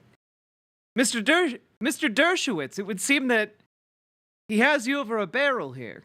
Prohibited by Israeli and international law. Right. Despite this, Israeli security forces breached the prohibition and torture Palestinians during I don't agree with that. I mean, we have a reasonable dispute about that. What Israel does, and what Israel did until 1999, was what the United States is now doing in Guantanamo. That is, they put people in uncomfortable shabak positions. They put hoods over their head, often foul-smelling hoods. They play loud music. There's a cover story in the Atlantic Monthly this month, which talks... Oh God, is this from a time period where people were honestly still trying to say that the United States wasn't torturing people in Guantanamo? Talks about rough interrogation techniques, and it describes what the United States is doing, and it says that Israel used to do that. There's some possibility it continues to do it. That's simply not the kind of torture that international law prohibits, and in fact, my point is, in Jordan, torture is routine. In Egypt, it's routine. Definitely. The Israeli Supreme Court took an extraordinarily courageous decision in 1999. I commend everybody to read it. It's online, in which Justice Aaron Barak said that as a democracy, we must fight terrorism with one hand tied behind our back, but in the end, we have the upper hand because we comply with the rule of law. Israel is to be commended for its attempt to regulate and control the torture of ticking bomb terrorists. I am so very... you stand by your statement that they do not torture. Without any question, and that the Supreme Court has abolished it, and if anybody were to engage in an act that constituted torture, they would be in contempt Mr. of court. Dershowitz. Yes. And I am right and you're wrong on this 6 minutes. I am simply right and Less you're than wrong 6 about minutes this. to go. Mr. I mean, Dershowitz. All right, let's stop. Amnesty International, who I know you think is an untrustworthy source, Human Rights Watch, B'Tselem, they all reach the same conclusion. And they're wrong. Israel still continues to practice torture. Well, you can say they're wrong, but let's be clear. Describe what Israel does. Sir, I'm not going to debate what torture what do you define as torture? I'm not an expert in the topic. You certainly are not, but yet you're making an accusation. I don't make the accusation, Mr. Dershowitz. You're confusing things. I go to the mainstream, respected human rights organizations, and I look at what they say. Let me talk about amnesty. And they apply the international standards. Let me talk about amnesty. You have a number of points here. Okay, we have 5 minutes to go. Yeah, no, his argument is how could it be torture? It's legal.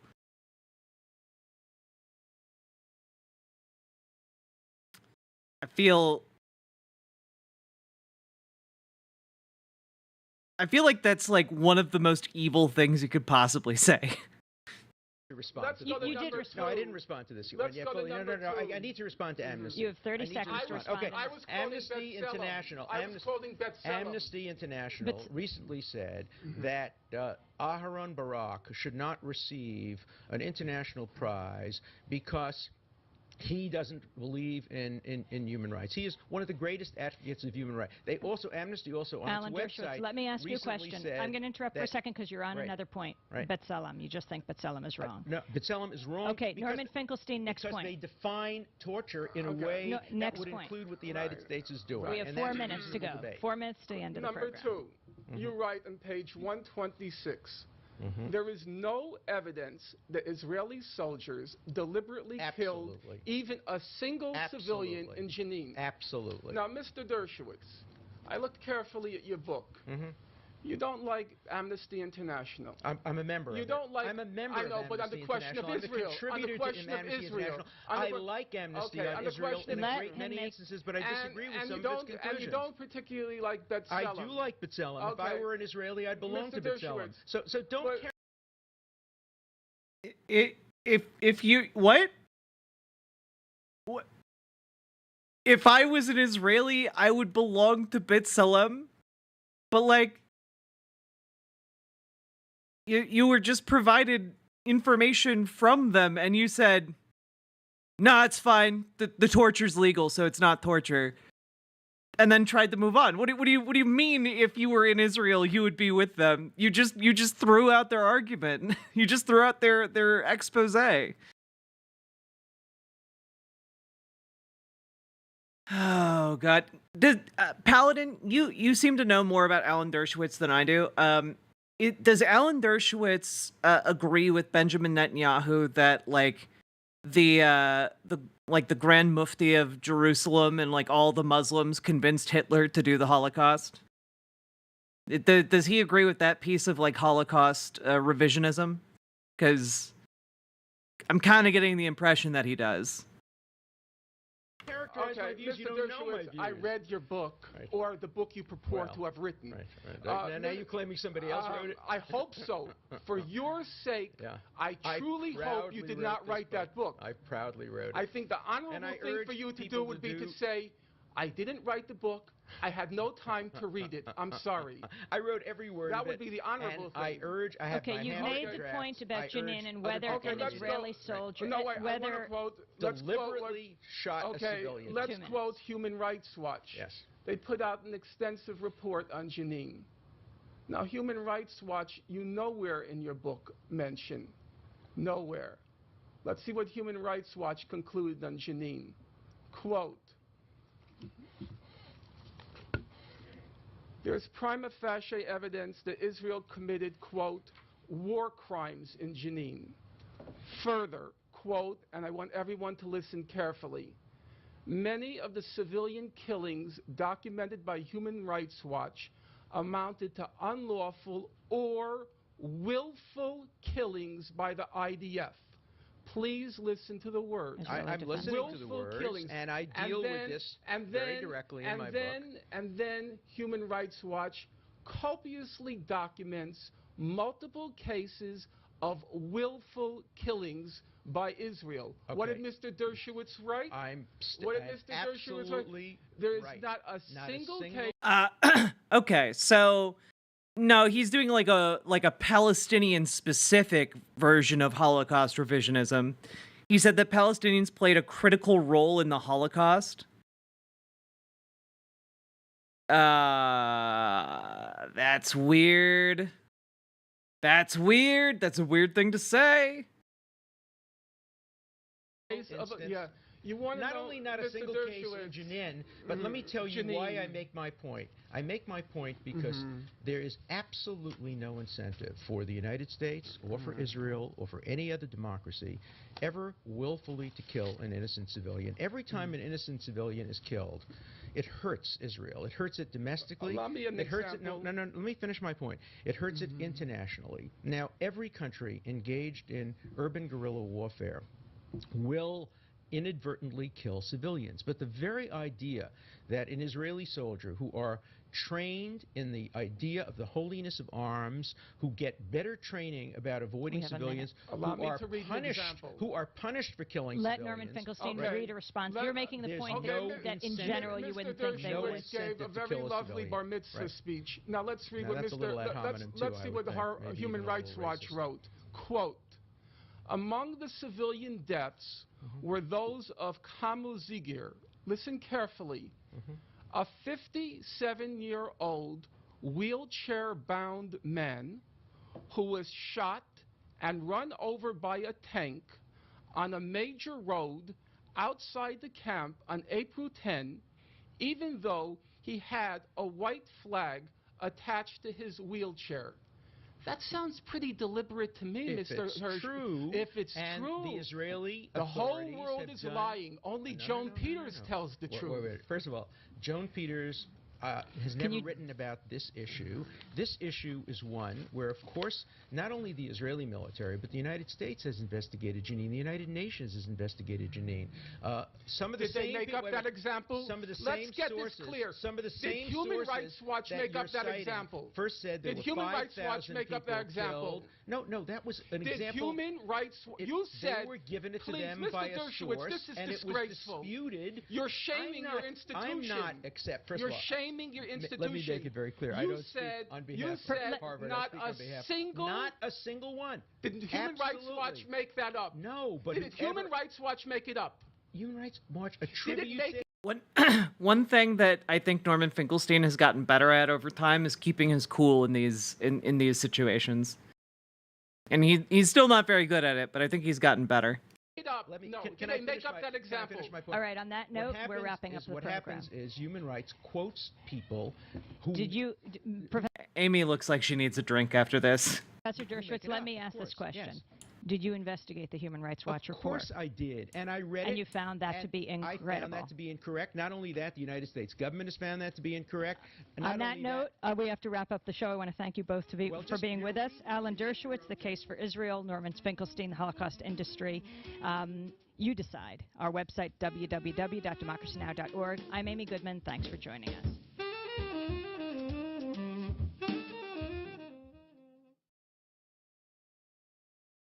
Amazing. Now you might say, after that experience, Alan Dershowitz would be, embarrassed to have been revealed as having plagiarized large sections of his book.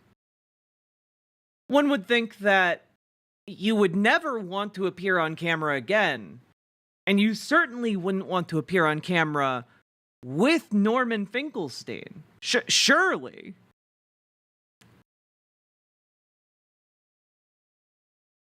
Well, it turns out that eventually they did sit down again, and it was on the Piers Morgan show relatively recently. Here we go! Decades since my next two guests agreed to debate one another on live television. Well, it's been 2 decades since my next two guests agreed to debate one another on live television. Both Norman Finkelstein and Alan Dershowitz are Jewish, but their perspectives on the Israel Yep, we got a follow-up, babies. Palestine conflict couldn't be more different. And they both join me now, the lawyer and author of The War Against the Jews, Alan Dershowitz, and Professor Norman Finkelstein. Well, welcome to both of you.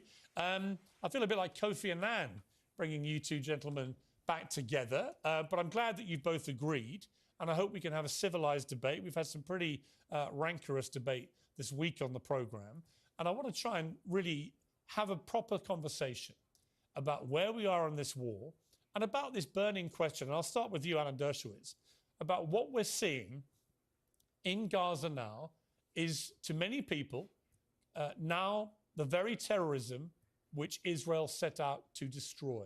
What do you say to people that think that? It is terrorism. It's terrorism by Hamas, taking human shields, putting children in the way of Israel's legitimate military concerns. Hamas has a strategy. It's called the CNN strategy. I call it the dead baby strategy. Kill as many Jews as possible, provoke Israel into doing what every democracy would do, responding, then hide your tunnels and your fighters and your rockets behind civilians, knowing that Israel, no matter how hard they try to avoid civilian casualties, and why would Israel ever want to kill a civilian? It's absurd. It hurts them tremendously. But every time Israel kills a civilian, the world condemns them. You know, why would the United States ever want to kill a civilian in Iraq? Why, every time the United States kills a civilian in Iraq, the world condemns them. So obviously, the United States never killed any civilians in Iraq. Ignore all of the evidence that hundreds of thousands of Iraqis were murdered by the United States government. Now, Somnia Static, you're saying that's illegal. It was a legal war, okay? It was sanctioned, and so, you know, it doesn't count, okay? It doesn't count. The United Nations condemns them. And then, according to Alan process Dershowitz continues logic, over and over and over again. The people who are being killed today are being killed as a result of Hamas actions. Hamas started it. Hamas uses human shields. If Hamas lay down its arms, if it surrendered, if it agreed to give up control, that was if baby it, Amy, closed its tunnels, if it stopped its rockets, then no civilians would be killed. So it's a terrible tragedy. There's no good solution. There's no perfect solution. If Israel stops now, Hamas continues to do it over and over and over again. If Israel continues, it gets condemned and loses friends abroad and even risks using the United States. It's a terrible dilemma for Israel. All the responsibility, all the fault of Hamas for starting this. And let me just end with one quote.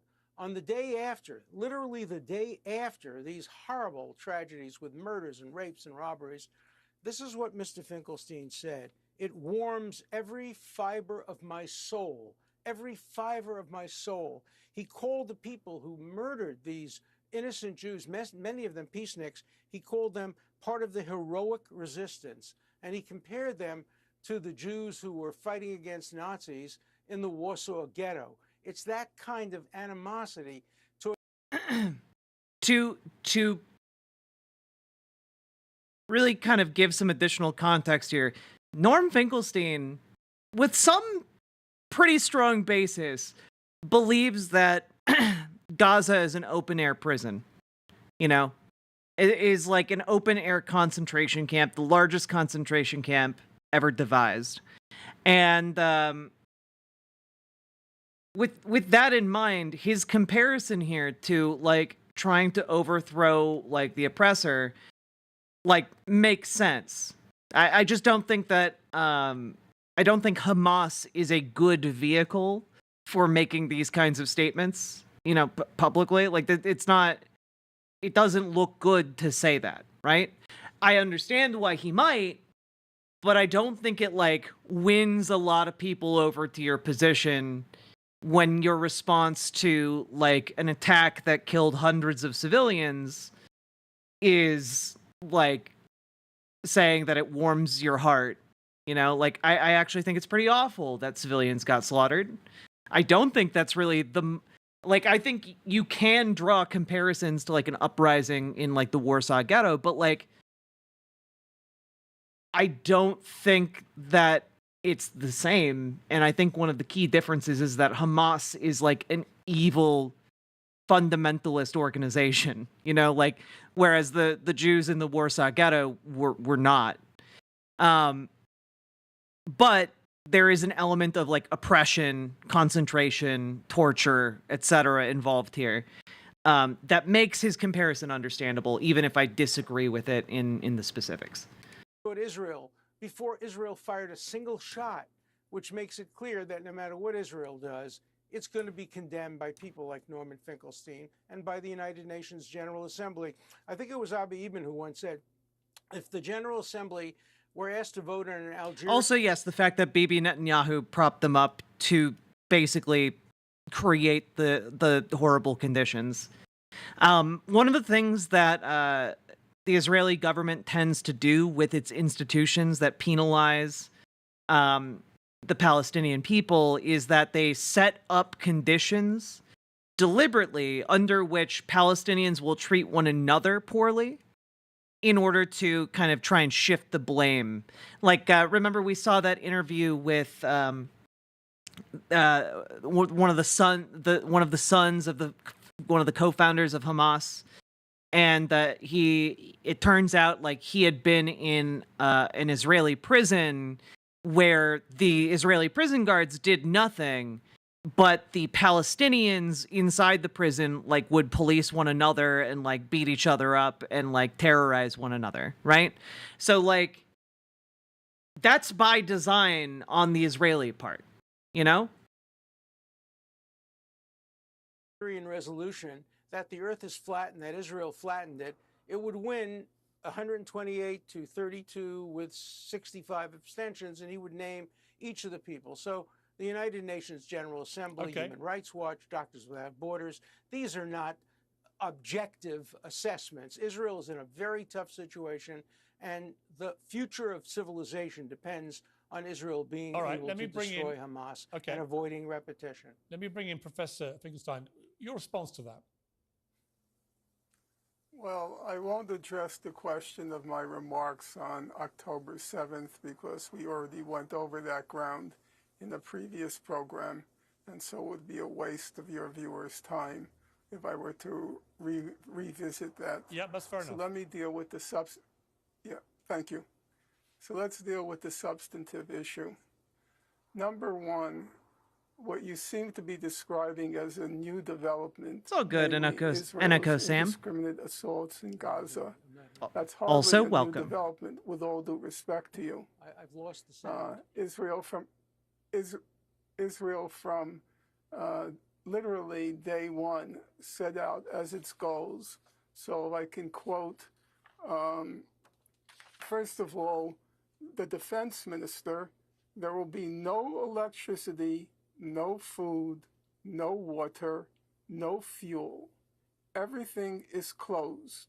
We are fighting human animals, and we are acting accordingly. Now, that was not directed at Hamas. That was directed at the entire population of Gaza. I think your listeners understand what is the consequence of denying a civilian population all water, all food, all fuel, and all electricity. It doesn't take a rocket scientist to figure out that that is a recipe for genocide. Number two, you quoted or you had on Douglas Murray, who made a distinction between what he called Israel is starving the Palestinian people by design.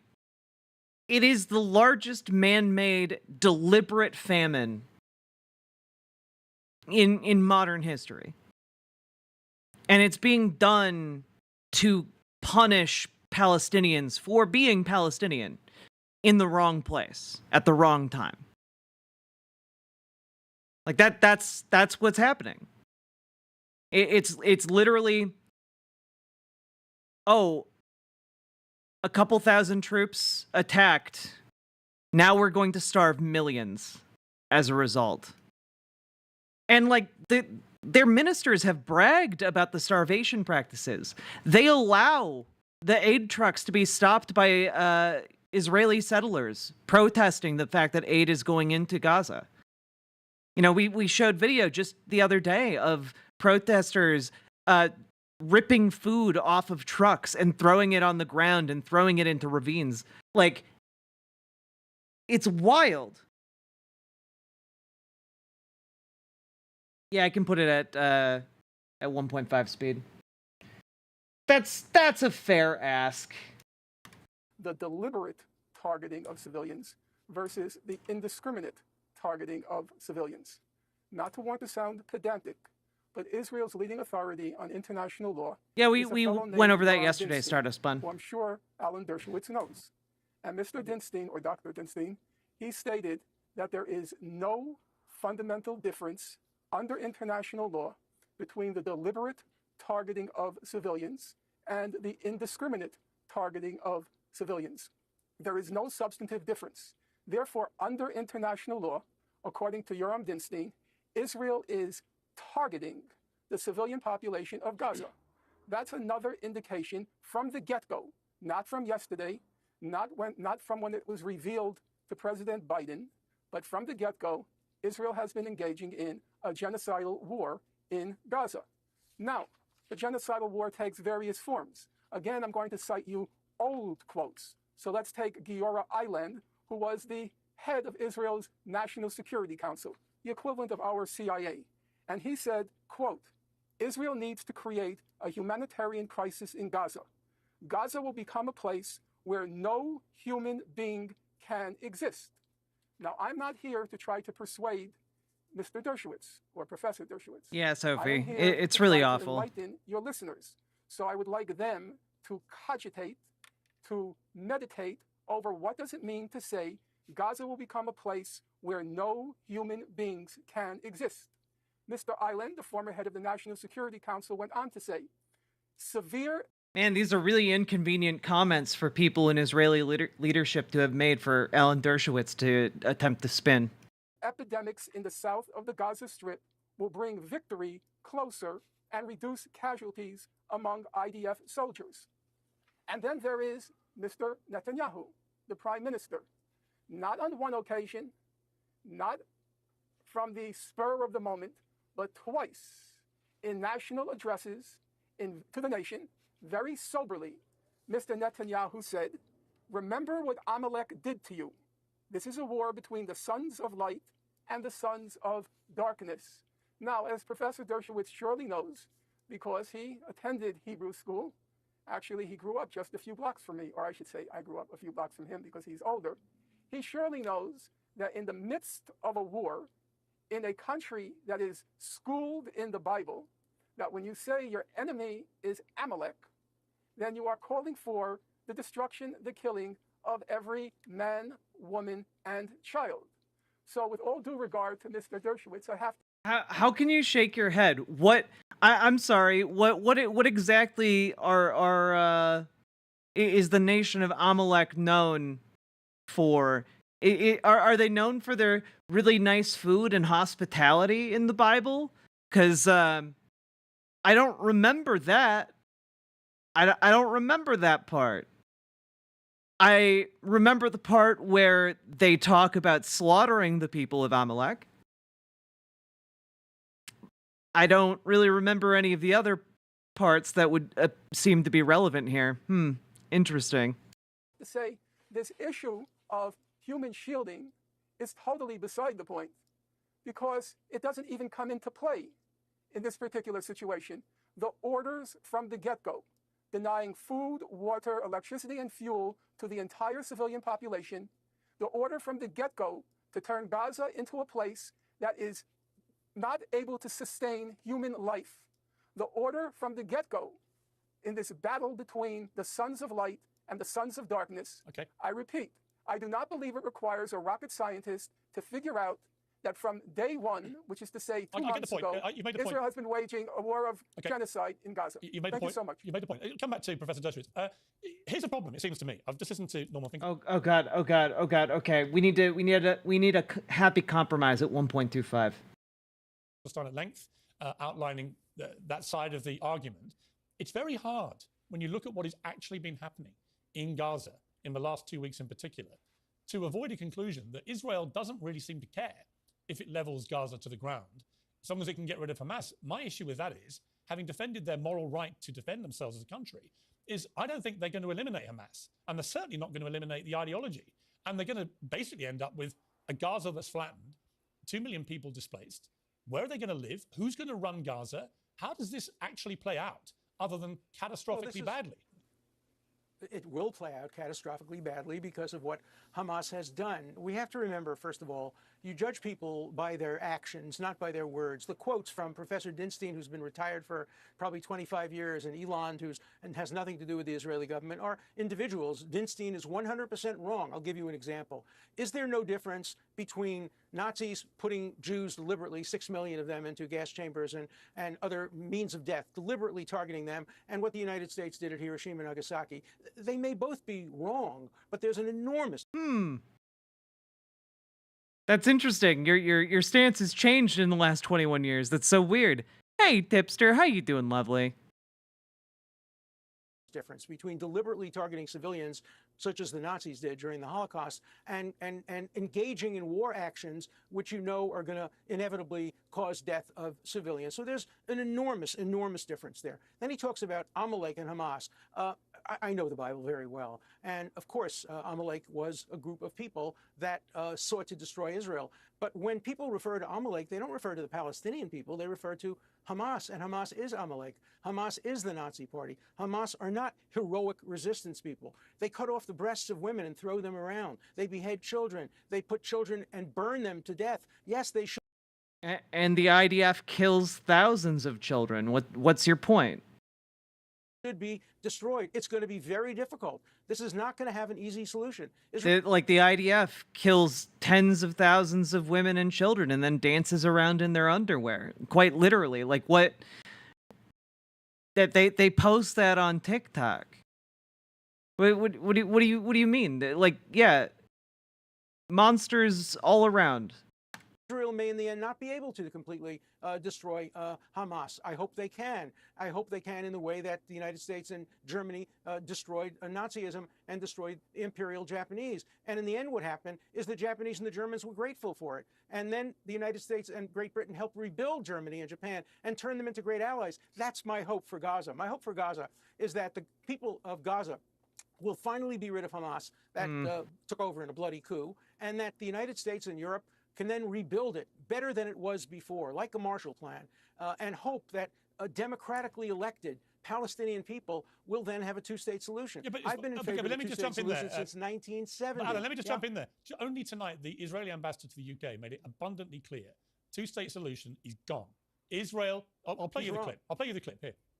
Yeah, but he's wrong. Is there still a chance for a two-state solution? I think it's about time for the world to realize the Oslo paradigm failed on the 7th of October, and we need to build a new one. And in order to build a new does one... that new one include the Palestinians Interesting. living in a state of their own? Is that what it includes? I think the biggest question is, what type of Palestinians are on the other side? This is what Israel realized do they on have the a 7th of state, October. The answer is absolutely no.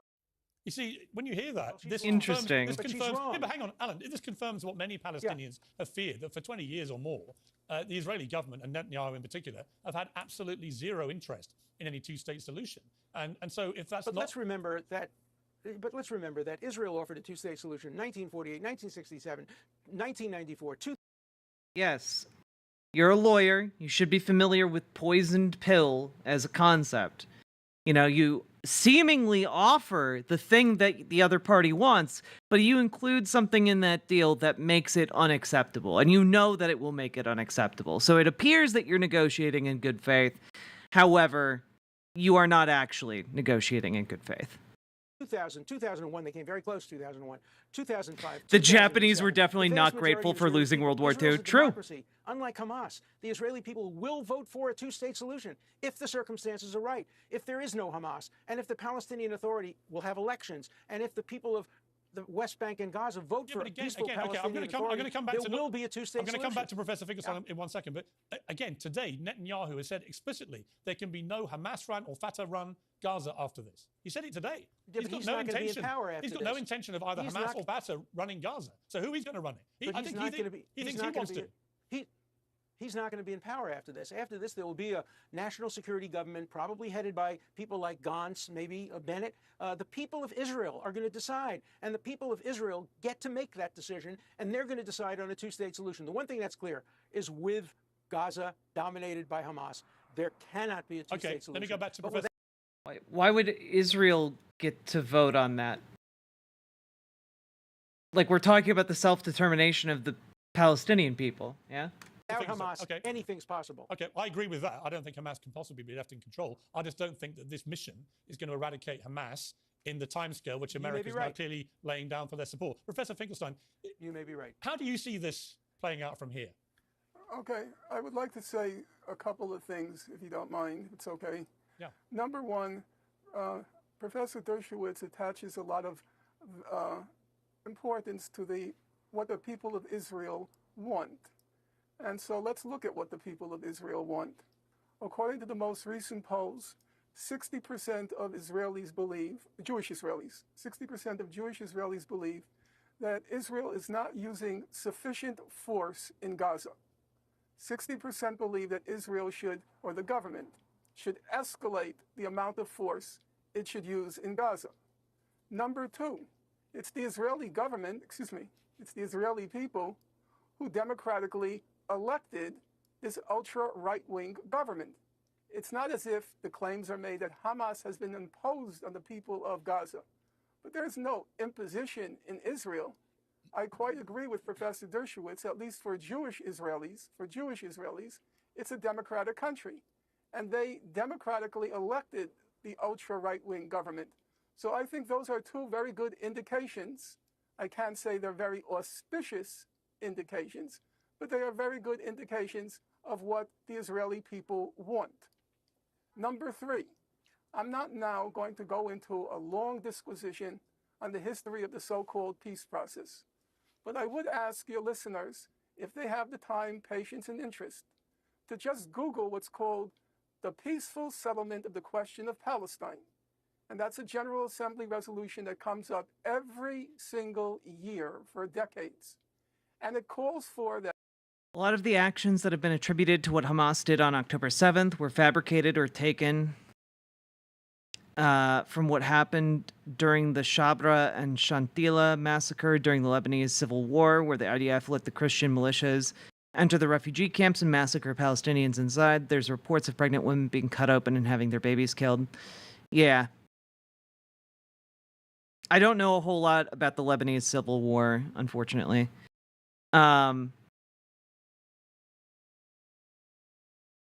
Yeah, there's been a lot of confused reporting around October 7th. It's pretty. I don't blame people who get caught up in some of the narratives. Frankly, like there's been like a massive amount of like strange reporting.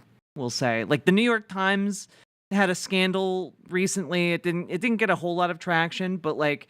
The New York Times had appointed like a completely unqualified person to like basically be their voice about what happened on October 7th, and like it was wild, you know? Like why would you do that? Why would you not get like an actual reporter, you know? That two-state settlement on the June 1967 border, and it calls for a peaceful settlement on the basis of international law. Now, if you look at the voting record every single year, it's the whole world, including the state of Palestine, on one side, supporting a two-state settlement on the basis of international law, and on the other side, opposing.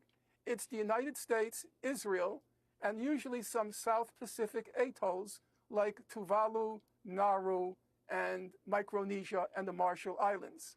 That record is written in stone. It can't be changed. And it makes very clear what is the obstacle to a settlement. The obstacle is Israel, backed by the United States, opposes a two-state settlement on the basis of international law, the law that has been defined. Yeah, like it's bad enough, I think, to like talk about how like 1,200 people were killed on October 7th, right? I don't think we need to like there's been like a need to like make it even more heinous in order to justify what's being done to Palestinians, you know? And like I don't get that impulse. I really don't. By the International Court of Justice, the legal arm of the United Nations. Now, I'm going to make one remark now which you will find perhaps controversial or unacceptable, Piers. However, I hope you'll allow me to say it, and then you can engage it, as you said, in a civil fashion. You say that the actions of Hamas have disqualified it from any participation in a peaceful settlement. Now, I am not going to make any brief for Hamas. It's for the people of Palestine to decide who should be their leaders, who should represent them. But I do have to ask you, Piers, and I respect you, so I'm asking you this as a matter of not rhetoric, but one intelligent person to another. I'm asking a simple question. If it's the case that the actions of Hamas on October 7th disqualify it from being party to a peaceful settlement, roughly 1,200 people were killed, about 30 of them being children. Why is it not then also the case that the actions of the state of Israel since October 7th, the deliberate war of genocide against the people of Gaza, which has left about 15,000 people dead, not 1,200, 15,000, and has left dead not 30 children, but has left dead about 7,000 children. And as we speak now, 7,000 more children are threatened with death because of starvation. I ask you, as a logical proposition, why isn't the state of Israel disqualified from any final settlement of the question? And one last thing, because you ask, what do I believe? I will tell you what I believe. I believe, number one, immediately after the war comes to an end and the blockade of Gaza, that cruel, inhuman blockade of Gaza, that war crime in Gaza, that crime against humanity, the blockade of Gaza, it has to be lifted.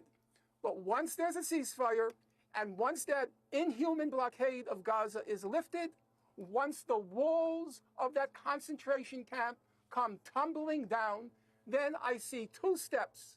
Step number one, there have to be war crimes prosecutions. I have no problem in saying on both sides, but there must be accountability. You cannot get away with executing a war of genocide in broad daylight and then continue. And number two, there has to be a settlement on the basis of international law. That is the only consensus basis for ending the conflict once and for all. Okay. I want to just a very quick reply, please, Professor Dershowitz. I was going to end it there, but I want to give you a right of reply on that one point. You're a lawyer. This point about international law. When President Biden, the head of America, the biggest, strongest ally for Israel, comes out and says that the bombing has been indiscriminate, he's accusing Israel directly of committing war crimes. That is a war crime, if it has indeed been indiscriminate. Is this war now at a stage where America may pull its support because they believe that Israel is breaching international law? God, It's I hope not. so. Today, 10 Israeli soldiers, including a commander, were killed in northern Gaza because Israel refused to bomb that site, which it could easily have done. Instead, it sent in brave 18, 19, 20-year-olds, some of them considered children under the Hamas definition of anybody under 19, and they were all killed because Israel made a decision not to bomb indiscriminately. It has never bombed indiscriminately. It has always bombed as part of a process. Saying that it is? Because he usually, very often, carelessly uses words. I'm a supporter of Joe Biden, but he's wrong. It's not indiscriminate. It's very, very discriminate. In terms of international law, Finkelstein is just dead wrong. Oh, if it's very, very discriminate, then I guess you're just saying they're intentionally killing civilians. You know, like, that's... You guys realize that's what he's saying, right? Like, if you have somebody who's saying, oh, no. We're not killing people by accident here with indiscriminate bombing. We are killing people on purpose with discriminate bombing. He says that and doesn't realize that makes it so much worse. Wrong. I helped draft 242, the UN resolution. I was working with Arthur Goldberg in 1967, and that talked about territorial adjustments. Israel has the right to make some territorial adjustments. They shouldn't have had occupation of civilians, but going back to the 67 borders is an invitation to suicide. And you know when the blockade of Gaza will end? The day that Hamas is no longer in control, and the day when rockets no longer attack Israeli civilians, that's the day the blockade will end. The blockade is a good thing designed to prevent Hamas from firing rockets, using tunnels, and doing a repetition of what happened on October 7th. I do not agree that the blockade is a good thing. I do think that the occupation of Gaza for many decades has been a terrible thing.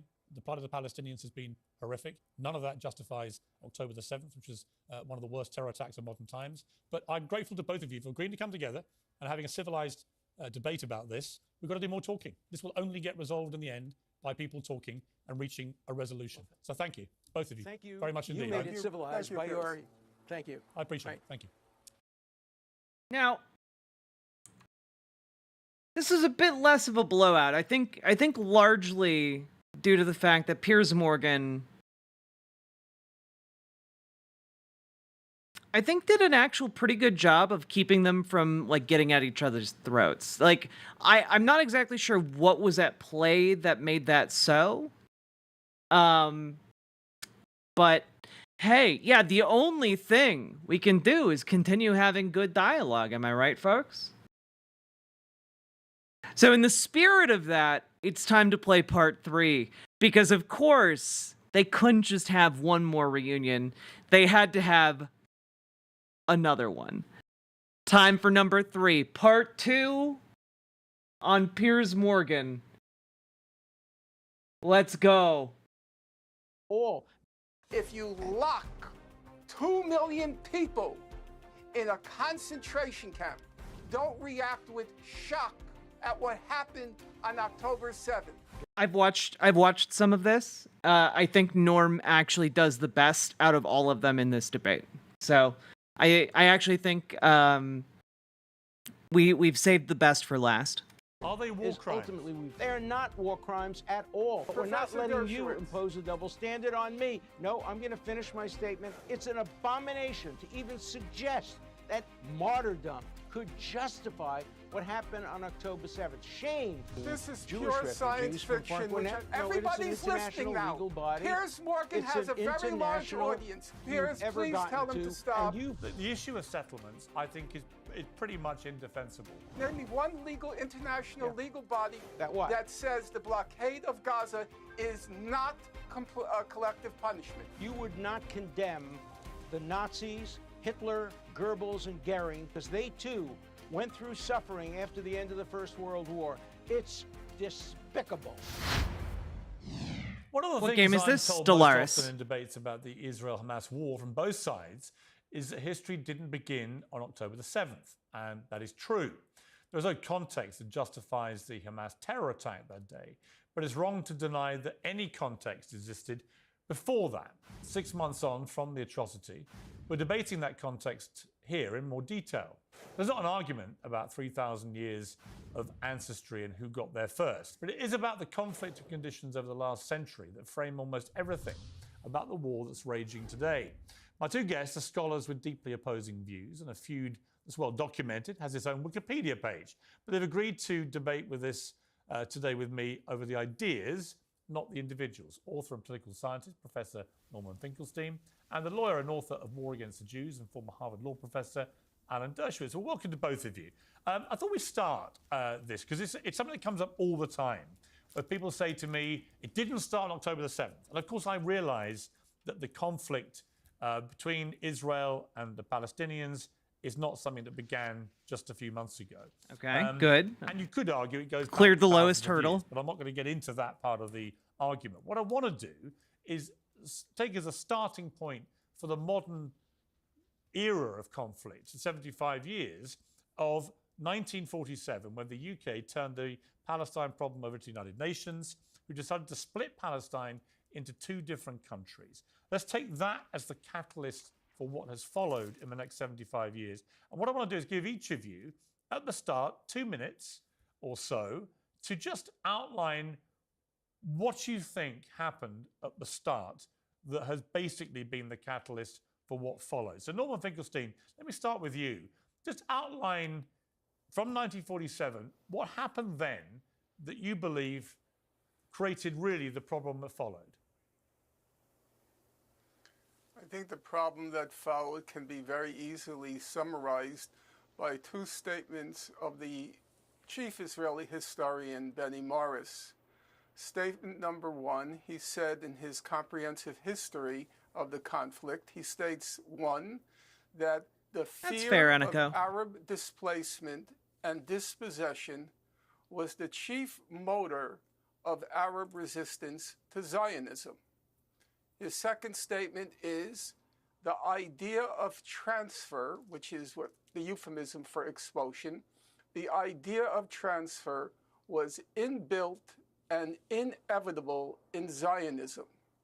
That to me is the starting. Yeah, by the way, I believe Benny Morris was the guy he debated that that was on Destiny's side in the duo debate that they all had together. Like, I think, and he's also referenced Benny Morris in like every single one of these debates, largely because Benny Morris is like a really well-respected scholar on this topic as well. Point. The fear, the rational fear of the Palestinian people that should the Zionist idea be realized, it would result in their territorial dispossession and displacement. It's no different than the fear of our own, meaning the US, Native Americans, that the success of the Euro-American enterprise in the United States would be at the expense of our native population. The fear, the rational fear of territorial displacement and dispossession. Okay, that's very clear. Alan Dershowitz, would you actually disagree with that in terms of an assessment of how this made Palestinians feel? And were they wrong to feel it? I wouldn't just... yes, and yes, they felt it and they were wrong to feel it. I have to go back just 10 years earlier. 1947-48, the Peel Commission was set up by Great Britain. It recommended dividing the mandate into a tiny little sliver of land along the Mediterranean for a Jewish state where there was a Jewish majority, and the Jewish majority would determine how that was governed. The Grand Mufti of Jerusalem, the leader of the Palestinian people, rejected it. He said there's no such thing as the Palestinians, we're just greater Arabs, and we don't want there to be a Palestinian state, we just want there not to be a Jewish state. And then in 1948, the UN divided, again, giving the vast majority of the arable land, the land that's usable, to the Arabs. Again, the Israelis accepted it, the Arabs rejected it. Again, there was a Jewish majority in the area that was set aside for Israel. But the Arabs attacked in a genocidal war and tried to destroy Israel. The key point may have been motivated by fear is that the Arab and Muslim people desperately didn't want tricksy Arabs, according to him. The Grand Mufti of Jerusalem was religious, that under Islamic law, you can't give any land that was Muslim land over to a Jewish land. And then since that time, 1967, 2000, 2001, 2005, 2007, Israel has been willing to accept a two-state solution. And every Arab leader that's pretty cool, has non-binary. rejected it. And Israel abandoned the Gaza Strip in 2005, took out not only every living person, but every dead person who was buried, left behind hothouses and agricultural equipment. Yes, they had to protect their borders, and they only had the blockade, the major blockade, after Hamas took over in a bloody coup from the Palestinian Authority. We're getting a little bit ahead of where I want to get to at the start of this debate. Sure. You've outlined your response to what Norman said there. Norman, in 1948, we had the NABCA, the catastrophe, as Palestinians call it. This is because the UN couldn't get people to agree to the proposal. The NABCA? Israel declared itself a state. Did he say the NABCA? When in 1948, we had the NABCA, the catastrophe, as Palestinians Nakba call it. This is because the UN couldn't get people to agree to the proposal. Israel declared itself a state. War broke out. Israel gained more land, I think this is uncontestable, than the UN originally assigned. And many Palestinians were forced out of Good their night, homes. O.S. Crane. It's also Get good true sleep. that at the same time, many Israelis were forced out of, or many Jewish people were forced out of their homes in Arab countries. So there was a lot of displacement going on both sides. And I would ask you, if you look at that in totality, some people have said to me, you know, if you actually go back to this period in time, both sides have a legitimate cause for complaint. Would you agree with that? I can't agree with that because we have to stick hard and fast to the factual record. The factual record is fairly clear on what happened in 1947 to 49 in the case of Israel and Palestine. Roughly 750,000 Palestinians from what became the State of Israel were either expelled or fled in fear and ended up refugees. Now, it's important to keep in mind, Piers, because you, and I think generously, agreed to talk about the background. Frankly, I think you're the first person I've noticed willing to talk about the background, that about 270,000 of those Palestinians who were expelled during the first Arab-Israeli war, they ended up in Gaza. So if we want to take the point as a point of departure, 1947 to 49, the point of departure for Gaza is exactly the same. That's how Gaza became Gaza. 70% of the population of Gaza became Palestinian refugees. Now, as to the question of what's sometimes called a population exchange between the Arab... Yeah, population exchange, by the way, is like the euphemism for ethnic cleansing that is often used. And the idea of like population exchange is essentially that like, oh yeah, sure, we kicked the Palestinians off their land, yeah, but it was a trade, you see, because all of the Jews got kicked out of their countries. So when you look at it from a big picture, it was really an exchange, you know? An agreed upon exchange, for sure.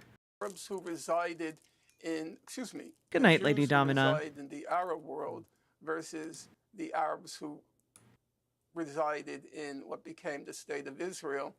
There really isn't. I don't want to get involved now in a scholarly debate because it's simply not the time and place.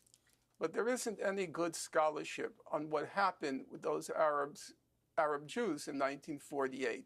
Some, like the Yemeni Jews, everybody agrees they came willingly. The question of the Iraqi Jews, it's kind of a blur what happened. I'm not going to take one position or another on it. But I don't think those other aspects of the conflict ought to distract us from the fundamental question that you asked, and I think it's a very good question, to look at the background.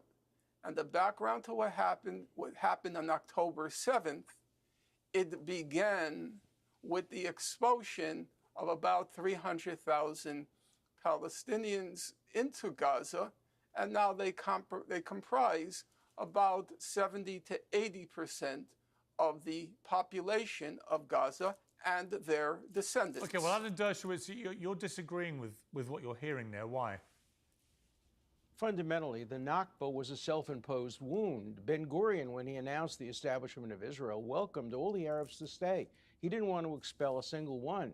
But the Arab countries engaged in a genocidal war designed to kill every Jew and destroy Israel. It was as a result of that invasion that Palestinians left or were expelled.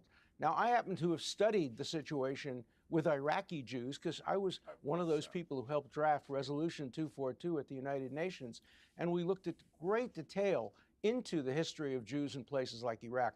In Iraq, there was a Nazi pogrom during the Second World War, and there were additional pogroms in other Arab countries in which Jews had no choice but to leave. And there was an exchange of population, much as there were in Sudetenland, much as there were in Pakistan and India, and every other country in the world. The refugees were incorporated, assimilated into the society.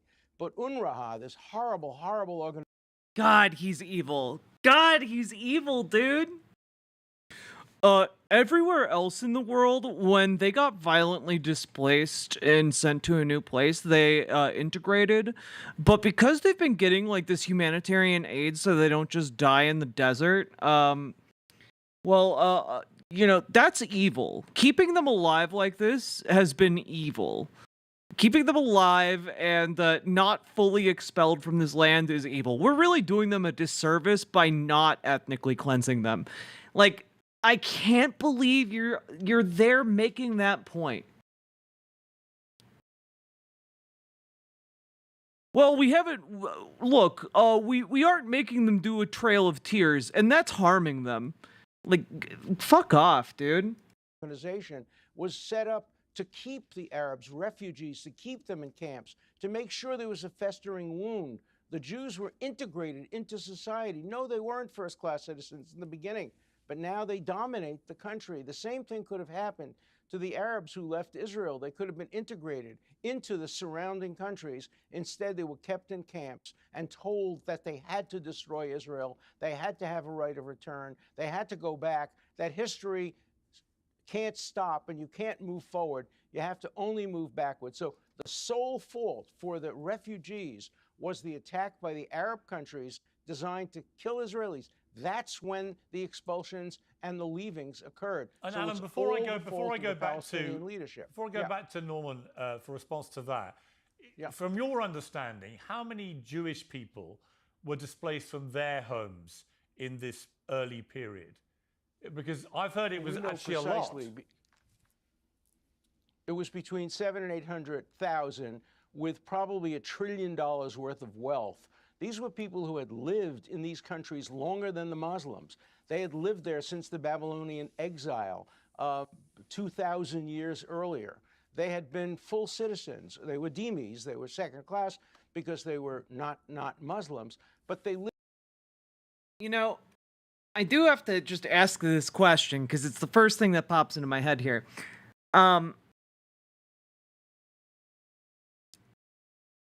Islam didn't exist until well after Christianity. But, like, the people who adopted Islam were... Where'd they come from? Did they just pop out of the ground? Did they just, like, pop into existence? Like, they just weren't there and they just waltzed around whenever, when Muhammad showed up? They just came right in? Is that the argument here? No other people lived in those areas for that long? No other ethnic groups? Huh? You know, I seem to recall ancient Egypt, like 6,000 years ago, controlled that territory. Did the Egyptians have a claim to it? Did they just skedoodle? Like what's, you know, I want to hear more of your rationalization here. It's almost like people have to convert to new religions. Yeah, wild, huh? Lived in peace, and once this happened, many were expelled. Some left voluntarily. I can see that to Mr. Finkelstein, but many left. About the same number were left voluntarily. Remember, too, with the Arabs, they were told to leave, and they would come back victorious after.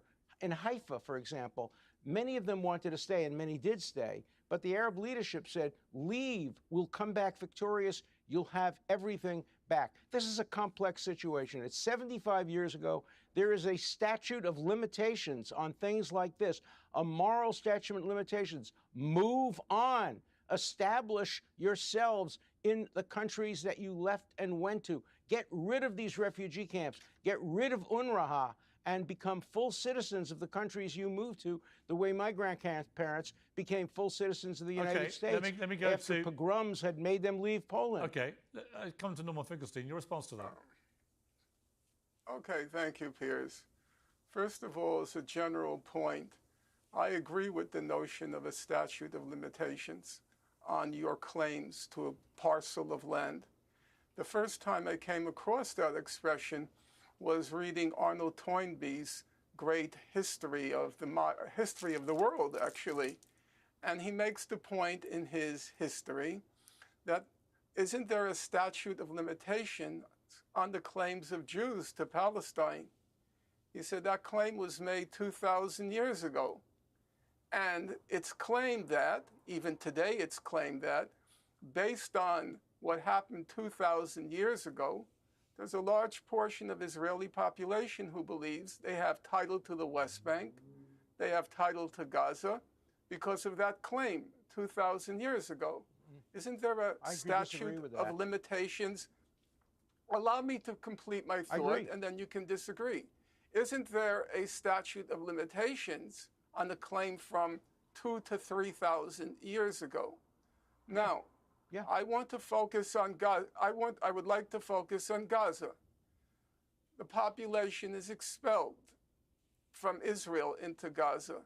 Now, If you look at Benny Morris's history called Border Wars, he says that between 1949 and 1953, literally, listen closely, about 2,700 to 5,000 Palestinian expellees, that's including in the West Bank and in Gaza, between 2,700 and 5,000 Palestinian expellees were killed by Israel when they tried to return home.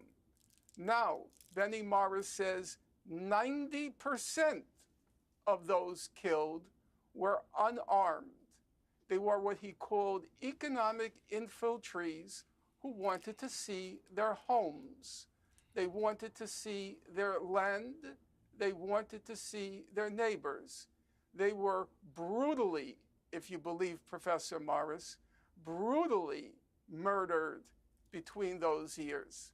In 1956, like they weren't even like trying to take their homes back. They were just trying to visit, to just see their homes. It's wild. It's really sad. As you know, Piers, England, France, and Israel invaded Egypt, including at the time Gaza. What happened then? According to Benny Morris in the book Border Wars, he said between 470 and 500 Palestinian men were lined up and shot down. Now let's bear in mind, Piers, this is long, long before this entity called Hamas came into the picture. Now, if we fast forward to 1967, after Israel occupies Gaza, there are new assaults on the people of Gaza, this time carried on by, at the time, Agricultural Minister Ariel Sharon. Now, without getting sidetracked, I do have to say, Professor Dershowitz, every time I listen to you, even when we debated each other in 2003, I guess, or 2004, I can't recall, you keep escalating your claims about having written UN Resolution 242 or contributed to the resolution. Professor Dershowitz, I understand people have fantasies, and I understand that people have failings of memory as they get older. But Professor Dershowitz, when we had our original debate, you didn't even know who wrote UN Resolution 242. You had all these names. It was Lord Carradine. And Sophie, like in the West Bank, they're like in the occupied territories, they are still under military rule. But like I do really enjoy Norman Finkelstein very politely telling Alan Dershowitz over and over and over again how big a dipshit he thinks he is. Anybody who was involved in the process would know that. So let's agree on one thing. We both of us should agree to only state facts. And if we have any doubts about the facts, let's set them aside and try to give viewers, listeners, as accurate a record as possible. We can disagree. But when you engage in your fantasies, it really, to me, is very disturbing and disorienting. Okay. Well, let me ask Professor Dershowitz to respond. Well, first of all, let's get the facts straight. I was Arthur Goldberg's law clerk. Arthur Goldberg was the United States representative to the United Nations. He asked me to come down. I actually moved in with him at the Waldorf Astoria Towers and work with him on 242. Yes, I confused the name Carrington with something else, but I worked closely. In fact, I was partly responsible for changing the words. I'm sorry. I worked on the matter. I didn't work with Lord Carradine. I worked with Arthur Goldberg. And together we managed to get rid of the word Palestinian before refugees in order to make sure that the resolution applied both to Palestinian refugees and to Jewish refugees from far. Well, now you're interrupting me. So let me finish.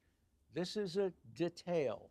It's a fact. Now, let's talk about what happened involving the Gaza Strip. I agree there's a statute of limitations. I'm opposed to any biblical claims on Israel. I believe Israel has a political and moral claim to the land. There have always been Jews living there from the time of Jesus and Muhammad to 1948. And wisely, the British decided for a compromise plan for division. And that plan was accepted by the Jewish and Zionist leaders. It was rejected by the Palestinians. And then, as you know, Israel tried to give the entire Gaza Strip over to Egypt, back to Egypt during the Camp David Accords. It almost caused a breakdown in the Camp David meetings because the Egyptians didn't want it, and Israel very reluctantly held on to it. And then in 2005, Israel abandoned the Gaza. And only when rockets and a bloody coup occurred did Israel respond by having border controls. Let me tell you one thing. They weren't strong enough. If there had been better border controls, Hamas would not have been allowed to bring in concrete, which it used to build tunnels, to bring in weapons, which it used to murder all these people on October 7th. So Israel was not strong enough. It should have had far better border controls, as other countries had in comparable situations. And so, one more point. Toynbee and Benny Morris both are regarded as kind of one-sided historians. There are claims that dispute both of them, particularly Toynbee. Toynbee was an overtly anti-Zionist historian who didn't believe that the Jewish people had any claim to Israel. There's also a statute of limitations on that. And so let's move forward. And moving forward means potentially a solution where Hamas is no longer in control of Gaza. Remember, too, you're absolutely right, Norman. Terrorism began way before Hamas. Terrorism was an essential part of the Palestinian leadership. The Olympic massacres that occurred way before Hamas. The terrorism on airplanes, the blowing up of airplanes, the hijacking of airplanes. The problem is that the world rewarded terrorism, and it's rewarding them again by allowing Hamas to free hundreds of people, legitimately, many convicted, and not all convicted, many convicted, in exchange for a small number of completely innocent hostages. You can't compare completely innocent hostages with convicted murderers. Okay. Look, Jesus. Norman, respond to that, but also, I also want to move on. Yes. Once you've responded to it, also move on, if you will, to the issue of settlements, because one of the things I find hardest to have any sympathy with Israel about is the continued expansion of settlements. I agree. And in particular on the West Bank. And I think we may find some consensus here. But first of all, Norman, your response to what Alan Dershowitz just said, but also then move it to settlements. Yeah, well, I would like to try to, well, actually, I can bring it up to the settlements on the case of Gaza. So I would like to just continue where What is the crinkling sound? Is he like opening like a Werther's original? Like what's going on here? I left off with, so to speak, at the risk of being boring, the timeline. I said in 1970, there were atrocities committed in Gaza against the people of Gaza by the headed by the agricultural minister at the time. Yeah, no, Alan Dershowitz just goes mask off, you know? Remember, Piers, the first Intifada broke out. It was overwhelmingly, here I quote Benny Morris from his book Righteous Victims, it was an overwhelmingly nonviolent civil resistance to the Israeli occupation. By 1990, 3 years after the beginning, or really 2 years, because it began on December 7th, 1987, by 1990, Israel started to institute, again, I'm sticking strictly to Gaza, what it called a closure policy. And the closure policy was basically to seal off Gaza, okay? By 2002, 2003, if you read Baruch Kimmerling, he was a senior sociologist at the Hebrew University of Jerusalem. He described Gaza as, quote, the largest concentration camp ever. Now, you might say Baruch Kimmerling was a person of the left, and I will grant that. But then we have Giora Eiland. Giora Eiland at the time was the head of Israel's National Security Council. He said in March 2003, and now I'm quoting him, he described Gaza as a huge concentration camp. So you can say there is a consensus among knowledgeable people, sociologists at the Hebrew University, head of the National Security Council, that Israel had turned Gaza into a concentration camp. In 2006, there is an election in January 2006. Hamas wins the election basically on the platform of reform, because the Palestinian Authority is proverbially corrupt. It comes into power. Immediately as it comes into power, Israel institutes this brutal economic blockade on Gaza. And at that point, there have been various descriptions. I'm sure, Piers, you wouldn't disagree. You wouldn't call The Economist a left-wing magazine or anti-Semitic. It described Gaza as, quote, a toxic dump. And at that point, it had slowly, just to give you one example, Piers, and your listeners, because they should have a sense of what this blockade looked like. Israel's explicit policy, was to keep Gaza on the precipice of economic catastrophe. That's how they described their policy. They prohibited baby chicks from entering Gaza. They prohibited chocolate from entering Gaza. They prohibited potato chips from entering Gaza. They prohibited any spices from entering Gaza.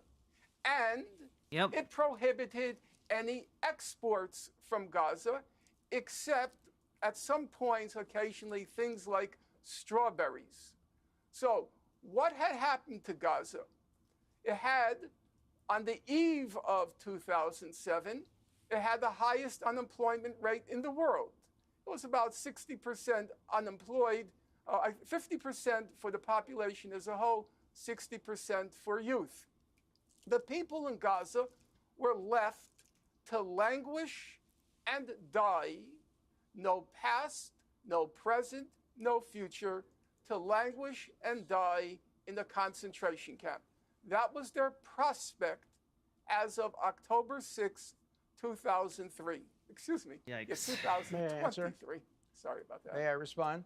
Well, I tell you what, May I yes, respond? actually, on that point, Professor Dershowitz, you respond to that point briefly if you could. And then I want to come back to Norman Finkelstein to move it on to settlement. So, Alan, just respond to what, respond to that suggestion, which has been cited by many people, that the conditions in Gaza in the period that Norman Finkelstein has been referring to have been described by many people as bordering on a concentration camp. And at the very least, a form of occupation where Israel wielded far too much control over what could come in and out of Gaza, including people. Well, they're right in the description that it was a toxic place. It was a toxic place because Hamas took over and because Hamas robbed the people of Gaza of their food. It took the material that was sent from Europe, from countries around the world, and took it away from the children and took it away from the hospitals, took it away from the schools, and gave it to their fighters to build 350. You see, we had to starve them because then Hamas would starve them. What? The miles of tunnels. Imagine what could have been done with all the resources that have Yeah, they could have made potato guns. The horror. been sent to Gaza. There was plenty of food in Gaza, except that Hamas was using it. There was plenty of material to build hospitals in Gaza, but instead Hamas was using it. It's Hamas that turned it into a toxic, toxic place. When Israel, in fact, actually occupied it, it was in much better shape than when Hamas took it over. And so it's Hamas's fault. Hamas turned Gaza into this horrible place. And let's remember, Israel has been prepared to give up Gaza over and over again. It tried desperately to give it back to Egypt during the Camp David. It tried desperately to allow for the 2007 Olmert plan Gaza is given to a Palestinian state. The 2001 Bill Clinton plan, Gaza is given over. They rejected it. If it was a toxic concentration camp, the guards were not Israelis. The guards were Hamas people who were throwing gay people off the roof, who were murdering Palestinian Authority people, and who are denying women the right to live their lives decently. Yes, Gaza was a terrible place, completely the fault of Hamas. Can we reach a point of agreement on the issue of settlements? I suspect we can. So Norman Finkelstein, I don't want to keep responding. I don't want you to keep responding to each other about that. What I would like you to one do. Sentence, well, listen, if you allow me. Oh, okay, give me one sentence, but then please address the issue of settlements. One sentence. The United Nations Conference on Trade and Development, the World Bank, the International Monetary Fund, 1,000 humanitarian and economic organizations have all reached the same conclusion. It's very simple. The main cause of the disaster in Gaza is Israel's illegal blockade of that parcel of land. Full stop. That's wrong. That's wrong. That's wrong. That's false. Really? Who's wrong? Who's wrong? UNCTAD is That's wrong. false. The World Bank the is wrong. blockade, The International Monetary Fund is wrong. They're yes, all wrong. Yes. Are yes, they all I- anti-Semitic? yes, Is I that know. what's going on? I didn't say that. I didn't say that. They're wrong. I happen to know So more why about are they the all law wrong? than any of them. Because the blockade was completely lawful. It was designed to prevent the importation and then the use of rockets against Okay. Israel. It's perfectly lawful for every a country political- to engage in a every- blockade. That is, Okay. you're not. Let me finish. You okay. can't have a double. Look, Professor Israel is Dershowitz. exposed to a double standard, but we're not Professor letting you Dershowitz. impose a double standard on me. No, I'm going to finish my statement, and you're not going to interrupt me. So understand me. The military occupation was lawful. The blockade was lawful. Every country has the right to defend itself from rockets, from terror tunnels, from people coming over the border, murdering and kidnapping people. Those are all lawful. I'm telling you that as an expert in international law and the law of war. Okay. If you want to dispute me, get an expert who knows something about international law. Okay. Not a polemicist like Professor Dershowitz. Okay. Professor Dershowitz. Just as a matter of fact, I teach the laws of war. I've been teaching it for the last 5 years. To my understanding, you're biased. Okay, Professor Dershowitz. Okay, Professor Dershowitz, let's agree. I'm completely ignorant. Let's take that as a point of departure. How does it come to be that every humanitarian and political body in the world has declared that the blockade of Gaza constitutes collective punishment and therefore is a violation, a breach of international law, a war crime under international law? How did that come to pass? They're wrong. How is it that First of all, you're wrong. They're all wrong. No, you're not. They're all You're not wrong, right. Except You're Alan not right. Dershowitz. No. Except You're wrong. Get his You're ass. wrong in describing. Professor Dershowitz. You're wrong in describing Name me every one- group. There are many name groups. Me one. Okay. I see. Here's the thing. Here's what's so great about Norman Finkelstein here. He's basically put Alan Dershowitz in a position where, like, now Alan Dershowitz has to defend the position that, yeah, there's a secret global conspiracy among all international observers to collude against the state of Israel because they're all anti-Semitic. That's the position he has been forced into by Norm's line of questioning. And I actually think it's a fairly good one because it makes Alan Dershowitz look rightly like a lunatic. Professor Dershowitz, name me one international legal body or human rights organization. Name me one. I'll take the pause. Name me one that says the blockade of Gaza is not collective punishment. Name me one.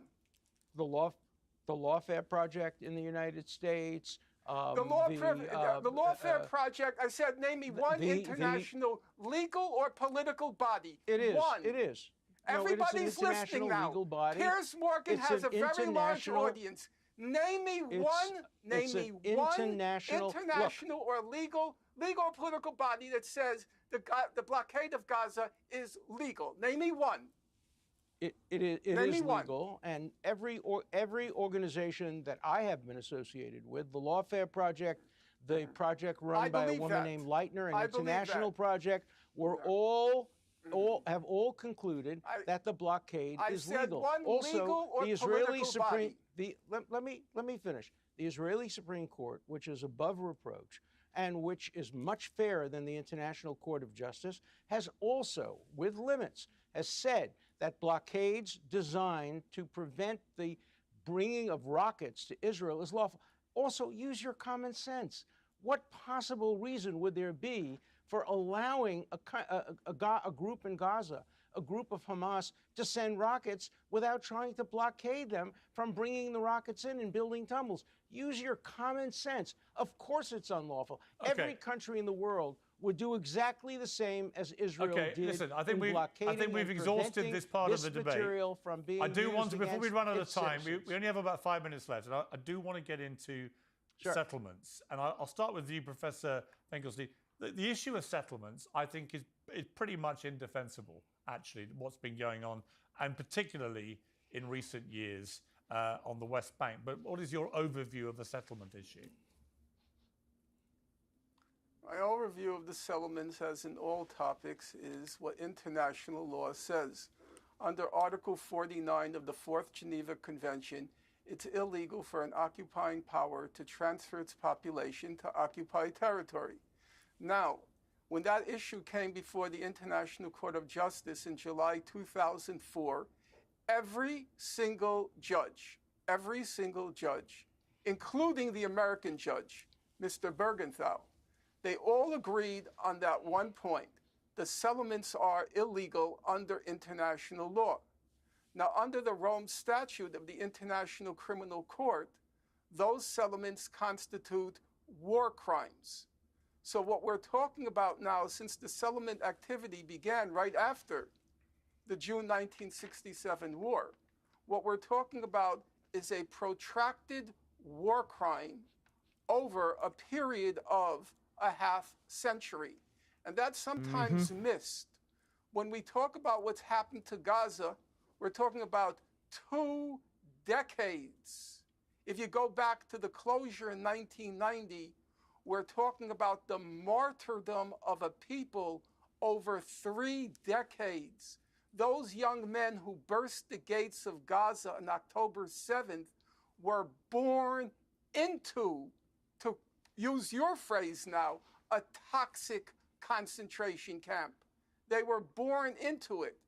And that settlement activity, which under the Rome Statute is a war crime, that's been ongoing for a half century. Okay, let me get Professor Dershowitz to respond, to respond. Please. Yes, Let me respond. Yeah. First of all, Finkelstein and Hamas regard Tel Aviv and Jerusalem as settlements. So you can't take them seriously about anything. They regard all of Israel as settlements. And yes, I disagree with settlements on the West Bank. I have since 1970 when I debated Noam Chomsky. I called for a 2-state solution. I agree with a military occupation designed to prevent rockets and prevent terrorism. But I disagree with civilian settlements. But the core point I want to mention are they war is crimes? Ultimately we've gotten to this point. Wait a second. No, of course not. They are not war crimes at all. They are disputes over what constitutes the UN Resolution 242. But if the UN says they're illegal, they're not war crimes at all. Are you sure about that? Are you sure about that though? Did you check your sources? Are you sure about that? The UN says they're illegal. Where does that leave it? The UN says a lot of things. The UN, the UN also. They say the UN slept with my mom, but I don't believe it. Define international law. Come on, dude. UN can give advisory opinions. Judges, who does? But let me please. Look, guys, the UN left for a pack of smokes when he was a kid, okay? Like, and never came back. It's very traumatic. How dare you guys dunk on him for this? Let me finish. So remember who appoints the justices. Countries appoint the justices. So when Lebanon appoints a justice, it's Hezbollah appointing the justice. The International Court of Justice is an illegitimate court. It is not a real court. But I want to get to a kangaroo court. Finkelstein finally says. Wait a minute. Let me finish, please. Let me finish. Let me finish.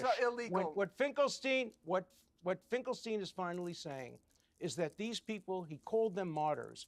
I was at Beirut. I was at the Nova Music Festival. I saw the remnants of where a woman named Vivian Silver, a peacenik, who used to go over and bring Hamas and Gazan people to hospitals, was burnt to death. I saw where people were raped. There is no justification for collective rape. There is no justification for murdering a peacenik. This woman was probably murdered by the very people she brought to hospitals because they knew exactly where she lived and where the hospitals. It's an abomination to even suggest that any kind of martyrdom, dispute over land, dispute over anything could justify what happened on October 7th. Shame on anybody who thinks that civilized human beings. Again, sure, you can say there's no justification for that. Then there is even less of an justification for killing 30 times as many. Should be praised or even justified for doing what they did. I met a man whose son had been beheaded, and Hamas then took his head, brought it back to Gaza, put it on sale for $10,000, and this father had to bury his son without a head. That's what Hamas did. And not only Hamas, but people, ordinary civilians in Gaza, came over the border and participated in these rapes and murders. And shame on anybody who doesn't unequivocally condemn it. There is no justification for what happened on October 7th, no matter what the history is. The history is disputed, but I want to hear Norman Finkelstein say unequivocally, no matter what the history is, there is no justification for the massacres of October 7th. Well, we'll end with Norman Finkelstein's response and answer that question. Get him, Norm. My response is exactly the same one I gave you the very first time I met you, Piers. There were atrocities, large atrocities, that occurred on October 7th. I think it's indisputable. You then asked me, would you consider it terrorism? I then replied to you, I think atrocities denote terrorism. However, I said I take the same attitude towards the perpetrators of those atrocities as the abolitionists in the United States took towards the Nat Turner Rebellion. Nat Turner, so you justify them, so you praise them, so you glorify them and you honor them. That's the reality. Piers, can I finish? Yeah. Can I finish? Yeah. Nat Turner and the slave revolt committed horrible atrocities. The abolitionists said horrible things happened, but they never condemned No, they Nat don't Turner. happen. They are perpetrated by people. You're justifying what they it. did Shame on was, Finkelstein, allow me to this finish. is the lowest point Piers, you've ever please tell gotten them to, stop. and you've gotten to low points, but this is the lowest point you've gotten to, comparing these rapists. See, Amy Goodman would have muted both of them and then let Norm continue, okay? Amy Goodman knows how to moderate a goddamn debate.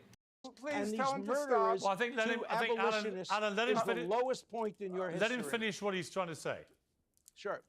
Thank you. Let me have By the way, last word. Nat Turner's rebellion, in Nat Turner's rebellion, they committed horrible atrocities, including beheading babies. That's a fact. However, the abolitionists, you're justifying that. They did and you're justifying that. They did not. Please, Piers, can you please tell him to I think stop? let him finish the point he's making, and then you respond. Okay. Thank you so much. However, the abolitionists did not condemn the perpetrators. The abolitionists kept saying, we told you so.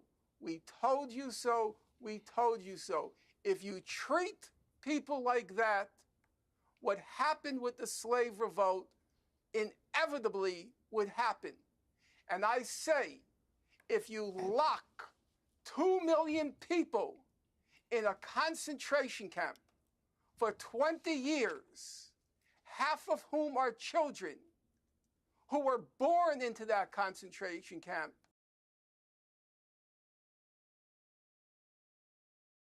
Look, again, we've established Alan does not have a good grasp on how one should treat children. Allegedly. don't react with shock and dismay and disbelief and indignation at what happened on October 7th. I have spent the last 20 years, I have spent the last 20 years of my life studying what's been done to the people of Gaza. And each time I reread what I wrote, I'm more firm than ever before. I will not condemn those people, even as I acknowledge that massive, unspeakable atrocities occurred on October 7th. Okay, Alan Dershowitz, your final response. Let me have my last point. Norman Finkelstein, you would not condemn the Nazis, Hitler, Goebbels, and Goering, because they too went through suffering after the end of the First World War. They too tried to justify what they did as inevitable because of the inflation, because of living under terrible conditions. They inevitably voted for Adolf Hitler. They inevitably built gas chambers. They inevitably built concentration camps. And you, Norman Finkelstein, who claim your parents are Holocaust survivors, you, Norman Finkelstein, by your logic, would justify every single one of the 6 million Jews who were murdered, because the Germans who did it don't deserve condemnation, because they were victims of the Versailles Treaty at the end of the World War I. That's the situation you're in, Norman Finkelstein. It's despicable. Alan, I don't think we want to be talking about despicable behavior here, okay? I think that opens you up to a whole line of questioning. Okay. Well, we started, I think, in a reasonable shape, and we ended in a place where the final word is despicable, which is a shame. But I understand that passions run high. I think you've both argued your case extremely eloquently and with great verve. And I personally have sat and I've learned a lot, which is what I hope to do with these debates. So thank you both very much indeed for joining me. Professor Finkelstein, Professor Dershowitz, I appreciate it. Thank you. Thank you, Piers. Thank you, Piers. As always, you were very fair. I respect it, and I feel obliged to acknowledge it. I appreciate that. I try to be. Thank you both very much indeed. Thank you. I agree with that. We agree with that one thing, that you're fair. Finally, I've reached a point of consensus between the two professors, which is that I'm fair. Thank you both very much indeed. Well, now we've come to the end of our journey here. All right? What have we learned? Alan Dershowitz is a giant weenie who can't really debate for shit. Seems like he's also just woefully incorrect. Like, he seems to be under the impression that when you say things like material conditions affect how people react to their world, he's like, well, you know what? You know who else thought the material conditions made them react to their world? The Nazis. And like, that's not what Norman Finkelstein was saying. He's not doing the same justification, right? Because the Nazis did believe that they were justified, right? Because of their hateful ideology. In this case, a lot of Palestinians feel that they are justified because of their actual oppression under the heel of an apartheid state. And as a result, they turn to the only source of like stability and power in the area, Hamas. And because of the material conditions, Hamas is propped up by Benjamin Netanyahu, by Likud. And because of that, they then lash out. They channel the rage and disaffection of these young people who've lost countless loved ones to random acts of IDF violence. And it is not justifiable to slaughter civilians in this context. But as I've said from the beginning, it is understandable. You can understand the series of events that lead up to it.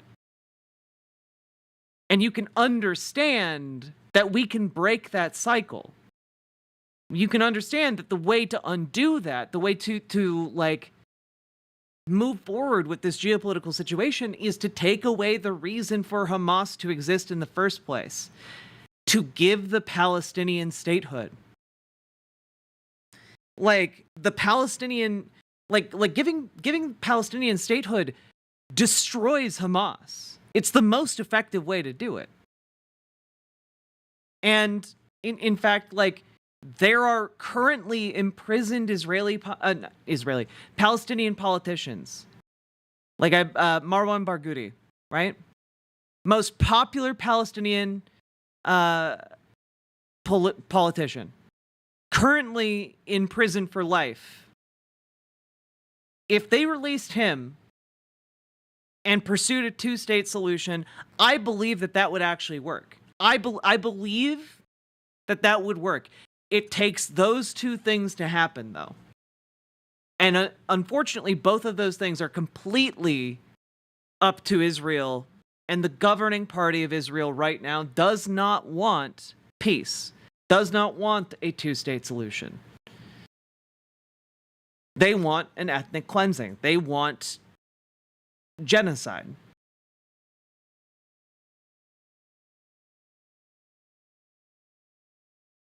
And that's just too bad. So again, keep being loud, folks. Keep showing up to protests. Keep booing Joe Biden. You know, at every available opportunity, leverage your power. Tomorrow we're going to be doing a fundraiser for Progressive Victory to help ensure that people going to the event to canvass have a place to stay that is convenient for the canvassing.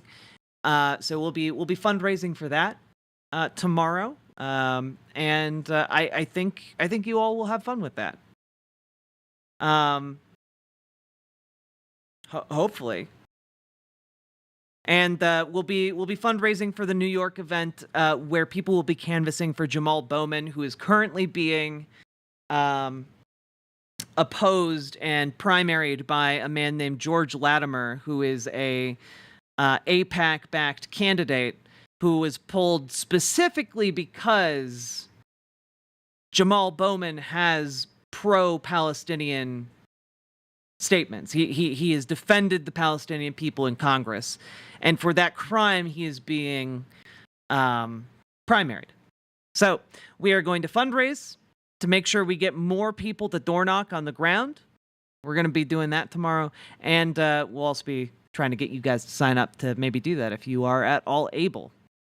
Jamal Bowman is goated. He is indeed very much looking forward to doing something useful in the near future. The event is next month, I believe.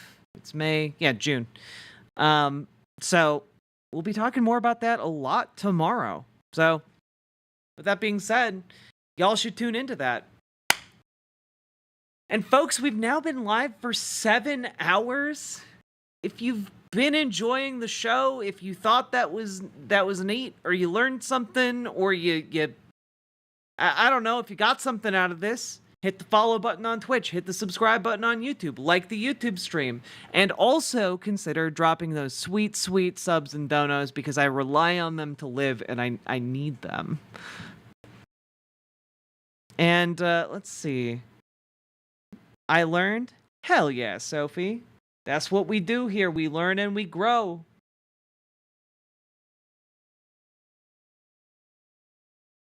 Let's raid.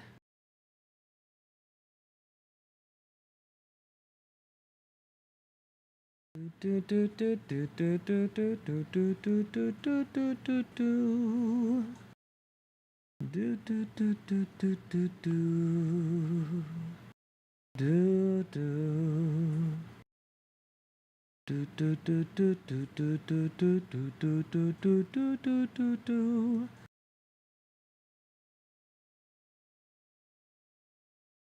Let's raid into Tofu Ghost. I appreciate y'all. I'm sorry I'm so tired, and I'm sorry I'm so low energy today. I've been working a lot. It's hard to do a day of work and then also do like a 7-hour long show. I am exhausted. The pro-Palestinian protests at the local university didn't even make it to 24 hours before the cops were called. And there was police brutality. Yep. That is how it goes these days. You did good today? I hope I did good. I hope I did those debates justice. Didn't seem low energy to me. Hey. I'm doing my best, okay? And with that, see ya on the other side, Raiders. I'll see you tomorrow.